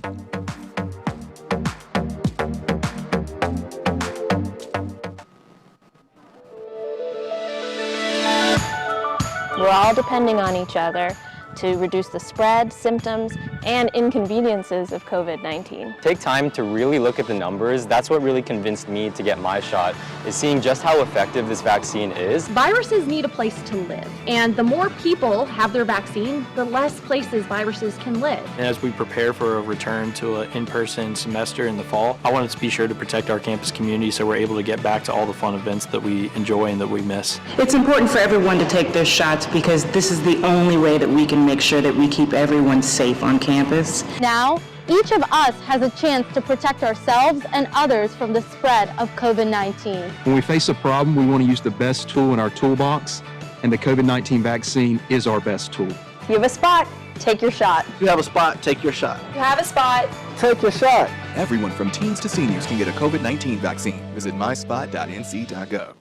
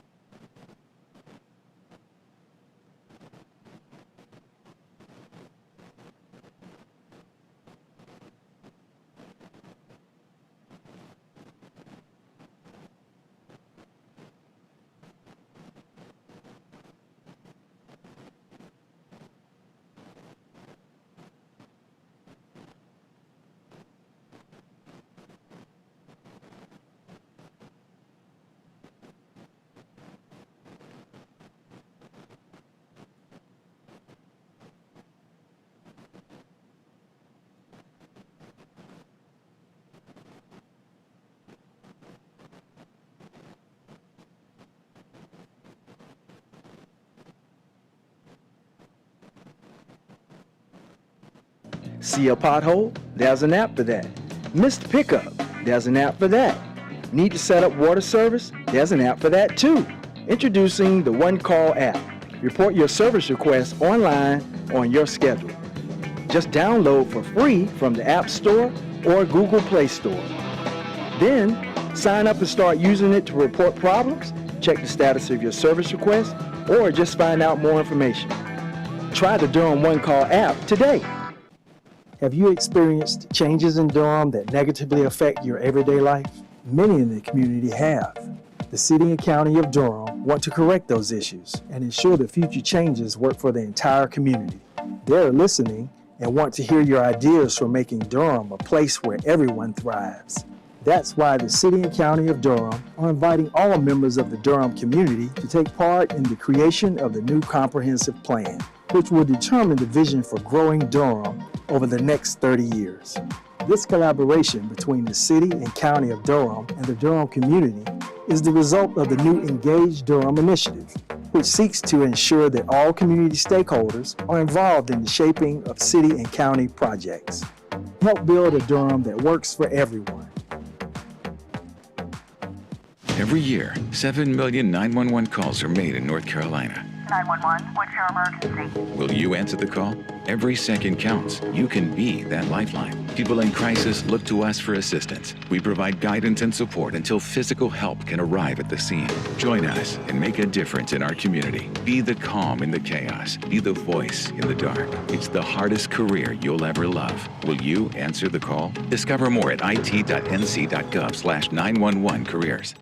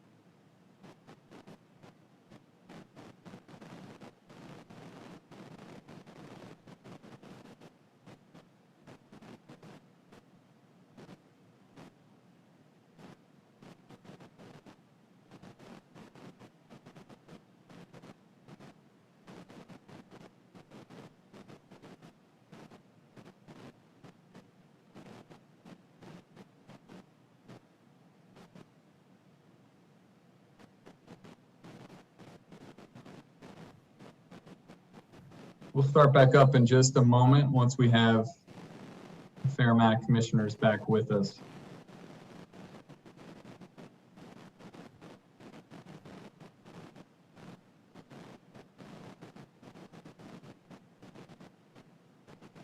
And commissioners, we have closed the public hearing. If you would like to speak on this item, why don't you go ahead and virtually raise your hand and we can get a lineup of folks. It's also fine if you aren't going to speak on this item.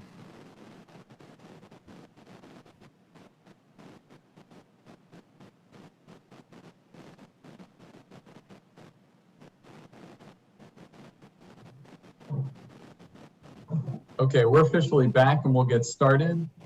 Commissioners, again, if you would like to speak on this item, please raise your hand.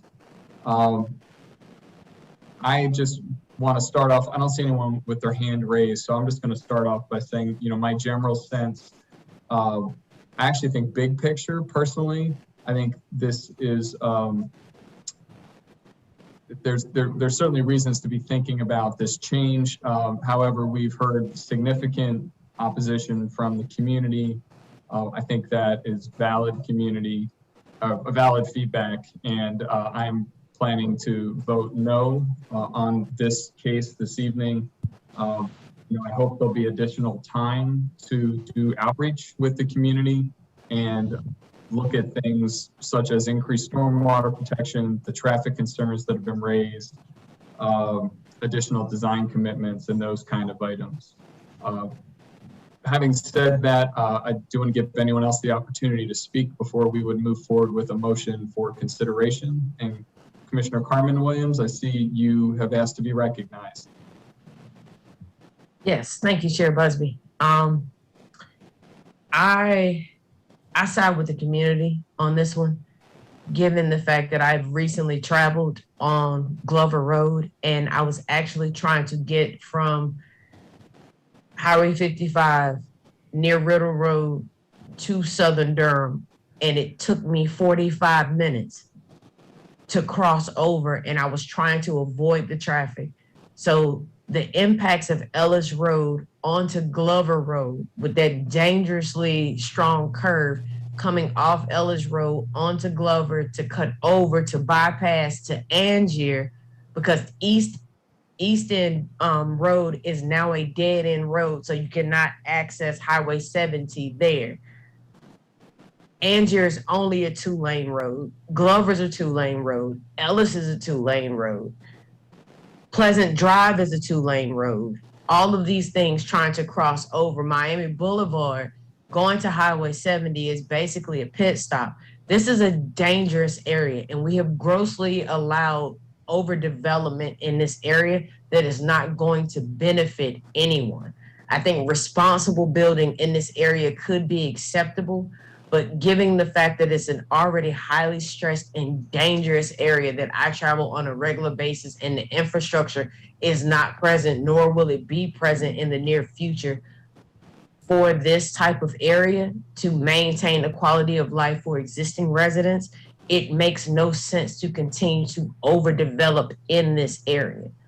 And there are some things that we know within other cases that have come up for neighborhoods on Angier Road, we can't get around. Like, we cannot move the railroad tracks that are there. We can't, there's just certain things we cannot do.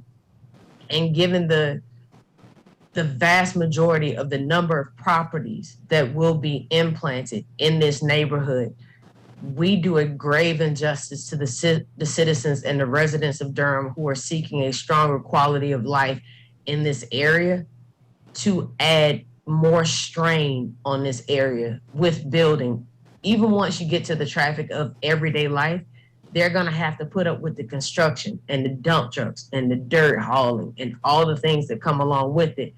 Not to mention, they're still building on Ellis Road currently. Like, they're still creating subdivisions on Ellis Road at this moment. And I just honestly, not with good conscience, could approve anything that is going to be a greater strain on this already immensely strained neighborhood. Not to mention, it's dangerous. Like, they would have to do something with Angier, Ellis, Glover, Pleasant. I mean, the East End connector still isn't all the way open or finished yet. We don't know how that's going to impact traffic with people trying to cut across from 85 to 70 to pick up 147 to get to 40. Not to mention, we still have Apple and several other major companies coming to the Triangle area, which will greatly increase traffic. These are things we have not thought about. These are things that we're not thinking about. And I also believe that these things will further contribute to the strain that is already on an area that's grossly overwhelmed. So I will emphatically be voting no with you, Chair Busby. Thanks, Commissioner Williams. Commissioner Cameron. I just had two quick questions for the gentleman who presented on behalf of the developer. What was the, and I don't know if I missed it, but what was the price point of the sales prices for the townhomes?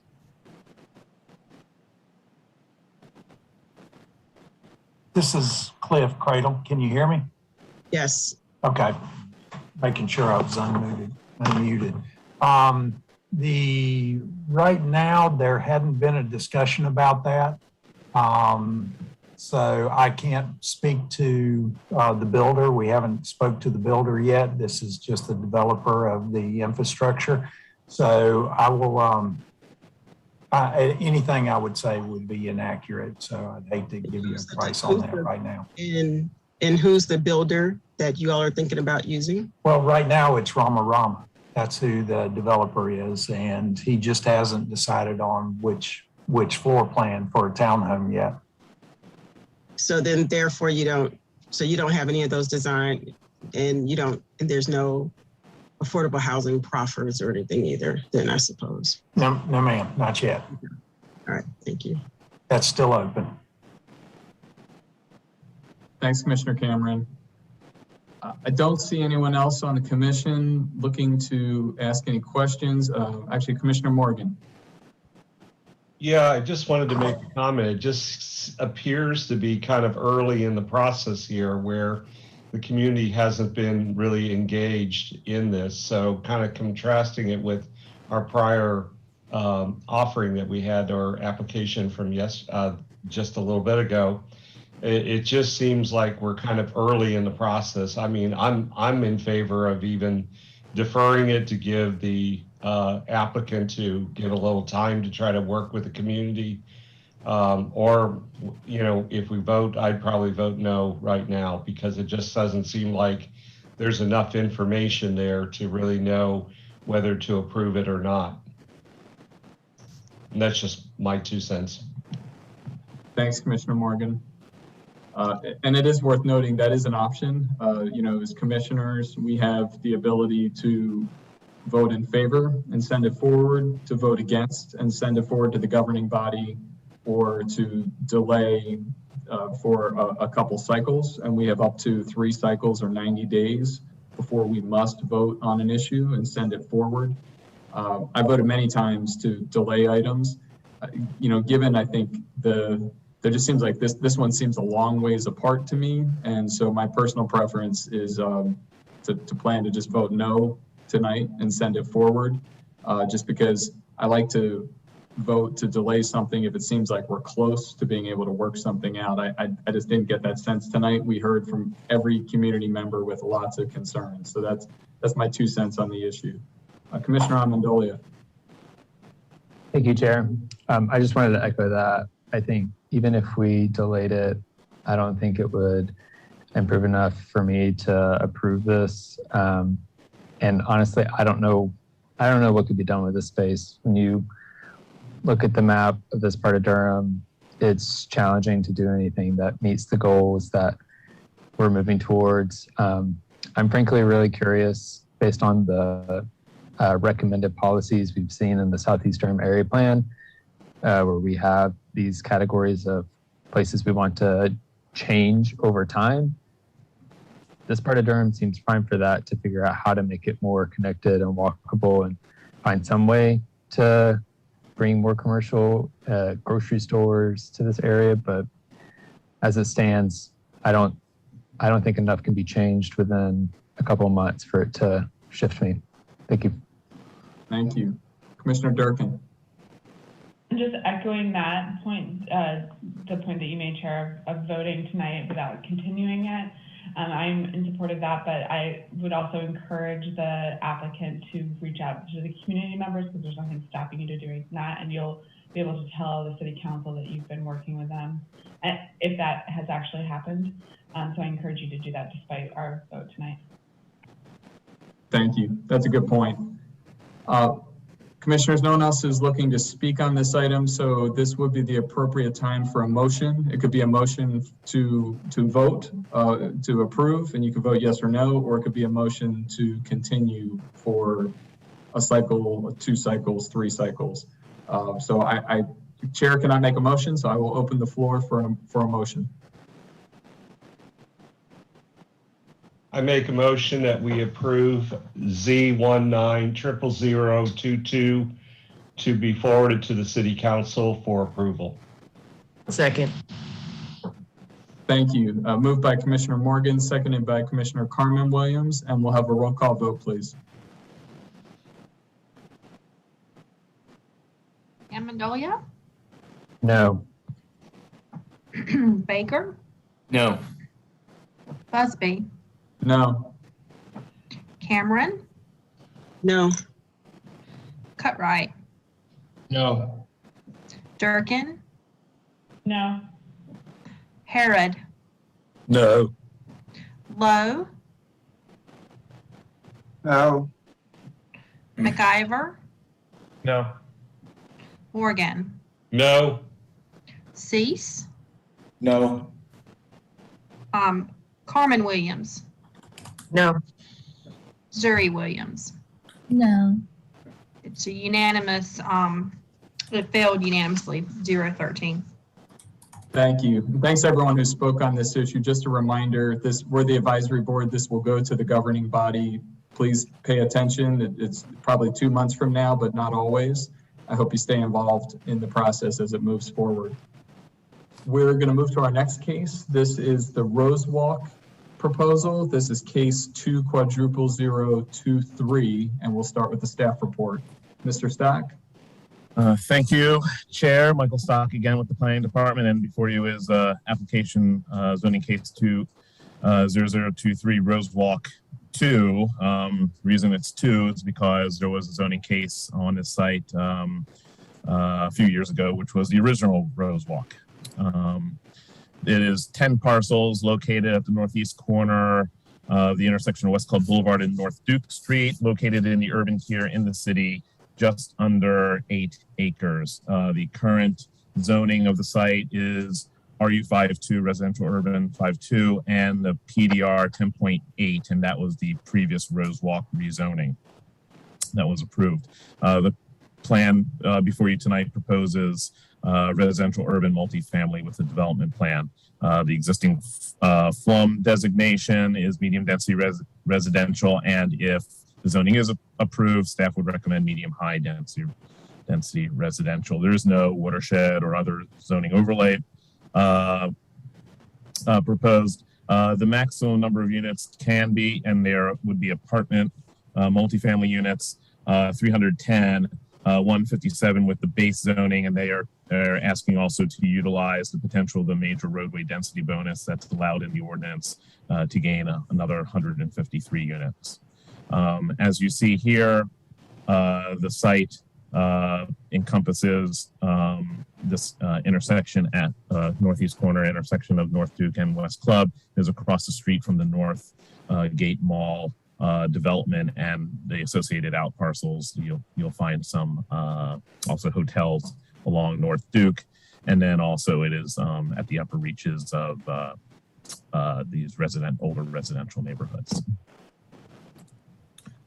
As you can see, the site, primarily the site that is zoned PDR, is still heavily wooded. There is a church on the corner that's part of the development plan. And I did fail to mention that the development plan also recognizes maintaining the place of worship in that location.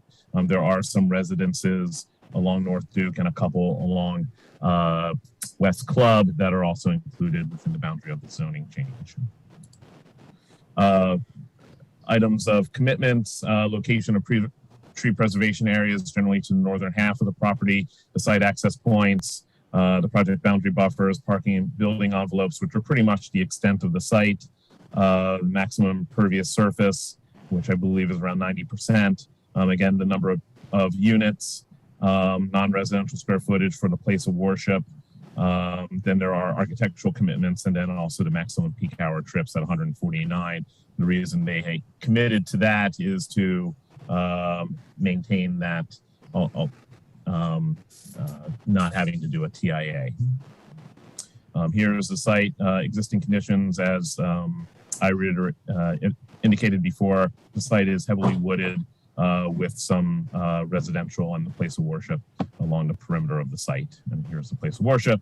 And those parcels are generally the RU52 parcels. Site that is what it is, the PDR 10.8, which was approved a few years ago. Here is the proposed development plan. Again, the building envelopes pretty much to the edge of the property. The tree preservation area is indicated to the northern half of the site. This is the location of the existing church. They did hold a neighborhood meeting. There were social pinpoint comments provided, and they were included in your agenda packet. Most of those, I think there are around a dozen or so, give or take, and most of those were proponent comments. There was an undecided that was concerned about traffic. Again, except for the future land use designation, the request is consistent with the comprehensive plan. And then if the zoning is approved, then we did recommend how the FLUM designation would change. Be happy to answer any questions. Thank you very much. Thank you, Mr. Stack. We'll open the public hearing, and we've got a lot of folks who have signed up to speak. We'll see how many are still with us this evening.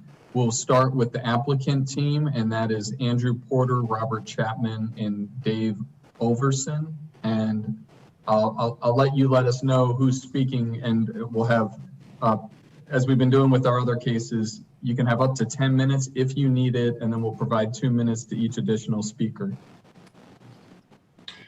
Yeah, can you hear me? This is Andy. Yes, please go ahead. So I'm going to speak first and then turn it over to Bob. So good evening, commissioners. My name is Andrew Porter. I'm a landscape architect with CJT. I'm available this evening for any questions. As I said, I'd like to turn it over to Bob Chapman now with TND, Traditional Neighborhood Partners. Bob's going to provide a little bit further introduction and a few words regarding the Rosewalk project. If you could unmute Bob, please. Thank you. Hello, commissioners. Hello. How you doing? My name is Bob Chapman. I develop walkable neighborhoods, and I live in Durham at 2525 Lanier Place. I'd like to thank each of you sincerely for your commitment and your dedication to the future of Durham. I would also like to thank the planning department staff, particularly Mike Stock, Erlene Thomas, Grace Smith, and Sarah Young for the work they did, contributing to an excellent Rosewalk zoning map change report. I look forward to answering any questions that you might have. And I think as we go along, please feel free to tell me what's on your mind, and I'll be glad to respond to it. That's great. Thank you very much. We probably will return and let you know if we have any questions. We will move forward with listing the names of the individuals who have signed up to speak. So there are a number of individuals who have signed up to speak in favor, and we're going to put those names in the chat box, and we'll start with Dan Bach.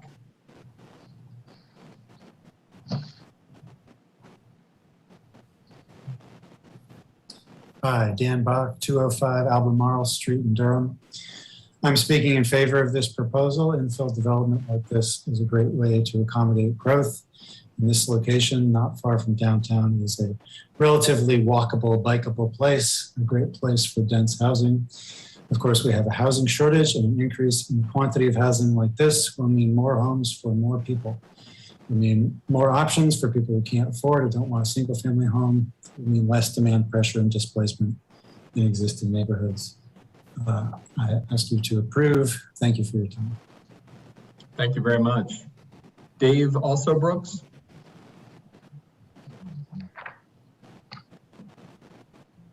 Hello, everyone. Good evening. My name is Dave Alsterbrooks. I live off of Lamond Avenue in downtown Durham. Speaking of walkable, I walk for several hours a day downtown every day and in different neighborhoods, and I see a lot of activity, and I appreciate the fact that this would be a dense development. I think it would add to the community, and myself, having lived in different neighborhoods downtown, I just see this as an opportunity to have more lower priced options near downtown.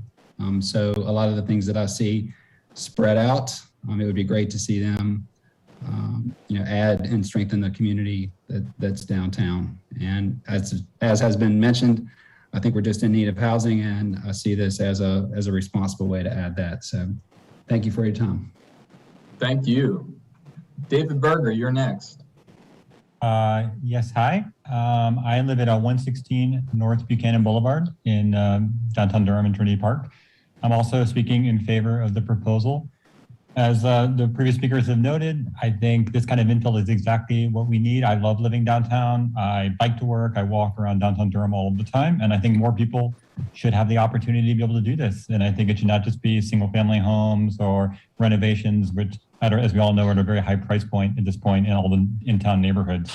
So I think this kind of infill fits a real need. It's real near retail. And I really hope you will vote yes in favor. Thank you. Thank you. Eric isn't here, so we're going to move to Matt Kopak.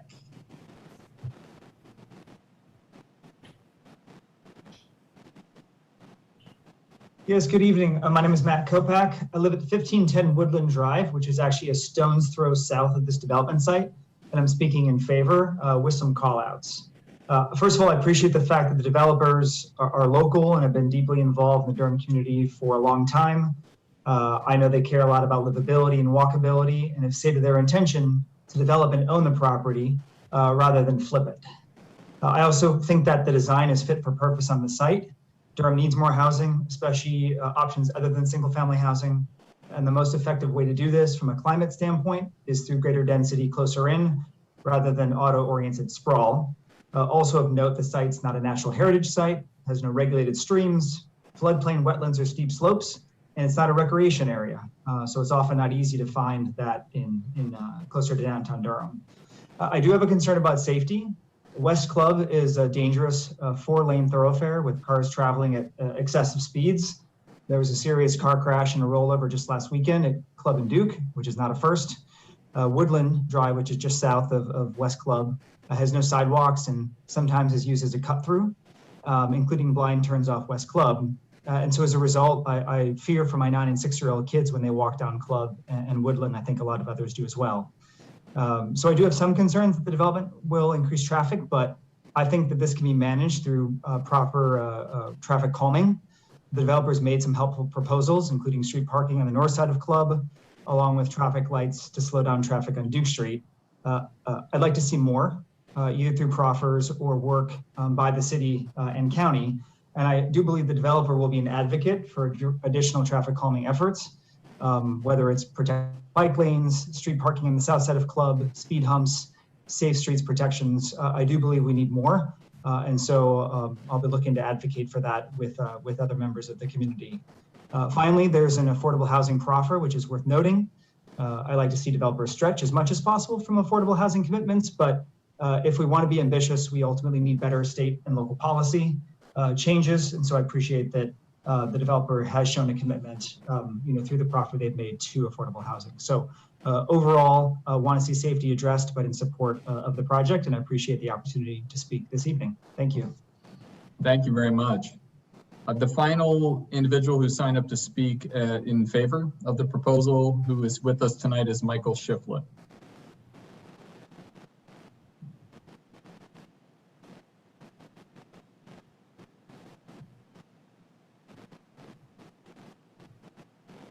And Mr. Shiflett, are you able to speak? Are you able to come off of mute?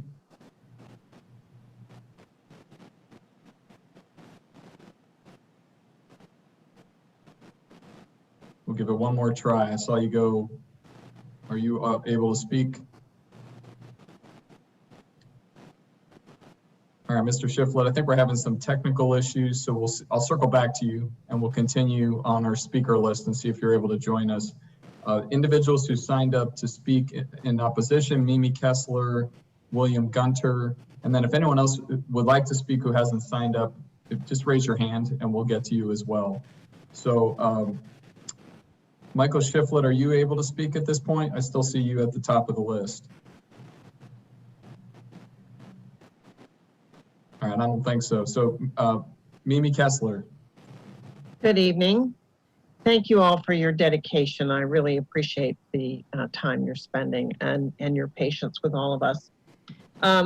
I want to say that it isn't that I am completely against this. I think that apartments in this location make sense. I know that some people who are listening to me, who've heard me before, will probably pass out when I say that I think that apartments are okay, a block and a half from my house. But I do want to echo some concerns. But before that, I want to say that I am a big fan of this developer. I am happy that it's a developer who is local. And I want to say that as Matt Kopeck said, he's a neighbor of mine, and he is concerned about the traffic and Woodland Drive as being a cut through, and I live at 1418 Woodland Drive. And I see that one of the two egresses from the complex is going to be directly opposite to Woodland Drive. So it'd be really, really easy for people to just scoot across Club Boulevard to get down Woodland to get to downtown. I was interested that it was referred to as a lower price for the housing. I'm not sure I agree with that. And I am disappointed that the affordable housing proffer is so low. I think 50,000 is really very low, and it's a perfect place for affordable housing because of the bus routes on Duke Street, Gregson Street, and Club Boulevard. There are no diagrams about the layout and the appearance of the complex, which I would have preferred. And I want to remind the commission that there is a coming development for Northgate Mall, and I want for you to think about the additive issues related to traffic and congestion in this corridor. You know, I wonder if Mr. Chapman is trying to beat the other developer to get his apartments done before the request for further apartments over at Northgate Mall. But I do want to ask you to be mindful of that in your deliberations. And I thank you very much. Thank you, Ms. Kessler, as always. William Gunter, you are with us, I believe, and you have signed up to speak. So you are next.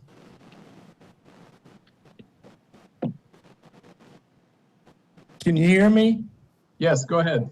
Okay. My family's been a resident on West Club Boulevard for 125 years.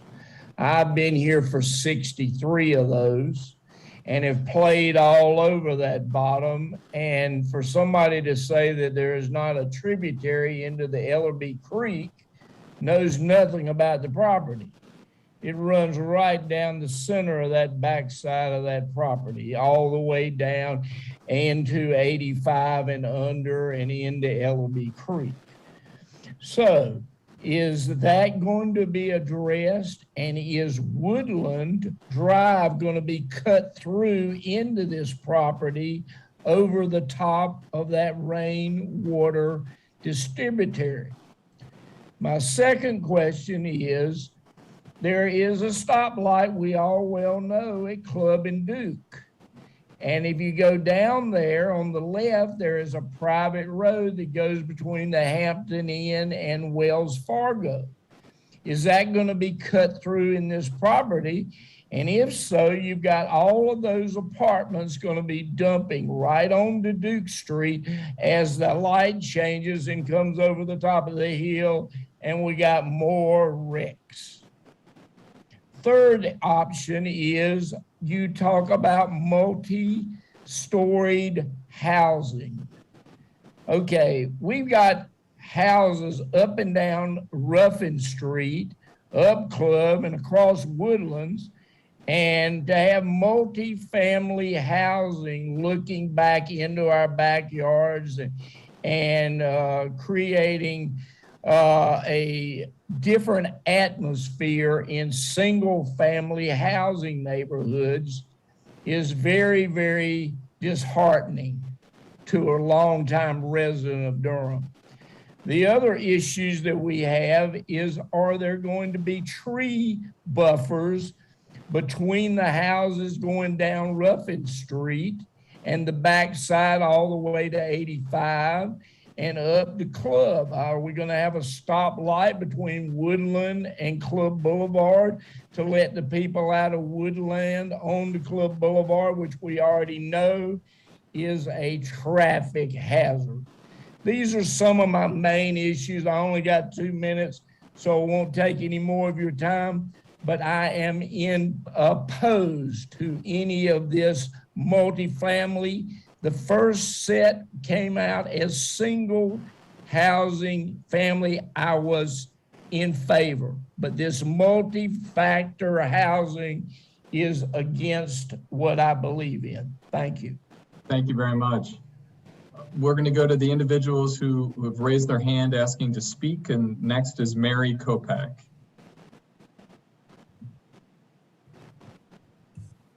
Good evening. First of all, I would like to express my appreciation for your efforts, for the dedication and patience that I see here this evening. I don't know how you do it, but I want to thank you. Secondly, I'm not opposed to change. I embrace it. I moved here 6 years ago. And as a matter of fact, I moved here because there are 2 little boys 2 doors down from me. I'm at 1502 Woodland. And aside from my 2 grandchildren, there are 3 other little boys on our block and a number of other small children. And I want to also mention, since we don't have sidewalks, there are people, for example, a neighbor nearby undergoing chemotherapy, and he is using a walker. We have no sidewalks. The curve on this street is so steep that it's almost impossible, if you can picture this, almost impossible to walk close to the curb. That I feel, I see this every day, difficulty that people have pushing strollers or walkers. The other thing is, as Matt has mentioned, we have had a number of accidents nearby. We've had other issues on Duke that automatically, and as Mimi has said, create Woodland turns into much more than just a bypass. So I would strongly advocate for and appreciate you considering some kind of traffic calming measures here on this whole stretch of Woodland that goes between Knox and Club, not just our block. It affects the people on Englewood. It affects a lot of people here. So again, I appreciate your time. I hope that we can incorporate the idea of shared streets or traffic calming measures here. And I look forward to hearing what other folks have to say. Again, thank you so much. Thank you. Next is Nathan Topham.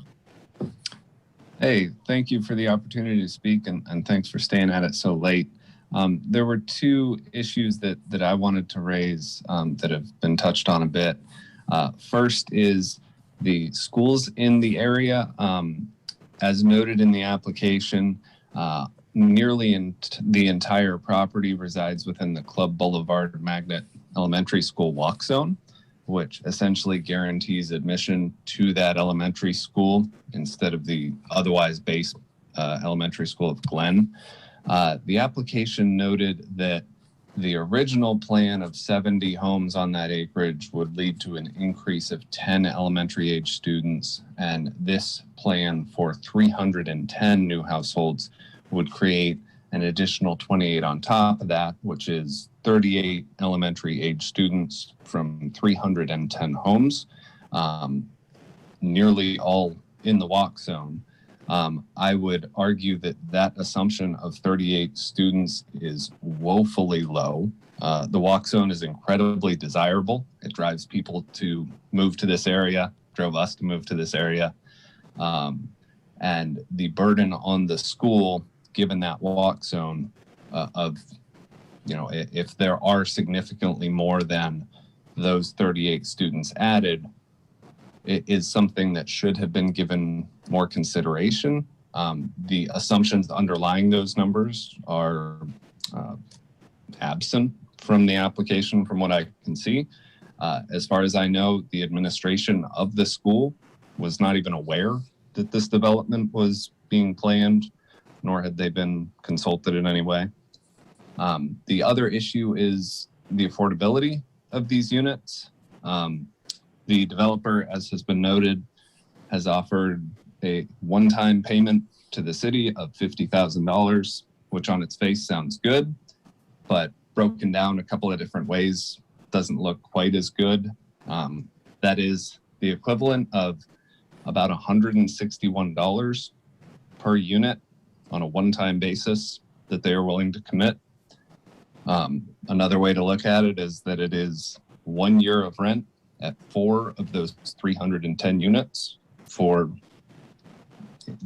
about 1.3% of the units being subsidized for a single year. So I think, as has been mentioned for other developments, the floor that we look at for affordable housing should be much more than a one-time payment of $160 per unit. Thank you. Thanks for your comments. Michael Schiffler, we're going to try to circle back to you and see if we have better luck. So if you are able to come off of mute, we'd love to hear your comments.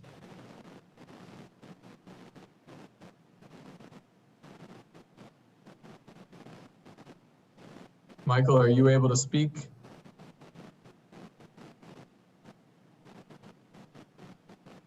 We unfortunately cannot hear you. And I don't see anyone else who is looking to speak at this point. So, Chris, I don't know, is there anything you can do to help us out with this?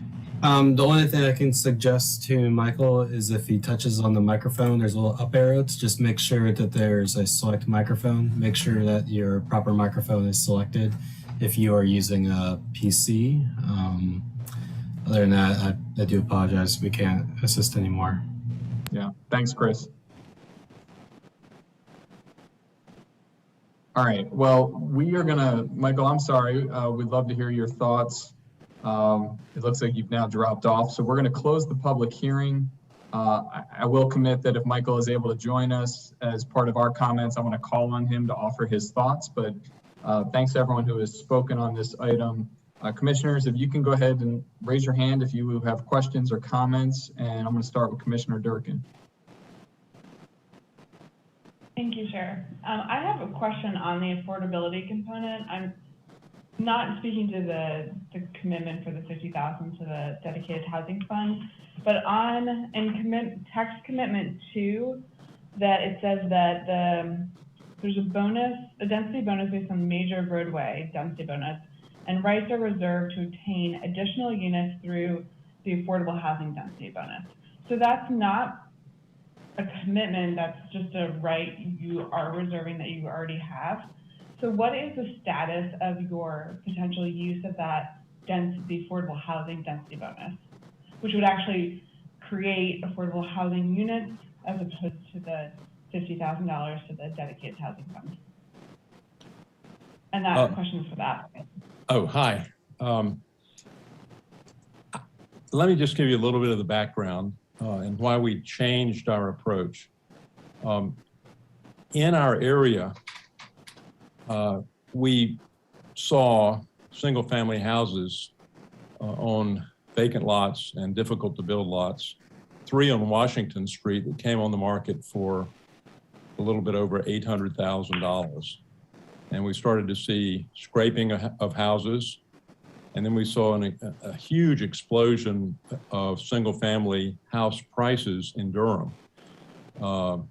People outbidding, offering more and more.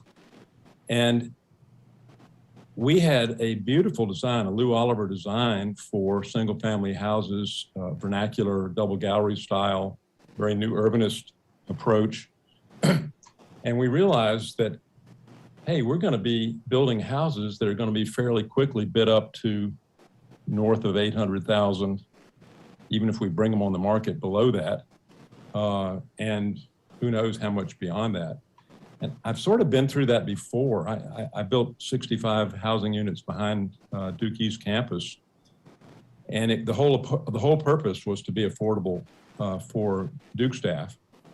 And I looked the other day on Zillow at one of the houses on Lancaster Street. The Zestimate is now 759,000, something like that. And the quadrupling of the value. And so we said, you know, if we built the 80 houses that we could have built under the other zoning, and if they were 800,000 or 600, let's say they were 800, that'd be $64 million spent on housing for 80 families. For that same amount of money, we could build really nice apartments for 300 people. And that's the whole goal. The whole goal is to offer, by being able to utilize more compact, more dense development, to be able to offer more people a chance to live closer to downtown and have an advantage over the downtown prices because our land cost was lower and a lot of other reasons.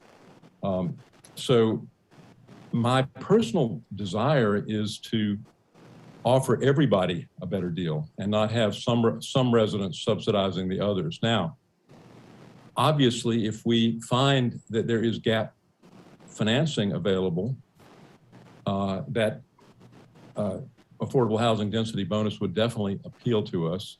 And it might not have to be additional density. It could be within the existing density, but we don't know where that financing is. The LIHTC is totally spoken for in Durham. And sorry, I'm sorry. It's getting really late. So I'm going to cut you off because I think your point is that you have no intention currently to use the affordable housing density bonus, and your current offer, your proffer towards affordable housing right now is solely to use the deposit into the dedicated. That's correct. Fund. And with the idea that we could, if we find a source of gap financing, we certainly could change that.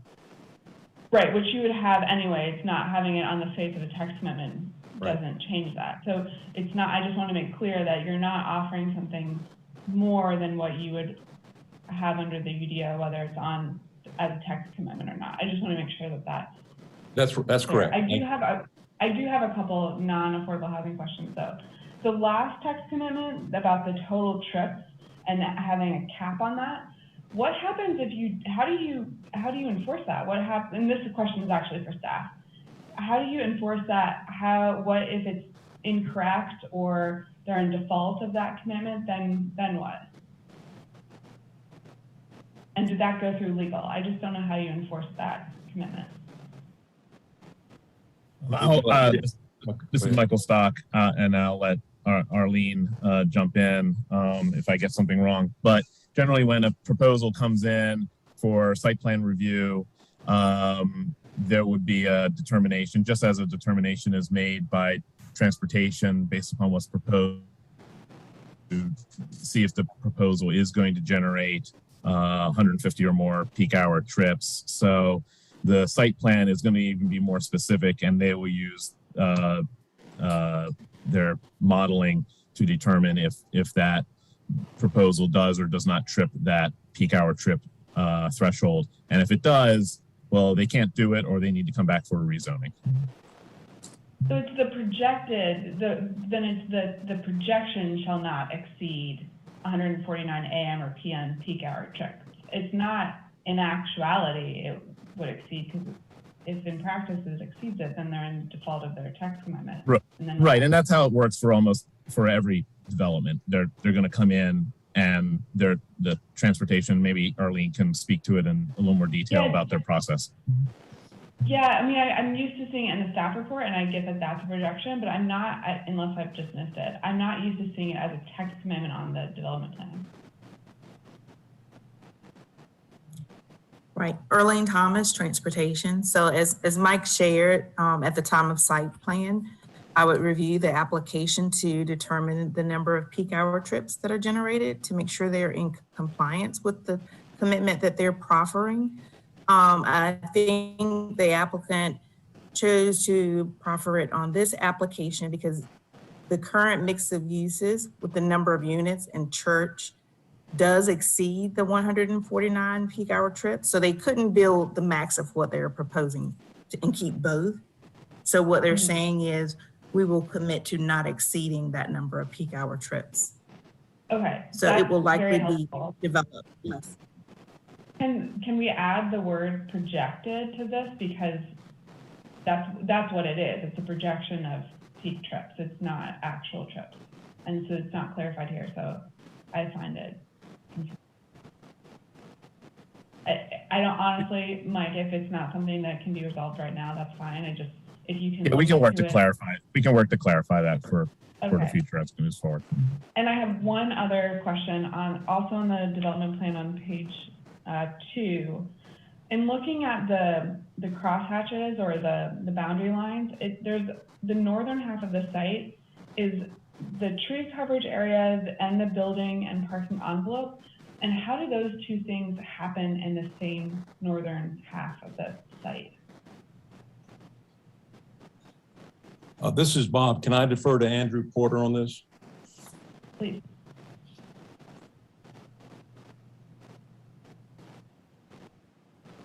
Maybe. Can we unmute Andrew Porter?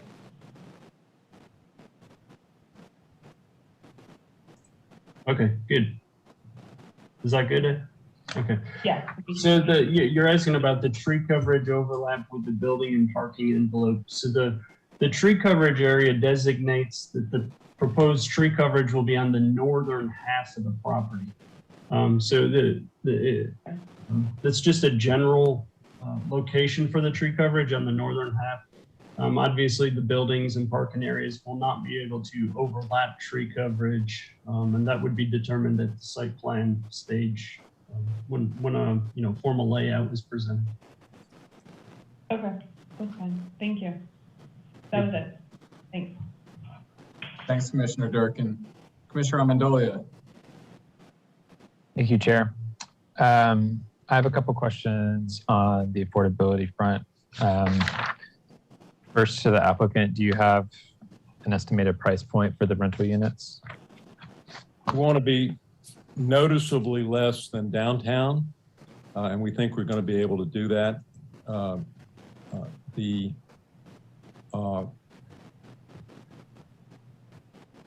I couldn't give you an exact, and the word that I've been trying to use is we want to offer appealing rents so that we have a line of people who want to live there and people who want to stay, and that we keep the prices down because we don't have much turnover. And I've had experience doing this before. I've been involved in developing over 1,000 apartments. And the best thing in the world is to have people who love living in your apartment complex, and you can keep your rent down if you don't have to offer incentives and replace and refurbish and do all those things when you have high turnover. And I sort of feel that what's happened in Durham is that merchant developers, someone earlier tonight said, developers are only in it for the money. Well, I would agree with that for at least 98.5% of the developers that I've ever met. But there are a few out there that do it for the thing itself, to take pride, to make a contribution. I've been told I'm not supposed to say any of this stuff because the planning department says we have no way of enforcing that. Quit talking like that. But anyway, I'll stop at that point. I have a question for staff. This is probably a question for Mr. Stock. Is there any precedent or ability for a developer to offer a proffer of some percentage of units at, say, 100% AMI or 120% AMI. We kind of always kind of default to the UDO definition, but being able to limit this to just what AMI is could be a useful way of ensuring rents don't simply skyrocket here. And so I'm curious, is that something that's been considered before, and if that's possible? Thank you for that question, Michael Stock with the Planning Department. I'm not aware, with my limited time with zonings at this point, I'm not aware of past proffers like that. However, that can be a proffer. There is no reason why that can't be a proffer. Obviously, we would have to make sure that the monitoring mechanisms are in place to maintain that, which usually would go through community development, but they do have that structure in place for that monitoring. And then obviously other things of like what it would be the term of that limit and such. But there's no reason why that can't be a proffer. Okay, thank you. So with that in mind, I would turn it back to Mr. Chapman. Is that something that you and your team have considered or sounds like a possibility for y'all? I recognize I'm asking a question that would cause you to go back to your underwriting, but it certainly sounds like a possibility to me. And I'm hoping that we can begin actual planning and spending all the money it's going to take to do the architectural and engineering and all those other things very soon. And I truly expect that when we have conversations with the city council, that your idea is going to come up again. I think it's a very intriguing idea. I really don't want to go any further than that because it's 11:01 p.m. Sure. And but it sounds like a neat idea, and I can tell you that when we sit down with the city council people, that could come up again for sure. Okay, so with that, can I ask if you and your team would be open for a continuance so that y'all could account for that? One of my concerns is, and this is also would be a question for staff, is if a change like that would be considered significant enough that it would be required to come back to Planning Commission before going to council. So I think, Michael, can you actually answer that first?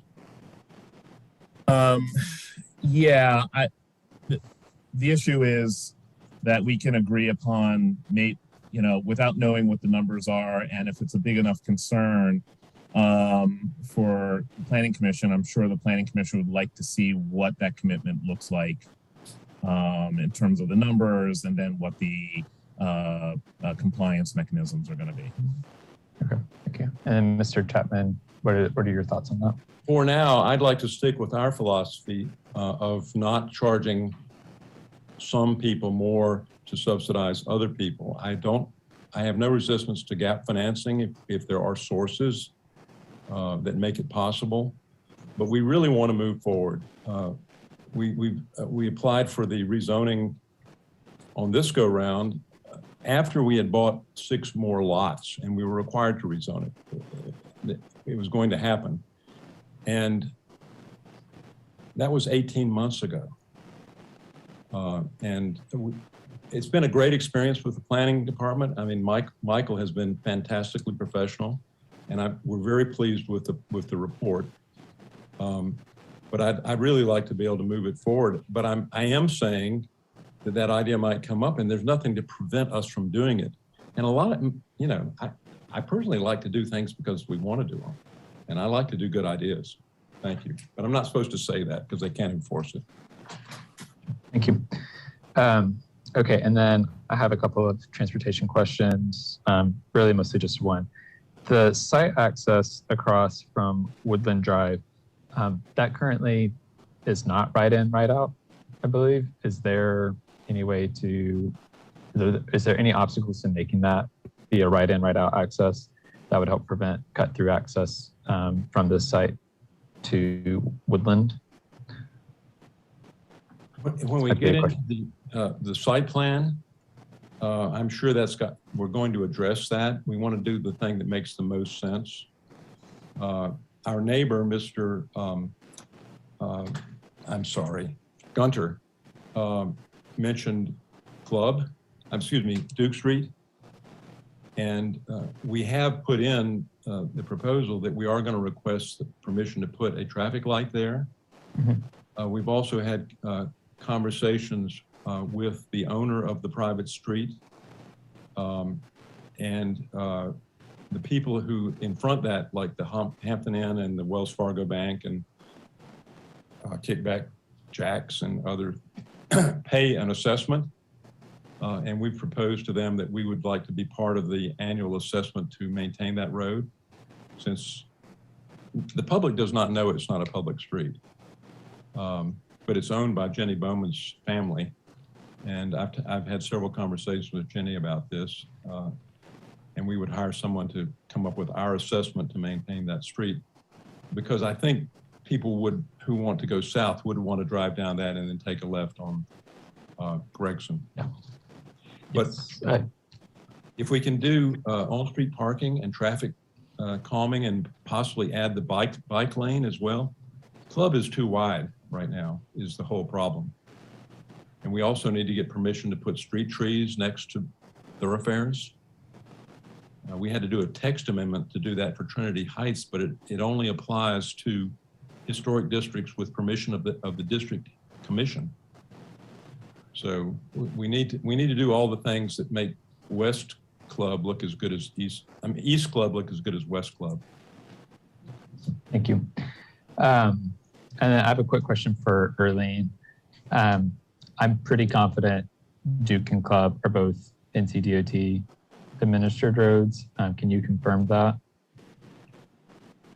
Erlene Thomas, City Transportation. So Duke is NCDOT, maintained by NCDOT. The club is maintained by the city. And I will just add as a note, the MPO has recently funded a project along this section of club for a road diet. So that funding is relatively newly established. So we don't have any designs or anything to share at this time, but that road diet is on the horizon. Awesome. That's exciting to hear, especially given the context of this project. And just for the non-planning folks in the road, in the Zoom call, road diets refer to kind of dialing back how we use our roads and making them more walkable, more bikeable. Sometimes we get more trees associated with that. Sometimes that means they go from 4 lanes for automobiles to 2 lanes. This is all speculation, but in general, that's the concept behind that terminology. Okay, that's helpful. So any traffic calming measures on those 2 roads, I guess on Duke Street would have to be approved by NCDOT. And then for Club, there's expected funding in the pipeline. Is there any kind of timeline on that? I don't have a schedule available at this time. As I shared, the funding is really just established in the last 2 or 3 weeks. Okay, great. Thank you. That's helpful. And then I have one just last question for, I guess, Michael Stock. I'm curious, when y'all review these projects, do y'all assess displacement risk?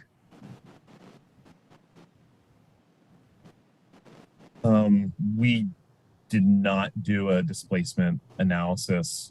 I don't believe that we have an effective displacement analysis risk at hand. I'll maybe ask Grace if she knows of anything, but nothing was done for this case, no. There was not a displacement analysis done. We have talked about how we should implement something like that on our cases going forward, but we've kind of had our platters full with the comprehensive plan, but we can certainly try to work on that in the future. And I'm sure that the applicant can speak to any displacement that might take place due to this application and proposal. Sure. When we bought the property, the 2 houses on West Club Boulevard were actually abandoned and had not been occupied for almost 10 years. And we were able to rehab them, and we put them on 30-day leases.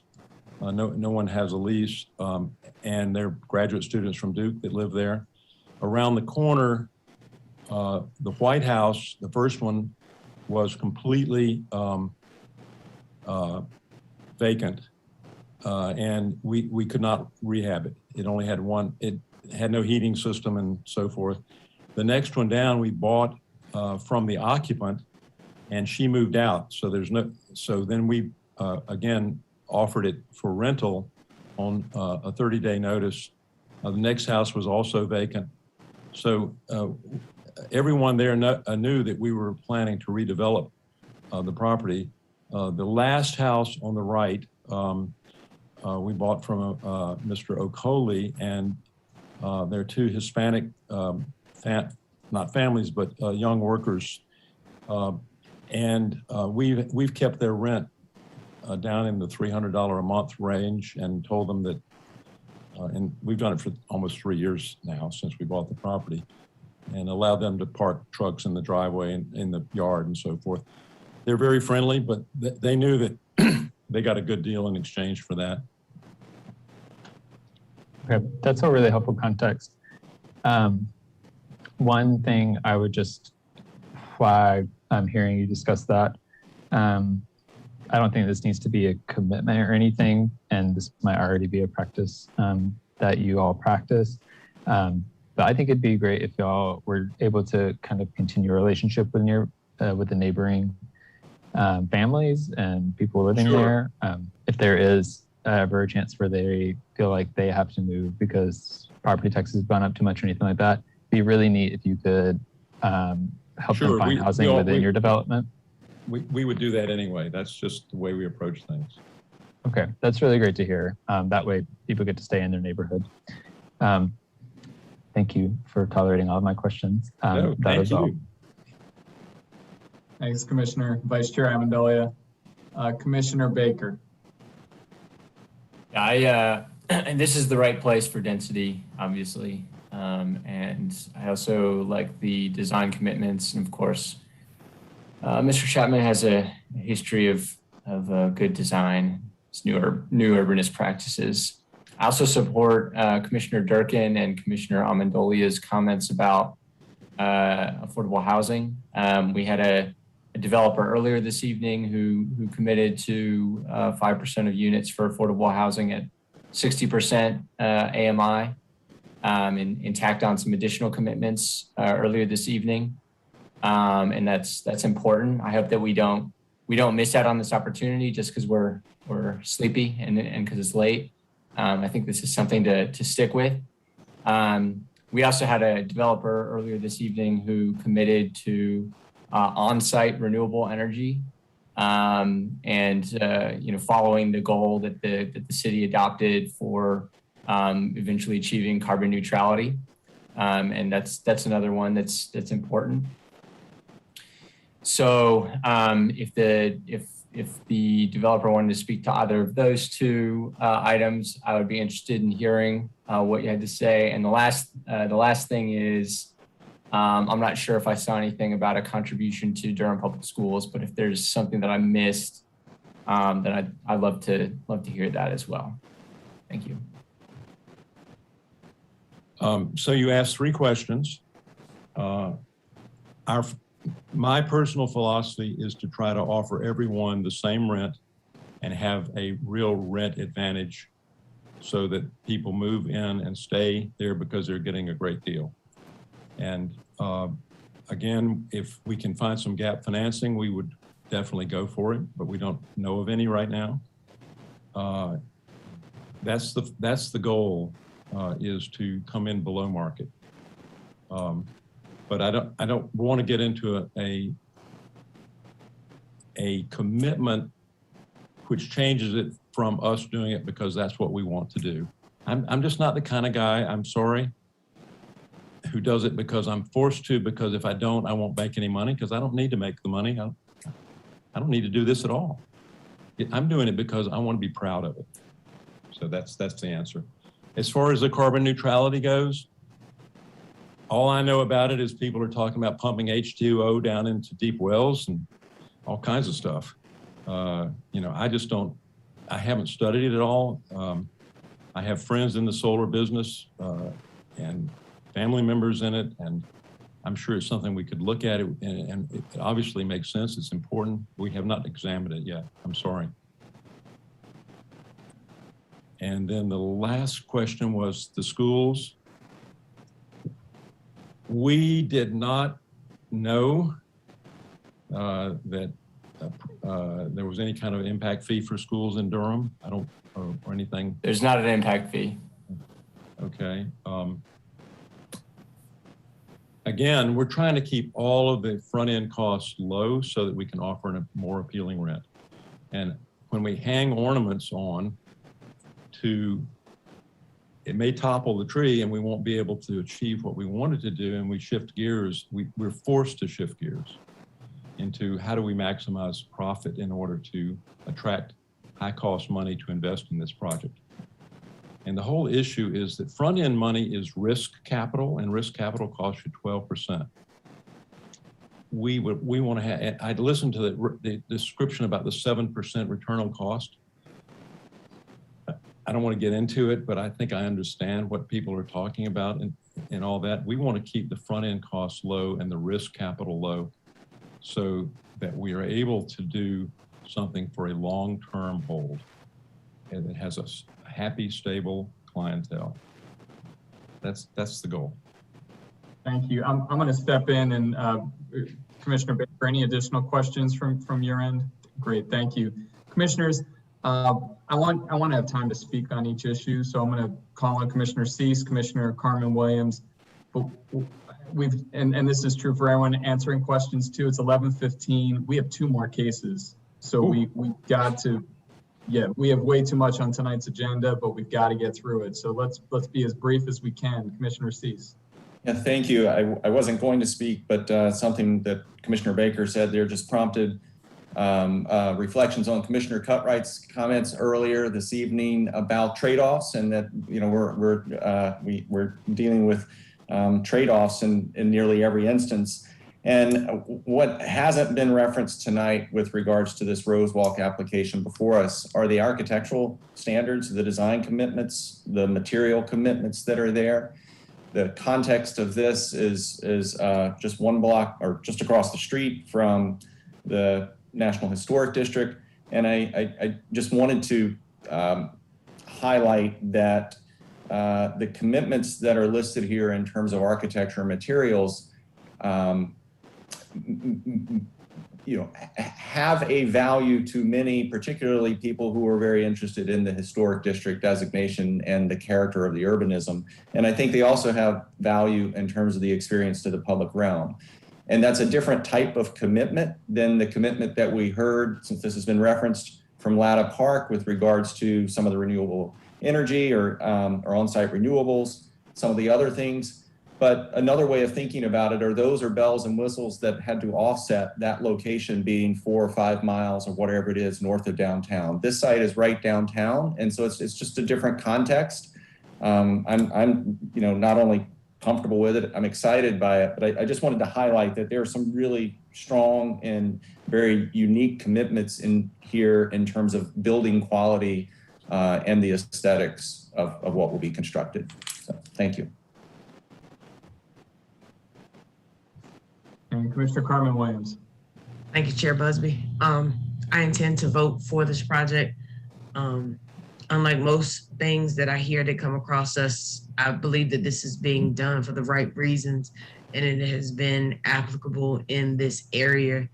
And I do think that there are certain considerations that are being given by the developer with this particular property that we have not seen considerations as well. And as far as carbon neutrality, there are more than one way to go about that. And Mr. Chapman, anytime you want to talk about it, I actually teach a course on this. I would be more than happy to have a conversation with you on how to achieve that in multiple ways. And it's also beneficial to the residents that you're trying to serve. I will call you. Can you text me your phone number? I'll call you tomorrow. Absolutely. Thank you. Great, thanks, Commissioner Williams. And I'll just note, I voted for this when it came before us the first time. I was really excited about the plan. I'm going to vote for this tonight as well. I did want to note two items, though, as this moves forward to City Council.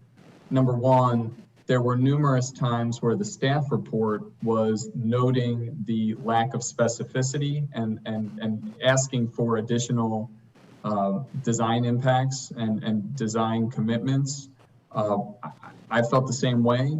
I think this is the right place for what we're looking to do. I think it's moving in the right direction and providing the kind of housing, and I know the values of the proponents. So that's why I'm going to send it forward. But I do think any additional specificity that can be built into the plan is really important. And the fact that the staff noted it a few times jumped out to me as well. And then the second thing is, I was going to ask the same question as Commissioner Baker about considering a donation to the Durham Public Schools. If my math is right, I think this plan was showing an addition of 41 students to the Durham Public School system as a whole. That's a good thing, but it's a lot of students for a proposal. This is a pretty high number, and it's pretty common for council to also ask for that consideration. So I'm pretty sure you're going to hear that from council as well, but just forecasting, if two of us on the commission have asked, I expect you'll also hear that from council, and I hope you'll be willing to work with council to consider a proffer donation to help underwrite the increased student capacity that will be coming to the Durham Public School system. But all that said, I'll accept a motion when it's made, and I'll be ready to vote in favor of this proposal. I will accept a motion at this point. I don't see anyone else who is asking to speak. So any commissioner that would like to move this forward, and we'll get a second, and then we'll vote. Chair, I'd like to make a motion that we approve Z2000023 Rosewalk to be forwarded to the City Council for approval. Second. Thank you. Moved by Commissioner Morgan, seconded by Commissioner Carmen Williams, and we'll have the roll call vote, please. Amendolia, Yes. Baker. No. I'm sorry, was that no? I couldn't hear. I appreciate It was that. a no. Okay. Busby, Yes. Cameron, Yes. Cutright, Yes. Durkin, Yes. Harrod, Yes. Lowe, Yes. MacGyver, Yes. Morgan, Yes. Cease, Yes. Carmen Williams, Yes. and Zuri Williams. Yes.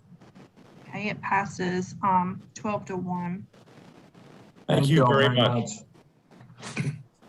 So as I mentioned, we have two more items, and then we actually have our officer election as well. So we are going to move to our final zoning map change proposal of the evening. This is Bethpage Office II. It is case Z2000037, and we will start with the staff report.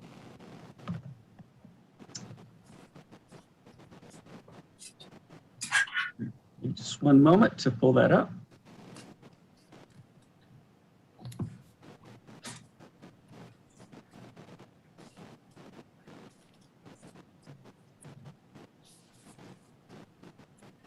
There we go. Can everyone see that? Thank you so much. Good evening. I drew the short straw tonight, I guess. Anyway, Danny Coulter of the Planning Department. This is a request for zoning map change Z2000037 Bethpage Office II. There was a previous Bethpage Office I, which is right across the street from this. Received from Jesse Hardesty of McAdams Company for two parcels located at 5321 and 5421 Chin Page Road, totaling 24.62 acres. The site is within the city's jurisdiction in the suburban development tier. The applicant proposes to change the zoning designation of the site from industrial light with a development plan, or ILD, to office and institutional with a text-only development plan, OID. a determined use for the property has yet to be defined. The future land use map or FLUME is designated as industrial. If the zoning is approved, the recommended FLUME is proposed for office. The context map, if you notice, indicates portion of the site to be rezoned is currently ILD, as mentioned. The northern portion of the parcel to the left is zone office and institutional OI, but actually it's being separated by Crown Parkway, which actually I think was just dedicated for right-of-way, so it's now actually just a singular parcel. So it should all be ILD. Property to the east is zone PDR, and the partial is OI. Properties to the south is zone IL and residential suburban multifamily, and also to the west is ILD. The aerial map indicates it's bounded by Bethpage Road, Chronicle Drive, and then of course Crown Parkway, which is under construction. This is this aerial is slightly older. You can see by the existing conditions that to the left is new FedEx Transit Hub, which is currently being constructed, and also Crown Parkway again is just about finished. And to the east, you can see there's development for the new Creekside Bethpage development. It's currently under construction as well. The site itself is mostly wooded, except for a large swath through the center, which is a 200-foot wide Duke power easement. There's only a boundary map for this since it's a text-only development plan. It shows the two parcels for this. One is 2.83 acres and one for 21.79 acre site. And it's inside the boundary for Crown Parkway, Chronicle Drive, and bounded by Bethpage Road. The text commitments for this are only to exclude certain permitted uses that are typically allowed under the OI zoning district. Those are certain agricultural uses, apiculture, commercial crop production, and forestry. All other permitted uses would be allowed for the district, OI district, except they'd be subject to the use limitations, require special use permits or other development plans if they or so forth. I'm not going to read off the additional ones, but there are several traffic commitments that are listed in the staff report and in attachment 13. They're still required as part of the previously two previous approved development plans, Z0721, Z1900030, which impact these two parcels. And they would also be required with any proposed development on this site. As such, the applicant was required to add these commitments to this text-only development plan to ensure that these traffic improvements will still be met, and if not completed with the other developments. There was a neighborhood meeting held for this site on September 20th, 2020. There were 8 community members in attendance. There are also 2 email inquiries were received about the project in the hearing process, and also 2 emails were received from the neighborhood in support of the proposed development tonight's hearing. As of today, we found out that there were 2 social pinpoint comments that were received in support of the case in relation to the case since the agenda packet went out. And staff determined that if that is consistent with the comprehensive plan policies, and determined that if the future land use map is adopted, this request is consistent with the comprehensive plan and the applicable policies and ordinances. And staff is available for any questions. Thank you, Mr. Coltra. We've got the proponents with us, and I'll let them begin. We did have a few individuals who signed up in opposition. They do not appear to be with us presently. And we should probably get back to, there we go, we're back to the full screen. The applicant team is Jesse Hardesty, Patrick Biker, and Rob Griffin, and I'll hand it off to you to kick off our public hearing. Sure, Chairman Busby, Patrick Biker here. Can you hear me all right? Yes, please go ahead. Wonderful. Good evening, Chairman Busby, Vice Chair Amendolia, members of the Planning Commission. I'm Patrick Biker with Morningstar Law Group, and I live at 2614 Stewart Drive. I'm here tonight representing Tribe Properties for this agenda item. Again, Jesse Hardesty, our land planner with McAdams, and Rob Griffin, the Associate Director of Development for Tribe Properties, are with us this evening as well. It has been my privilege to work with Tribe Properties on the Bethpage development for the past 15 years. Back around 2006, Tribe Properties was our lead office and industrial developer for Bethpage, an assemblage of property that amounted to about 450 acres located in fairly close proximity to RTP and the Raleigh-Durham Airport. Pursuant to what we designed and what was approved about 14 years ago, the residential section of Bethpage has been built out as an age-restricted community called Creekside. I hope you all have driven through that recently, as Creekside has become a great neighborhood for Durham. Unfortunately, the office and industrial section of Bethpage has languished to some degree since it was approved unanimously by the Durham County Board of Commissioners. Back then, the Board of County Commissioners consisted of Becky Herron, Ellen Reckow, Louis Cheek, Phil Cousin, and Michael Page. I recall County Commissioner Becky Herron being very insistent that the Bethpage team create enough acreage zoned IL to accommodate around 1 million square feet of space, and that is what we did.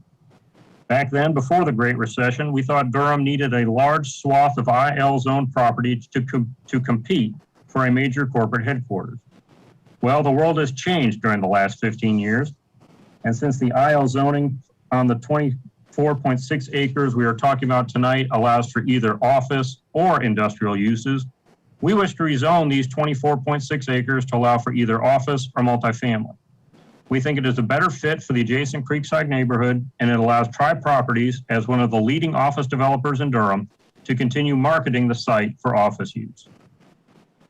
Next, what I would like to discuss briefly is our team's decision to submit a text-only development plan with this zoning map change to OI.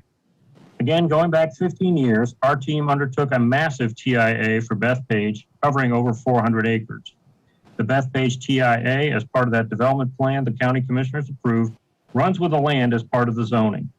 That TIA accounted for potentially high peak hour traffic generation from these 24.6 acres within the IL zoning district.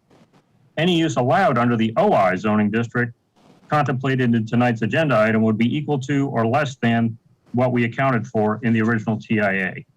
Regardless, as stated in the staff report, no more than 149 peak hour trips will come from this site, and Mr. Coulter referred to the text commitments that keep the original traffic improvements in place. Keep in mind, Durham's ordinances, including but not limited to, including the UDO, place limits on this site in regards to noise, lighting, building height, and as well as requiring pretty significant boundary buffers under UDO section 9.4. In closing, for those of you who were on the Planning Commission back on September 10, 2019, this might feel like deja vu all over again, because we had a very similar rezoning request at that meeting.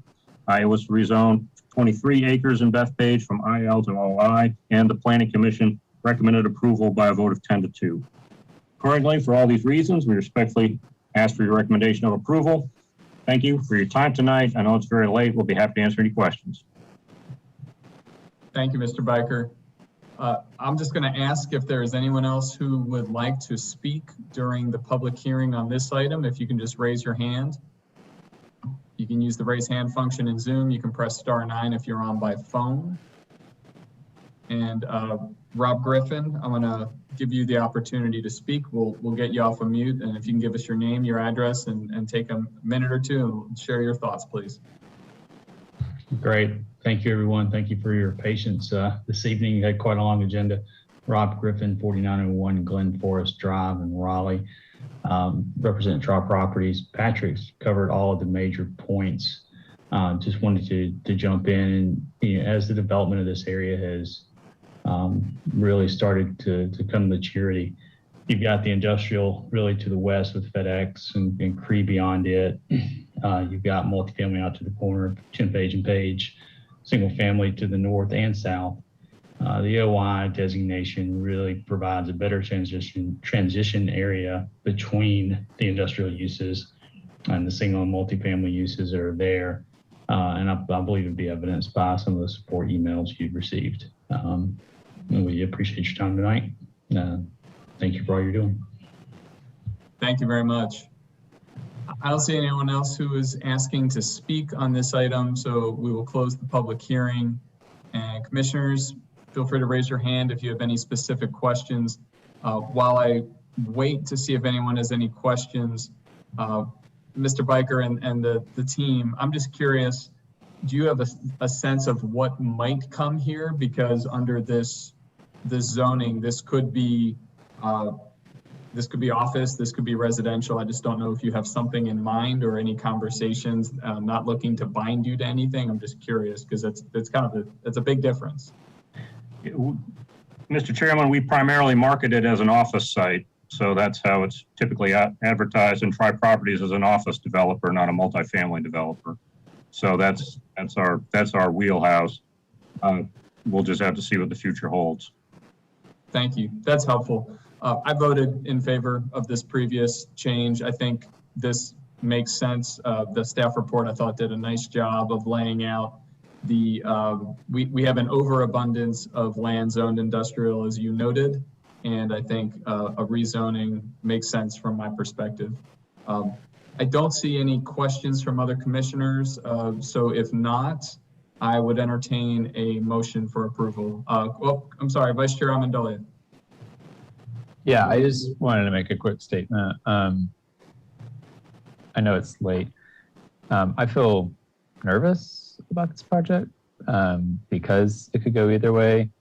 If it were to be multifamily, I think we'd all want to have a longer conversation about affordability, sustainability, all of these things that we've talked about several times tonight. I think because of that, I'm inclined to vote no. This was kind of could go either way for me originally, but I feel uncomfortable with the lack of detail, so I'll probably be voting no. Thank you.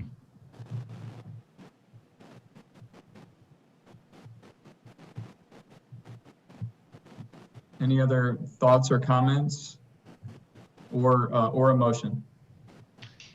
Mr. Chair, I move that we move the case number Z2000037. It's kind of late, but to be forwarded to the City Council for approval. Second. Great, thank you. Moved by Commissioner Morgan, seconded by Commissioner Lowe, and we'll have a roll call vote, please. Okay, Amendolia, No. Baker, No. Busby, Yes. Cameron, Yes. Cutright, Yes. Durkin, No. Harrod, Yes. Lowe, Yes. MacGyver, Yes. Morgan, Yes. Cease, Yes. Carmen Williams, No. and Zuri Williams. No. It passes 9-5. I'm sorry, 8-5. 8-5. It's late. I cannot add 8-5. 8-5. Great, thank you. Thank you. Our final item for consideration before the officer elections is the text amendment to Unified Development Ordinance. So this is case PC21, a lot of zeros, I think 4 zeros. Yes. Lots of zeros. 4 zeros and then the number 4. I'll turn it to Michael Stock for the staff report. Whatever the number works out to be. Thank you again, Michael Stock with the Planning Department. Before you tonight is a text amendment, TC 21004, for applications and permits. I will try to be as expedient as possible. The amendments cover a wide range, primarily in Article 3, but they do stretch into other articles as associated. We talk about common review procedures, street closing withdrawal, street naming, renaming, statutory development agreements, annexation, and the zoning map changes. Just as a as a precursor, most of these are simply incorporating current processes into the UDO that are currently not incorporated in any text whatsoever, except for some code references in the city code and such. But I'll go into that. The highlights with the common review procedures is that we are adding additional notice requirements for resident notice. So if they are not the property owner, and it is an address that can be discernible from the current county tax records, we will provide notice. So if there's a different owner address versus the site address, we will send a letter to the current resident of that site address in addition to the property owner. There are going to be some limitations at this point. Larger apartment complexes may not be, in fact, most are not, the addressing is not delineated in tax records or the GIS mapping. We are working on trying to get that information. So if we can, we will look to improve this resident notice process, but we're going to work with everything that we have at the moment. We are also posting, doing a clarification to the posting requirement. Right now, it doesn't talk about needing to post on every frontage of right-of-way, so we are clarifying that. And then there are additional just technical updates that are associated with the other changes in the for the review procedures. Street closing withdrawal. If you're not aware, street closing is a legislative decision that goes to City Council or the Board of Commissioners. A street withdrawal, or sometimes it's called an abandonment, is an administrative procedure, and it has to meet certain timing requirements of being inactive, usually within, if there's been no activity for that, if that roadway has not been used in 15 years, then it can be considered a withdrawal. Both do have statutory and city code requirements. And we're just simply adding that process to those processes to the UDO. Planning has historically handled these requests, thus we are adding them in. Street renaming, there are no specific statutory requirements. There are specific guidelines that the planning department and other departments like emergency management services use for street naming and renaming. Initial street naming for new subdivisions goes through the plat approval process as they're going through subdivision review. Renaming goes through to the governing bodies. And again, we are looking to codify these processes and also codify the guidelines. Development agreements, they are authorized by state statutes and they were authorized with limitations last year. They were put in Article 1, and we felt that it would be prudent to move it out of Article 1 into Article 3 with all the other application procedures. We are not reducing any of the limitations. In fact, we're adding limitations regarding Article 12 infrastructure and other improvements. We are maintaining that the process is consistent with the rezonings in terms of notifications, public hearings with the Planning Commission and such. Annexation, again, there's both statutory and city code requirements. Planning Commission usually sees cases involving annexation when the applicant is seeking to change the zoning designation from what the county designation is to the city. But there are other ones that the Planning Commission has does not see when it's just a direct translational. There are numerous departments involved with annexation regarding planning, public works, clerk's office, and attorney's offices. And again, it's just codifying that process. So zoning map changes. There are some new things being proposed with zoning map changes. We're codifying what it means for contiguous development, contiguous properties. We have had, and codifying the interpretations of how that works. We've had some cases in the recent past that warranted making the UDO a little more explicit on that. We are also updating the deviation section for development plans. And when this went to JCCPC, I believe back in June, one of the comments from Chair Busby was that he had difficulty reading through that section, mainly because there were just, it was just a lot. It was a big section that had a lot of strike throughs and underlining, and it was just kind of dense to get through that. So what you're seeing in front of you is not necessarily a holistic change in everything. And I tried to annotate as best as possible where those changes were, but to kind of just for simplification purposes of just reviewing it itself, we were striking through the current section and rewriting that new section. And again, a lot of the rewriting is just using existing text, but I did hopefully annotate where and point out where there were changes. And some of the biggest changes are trying to specify when it's a new zoning map change versus an amendment to an existing development plan.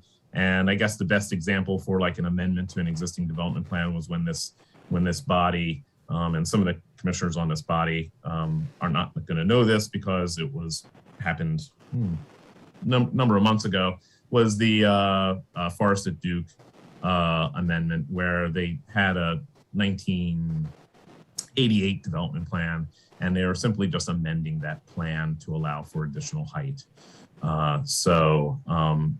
It just tries to, right now the UDO doesn't really delineate the differences between the two in terms of what is an amendment and what is a zoning map change. So we are attempting to do that. And the process ultimately is the same. It still has to go through Planning Commission and ultimately to the governing body. So the notification and everything about it doesn't change in terms of process. It's just what is happening with that particular development plan. It also establishing rules when TIA commitments are no longer warranted. This really does come into play, especially with older development plans where there was a lot of anticipated more intense development, and there might be where the full build out of a site was a lot less intense than what was anticipated back in the late 90s or maybe early 2000s. And if the project came to you today, a lot of the TIA commitments would not be warranted. It's just providing an opportunity for an applicant to go through a TIA review process to get a determination of what would be warranted or still warranted.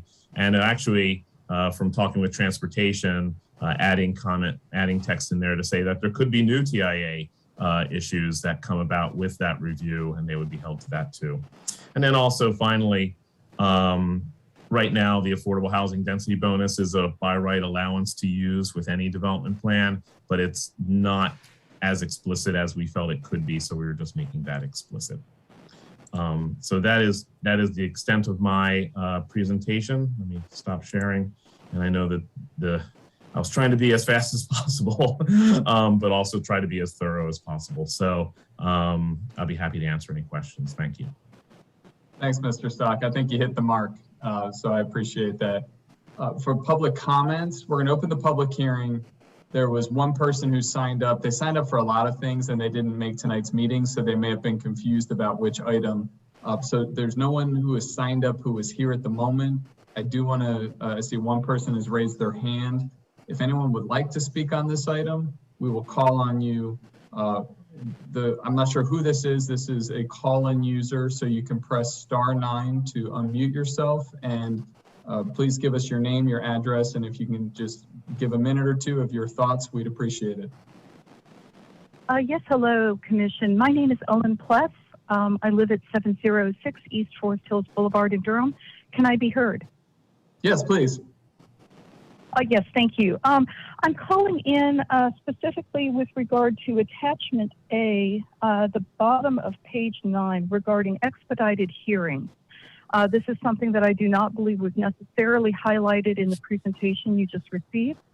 I am mindful of something Chair Busby said earlier this evening. I believe he said something to the effect of, we already have way too much on our agenda for tonight. I'd like for this body to now imagine, if you could, that there would be one or more of tonight's rezoning cases that were not only expedited, but also had a comp plan amendment welded into it. thus forcing you to not only expedite the rezoning case, but also to expedite the comp plan amendment as well. If you review again that section on expedited hearing, which I believe is 3.5.11 section B, if you look under item number 3, you'll see that it's been struck in these new changes. And I believe firmly that those items need to remain intact in these text, these updates to your text this evening. By expediting a comp plan amendment, it's not only an onerous lift for the Planning Commission, it also necessarily precludes your body from being able to form a subcommittee, as you would not have adequate time to do so, to study the implications of the expedited comp plan amendment. Likewise, of course, it shortchanges grossly the amount of time for the general public to become informed and involved in the proposed comp plan amendment that may be welded onto a zoning change. I feel strongly that this is not a democratic way to proceed business-wise. I believe we did some text amendment changes a couple years ago that gave sweeping emergency powers to the Planning Commissioner. And so if one of the reasons to seek this change is involving emergency purposes or public health, I believe that that could be handled by other means. Again, I do feel that this is not appropriate. I think it's very risky that the public would not even notice a comp plan amendment change that is embedded within an expedited zoning case. Thank you very much for hearing my thoughts this evening, and thank you for your very, very extensive service to the people of Durham. It's greatly appreciated. Good night. Thank you, Ms. Plus, and thanks for sticking with us. If anyone else would like to speak, you can raise your hand now. Seeing no one else, we're going to close the public hearing, and commissioners, we'll come back to you. Mr. Stock, I think I asked that exact question, I believe, at the joint City-County Planning Committee meeting about this item that Ms. Plus raised, the striking of the expedited hearing under 3.5.11 B3, and wanted to give you the opportunity to just share the planning department's thinking on that proposal. Yes, thank you, Chair Busby. This doesn't add any new requirements or create any less transparency. These are this particular strike through is removing some artificial limits to the governing body for considering whether a case is an expedited hearing, should be an expedited hearing or not, and it does not remove the following requirements in order to grant the expedited hearing. If there's a traffic impact analysis required for a proposal, needs to be done, needs to be reviewed, and it won't be moving forward until that review is complete unless the applicant's really pressing it, and then they're gonna have issues at the public hearing with staff and such. Comprehensive plan amendment. Well, right now, comprehensive plan amendment with a future land use map, that has to happen per state law if the zoning is not in compliance, if zoning is approved with, that's not in compliance with the future land use map. So to have that requirement in there would actually make it a problem, because we see a lot of cases coming forward to you that just happen to have a different FLUM designation. And it creates an artificial barrier for council to consider whether a request for an expedited hearing is warranted.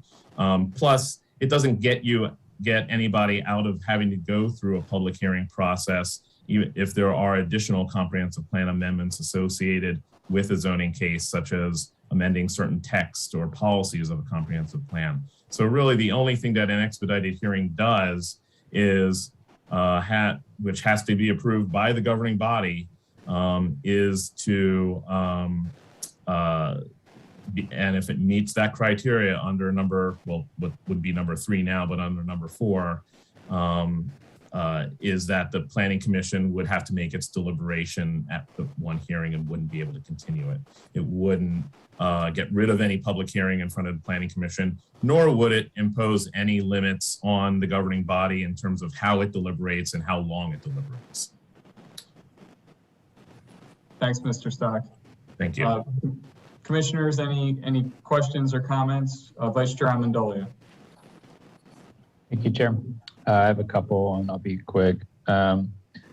First, the issue of notifying renters, is it possible for the planning department to kind of just like identify the property and put signs on the property or near the property?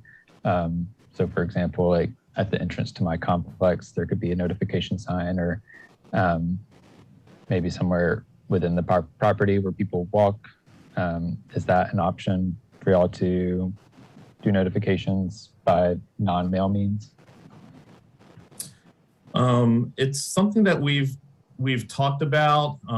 We weren't quite sure of the ultimate result of that and how it would work. We weren't sure if it was just going to cause more confusion than anything. If people saw like a rezoning sign at the entrance, would they think it's their rezoning going on their site? That kind of thing. And also, it's harder to even monitor whether the sign is staying up or not when it's really deep into the site of an apartment complex. It's something that we can consider again. I don't know if we have a good way of doing it or addressing some of those concerns, but we can definitely revisit it. That's definitely not out of the question. Grace Smith, I just wanted to add really quick, one of the things that we were concerned about and when we had our deliberations were that to place the sign on the property, we'd have to have the permission of the ownership of the complex. Sometimes that's pretty hard to get in those situations because of the management, the ownership. So we're really looking at and we're drilling down pretty deep on this, and I think we're going to be able to pull it off, getting actual mailing addresses for every resident based on the unit, that like if it's the building B, unit 101.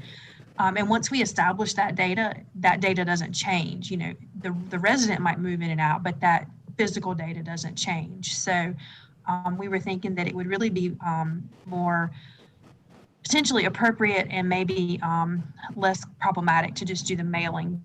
But we can certainly revisit the sign. I know Raleigh does something similar, and we looked at their ordinance, and we can revisit that and certainly consider it. But so thank you for. Yeah, for sure. Yeah, I actually thought of this because of walking in downtown Raleigh recently and seeing the sign. And then just real quick, is there a magic number? Is there like a reason that 600 is a magic number for notifications? Is there any reason against expanding that to say 1,000 feet? I know it's over time it has increased. State statute has it as adjacent properties. Historically, Durham's gone beyond that, and in many cases it's been like 300 feet, and it might have been differing numbers based upon the different cases. So like BOA cases might have been 300, maybe zonings for 600, or I might have that backwards, but I'm just trying to late at night and going off the top of my head. And then there were some instances that did have 1,000-foot notifications. We felt 600 just seemed to be a reasonable number that was determined. I don't think there's anything magic about needing to keep it or to expand it. Ultimately, we're going to get concerns about not being within a certain range, just beyond 1,000 feet versus just beyond 600 feet. So, but there's nothing to say that we can't reconsider that that number in that range. Yeah, I guess I'd be curious if we could connect it to population density, because 600 feet in downtown Durham is a lot more people than 600 feet in North Durham. That's not going to sway my vote for tonight, but something to consider.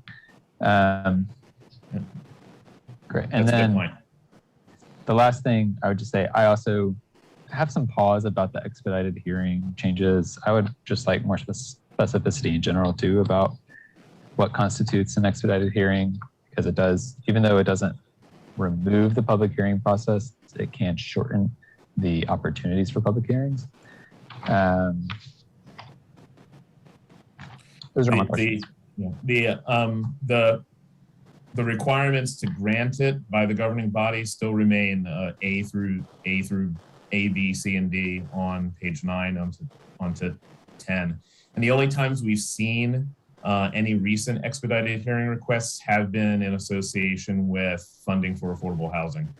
I don't remember, and maybe Grace knows of some in the past for other things, but we've seen a couple recently, but it was because of the affordable housing issue, or it was with the a little bit while ago with the old station site, and there was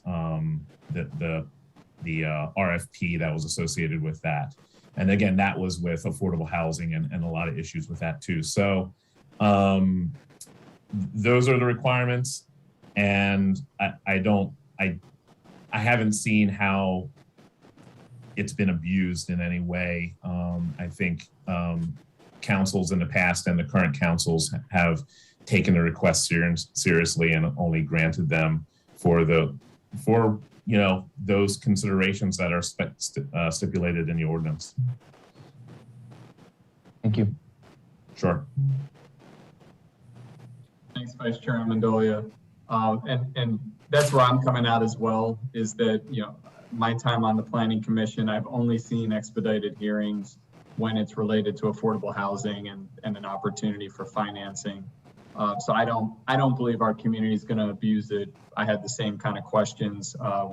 Frankly, I was the only one asking that kind of question at the Joint City County Planning Committee meeting. Yes. But I appreciate the staff's attention to addressing it for all of us this evening. I'm going to plan to vote for these changes. I think they make sense. And it's been vetted through the JCCPC as well. And most of these are really common sense from my perspective. I don't see any additional comments, so I'll take a motion for approval.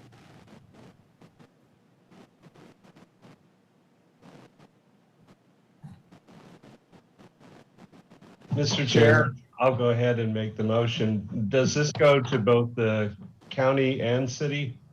Yes, it would. Yes, I make the motion that we move forward text amendment TC 21-004, Article 3 updates to the applications and amendments to both the City Council and the County Commission. Second. Thank you. Moved by Commissioner Morgan, seconded by Vice Chair Amendolia, and we'll have the roll call vote. Amendolia, Yes. Baker, Yes. Busby, Yes. Cameron, Yes. Cutright, Yes. Durkin, Yes. Harrod, Here. Lowe, Yes. MacGyver, Yes. Miller. Oh no, I just said Miller, and I don't know why. I think I have an old voting sheet. Terry Elliott played a trick on me. She printed my voting sheet. Oh my gosh. So now I don't know who I've missed. So let me say, Commissioner Morgan, Yes. Commissioner Cease. Yes. Oh goodness. Carmen Williams, Yes. Zuri Williams, Yes. I think that was everybody. She just left Miller on there to trip me up. So This feels like a meeting that Commissioner Miller would be a part of now that we've passed midnight. Thank you for this vote. We have one final item, and that is our annual election of officers. And so I'm going to hand this to Ms. Smith to kick us off, right? I believe you opened the nomination. yeah, I'm trying to fix my chair, and I apologize. It's getting late, and I think Mr. Stock is actually going to handle this for you. Yes, I'm very excited to. Thank you. Thank you, Grace. We are now accepting nominations for chair of the Planning Commission, and I believe it has to be someone from the county appointment side of the House? I'll nominate Commissioner Amendolia. I'll second that.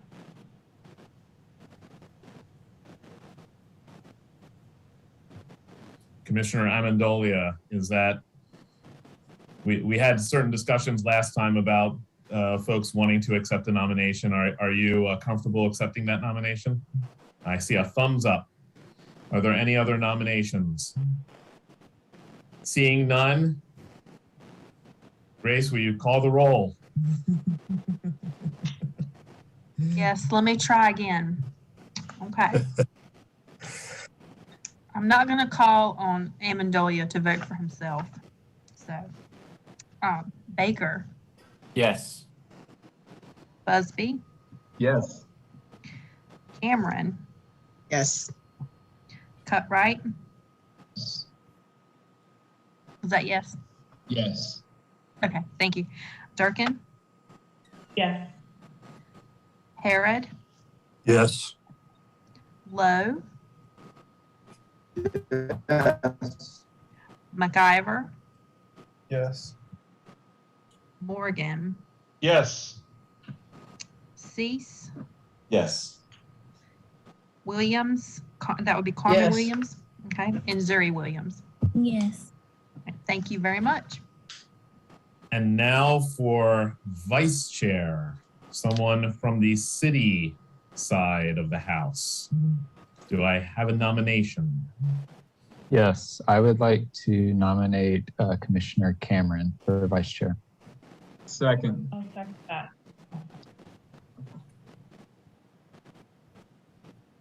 Commissioner Cameron, are you accepting of this nomination? Yes. Yes, excellent. Do I hear any other nominations? Seeing none, would Ms. Smith please take the roll? Drum roll, please. This is it. This is the last one for the evening, I promise. Okay. Amendolia for vice chair. This is the vote for vice chair. Amendolia, Yes. Baker, Yes. Busby, Yes. Cutright, Yes. Durkin, Yes. Harrod, Yes. Lowe, Yes. McIver, Yes. Morgan, Yes. Cease, Yes. Carmen Williams,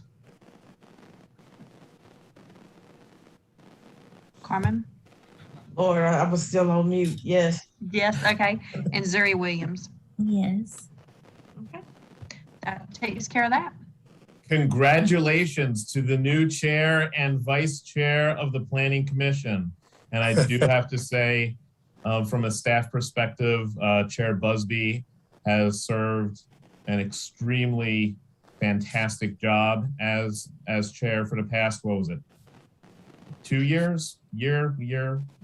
And that was just tonight. And and Commissioner Amendolia serving the lone time as vice chair for tonight. It was good practice. So congratulations to both of the new chair and vice chair, and much appreciation for Chair Busby for an excellent job of chairing very oftentimes stressful and complicated hearings. Well, thank you. Congratulations. So we're going to adjourn tonight. I will just mention, so incoming Chair Amendolia will be representing us at the joint City County Planning Committee meetings. Vice Chair Cameron will be available to back up. And when we come back together, it will be Chair Amendolia who will be running our meeting. So I will be available to keep working with the incoming chair and vice chair as appropriate, but really excited to have you both stepping into leadership roles. Grace, anything we need to know? What day is it? What month is it? Anything about next month's meeting that's worth mentioning? We don't have as many cases scheduled for next month. And this is what we get for having a month off. I'm so sorry. But then we don't have as many cases scheduled, and we don't have any that I know of that are as contentious as our first case was tonight. So hopefully things will go more normal or usual for next month. That sounds great. Before we sign off, I just want to thank all of you, including the staff. We have been going for over 8 hours. We started at 4 o'clock, and this is a volunteer position for the commissioners and for the staff. You've been working really, really hard. So thank you all. This meeting is adjourned. I hope you get a good night's sleep, and I will see you next month.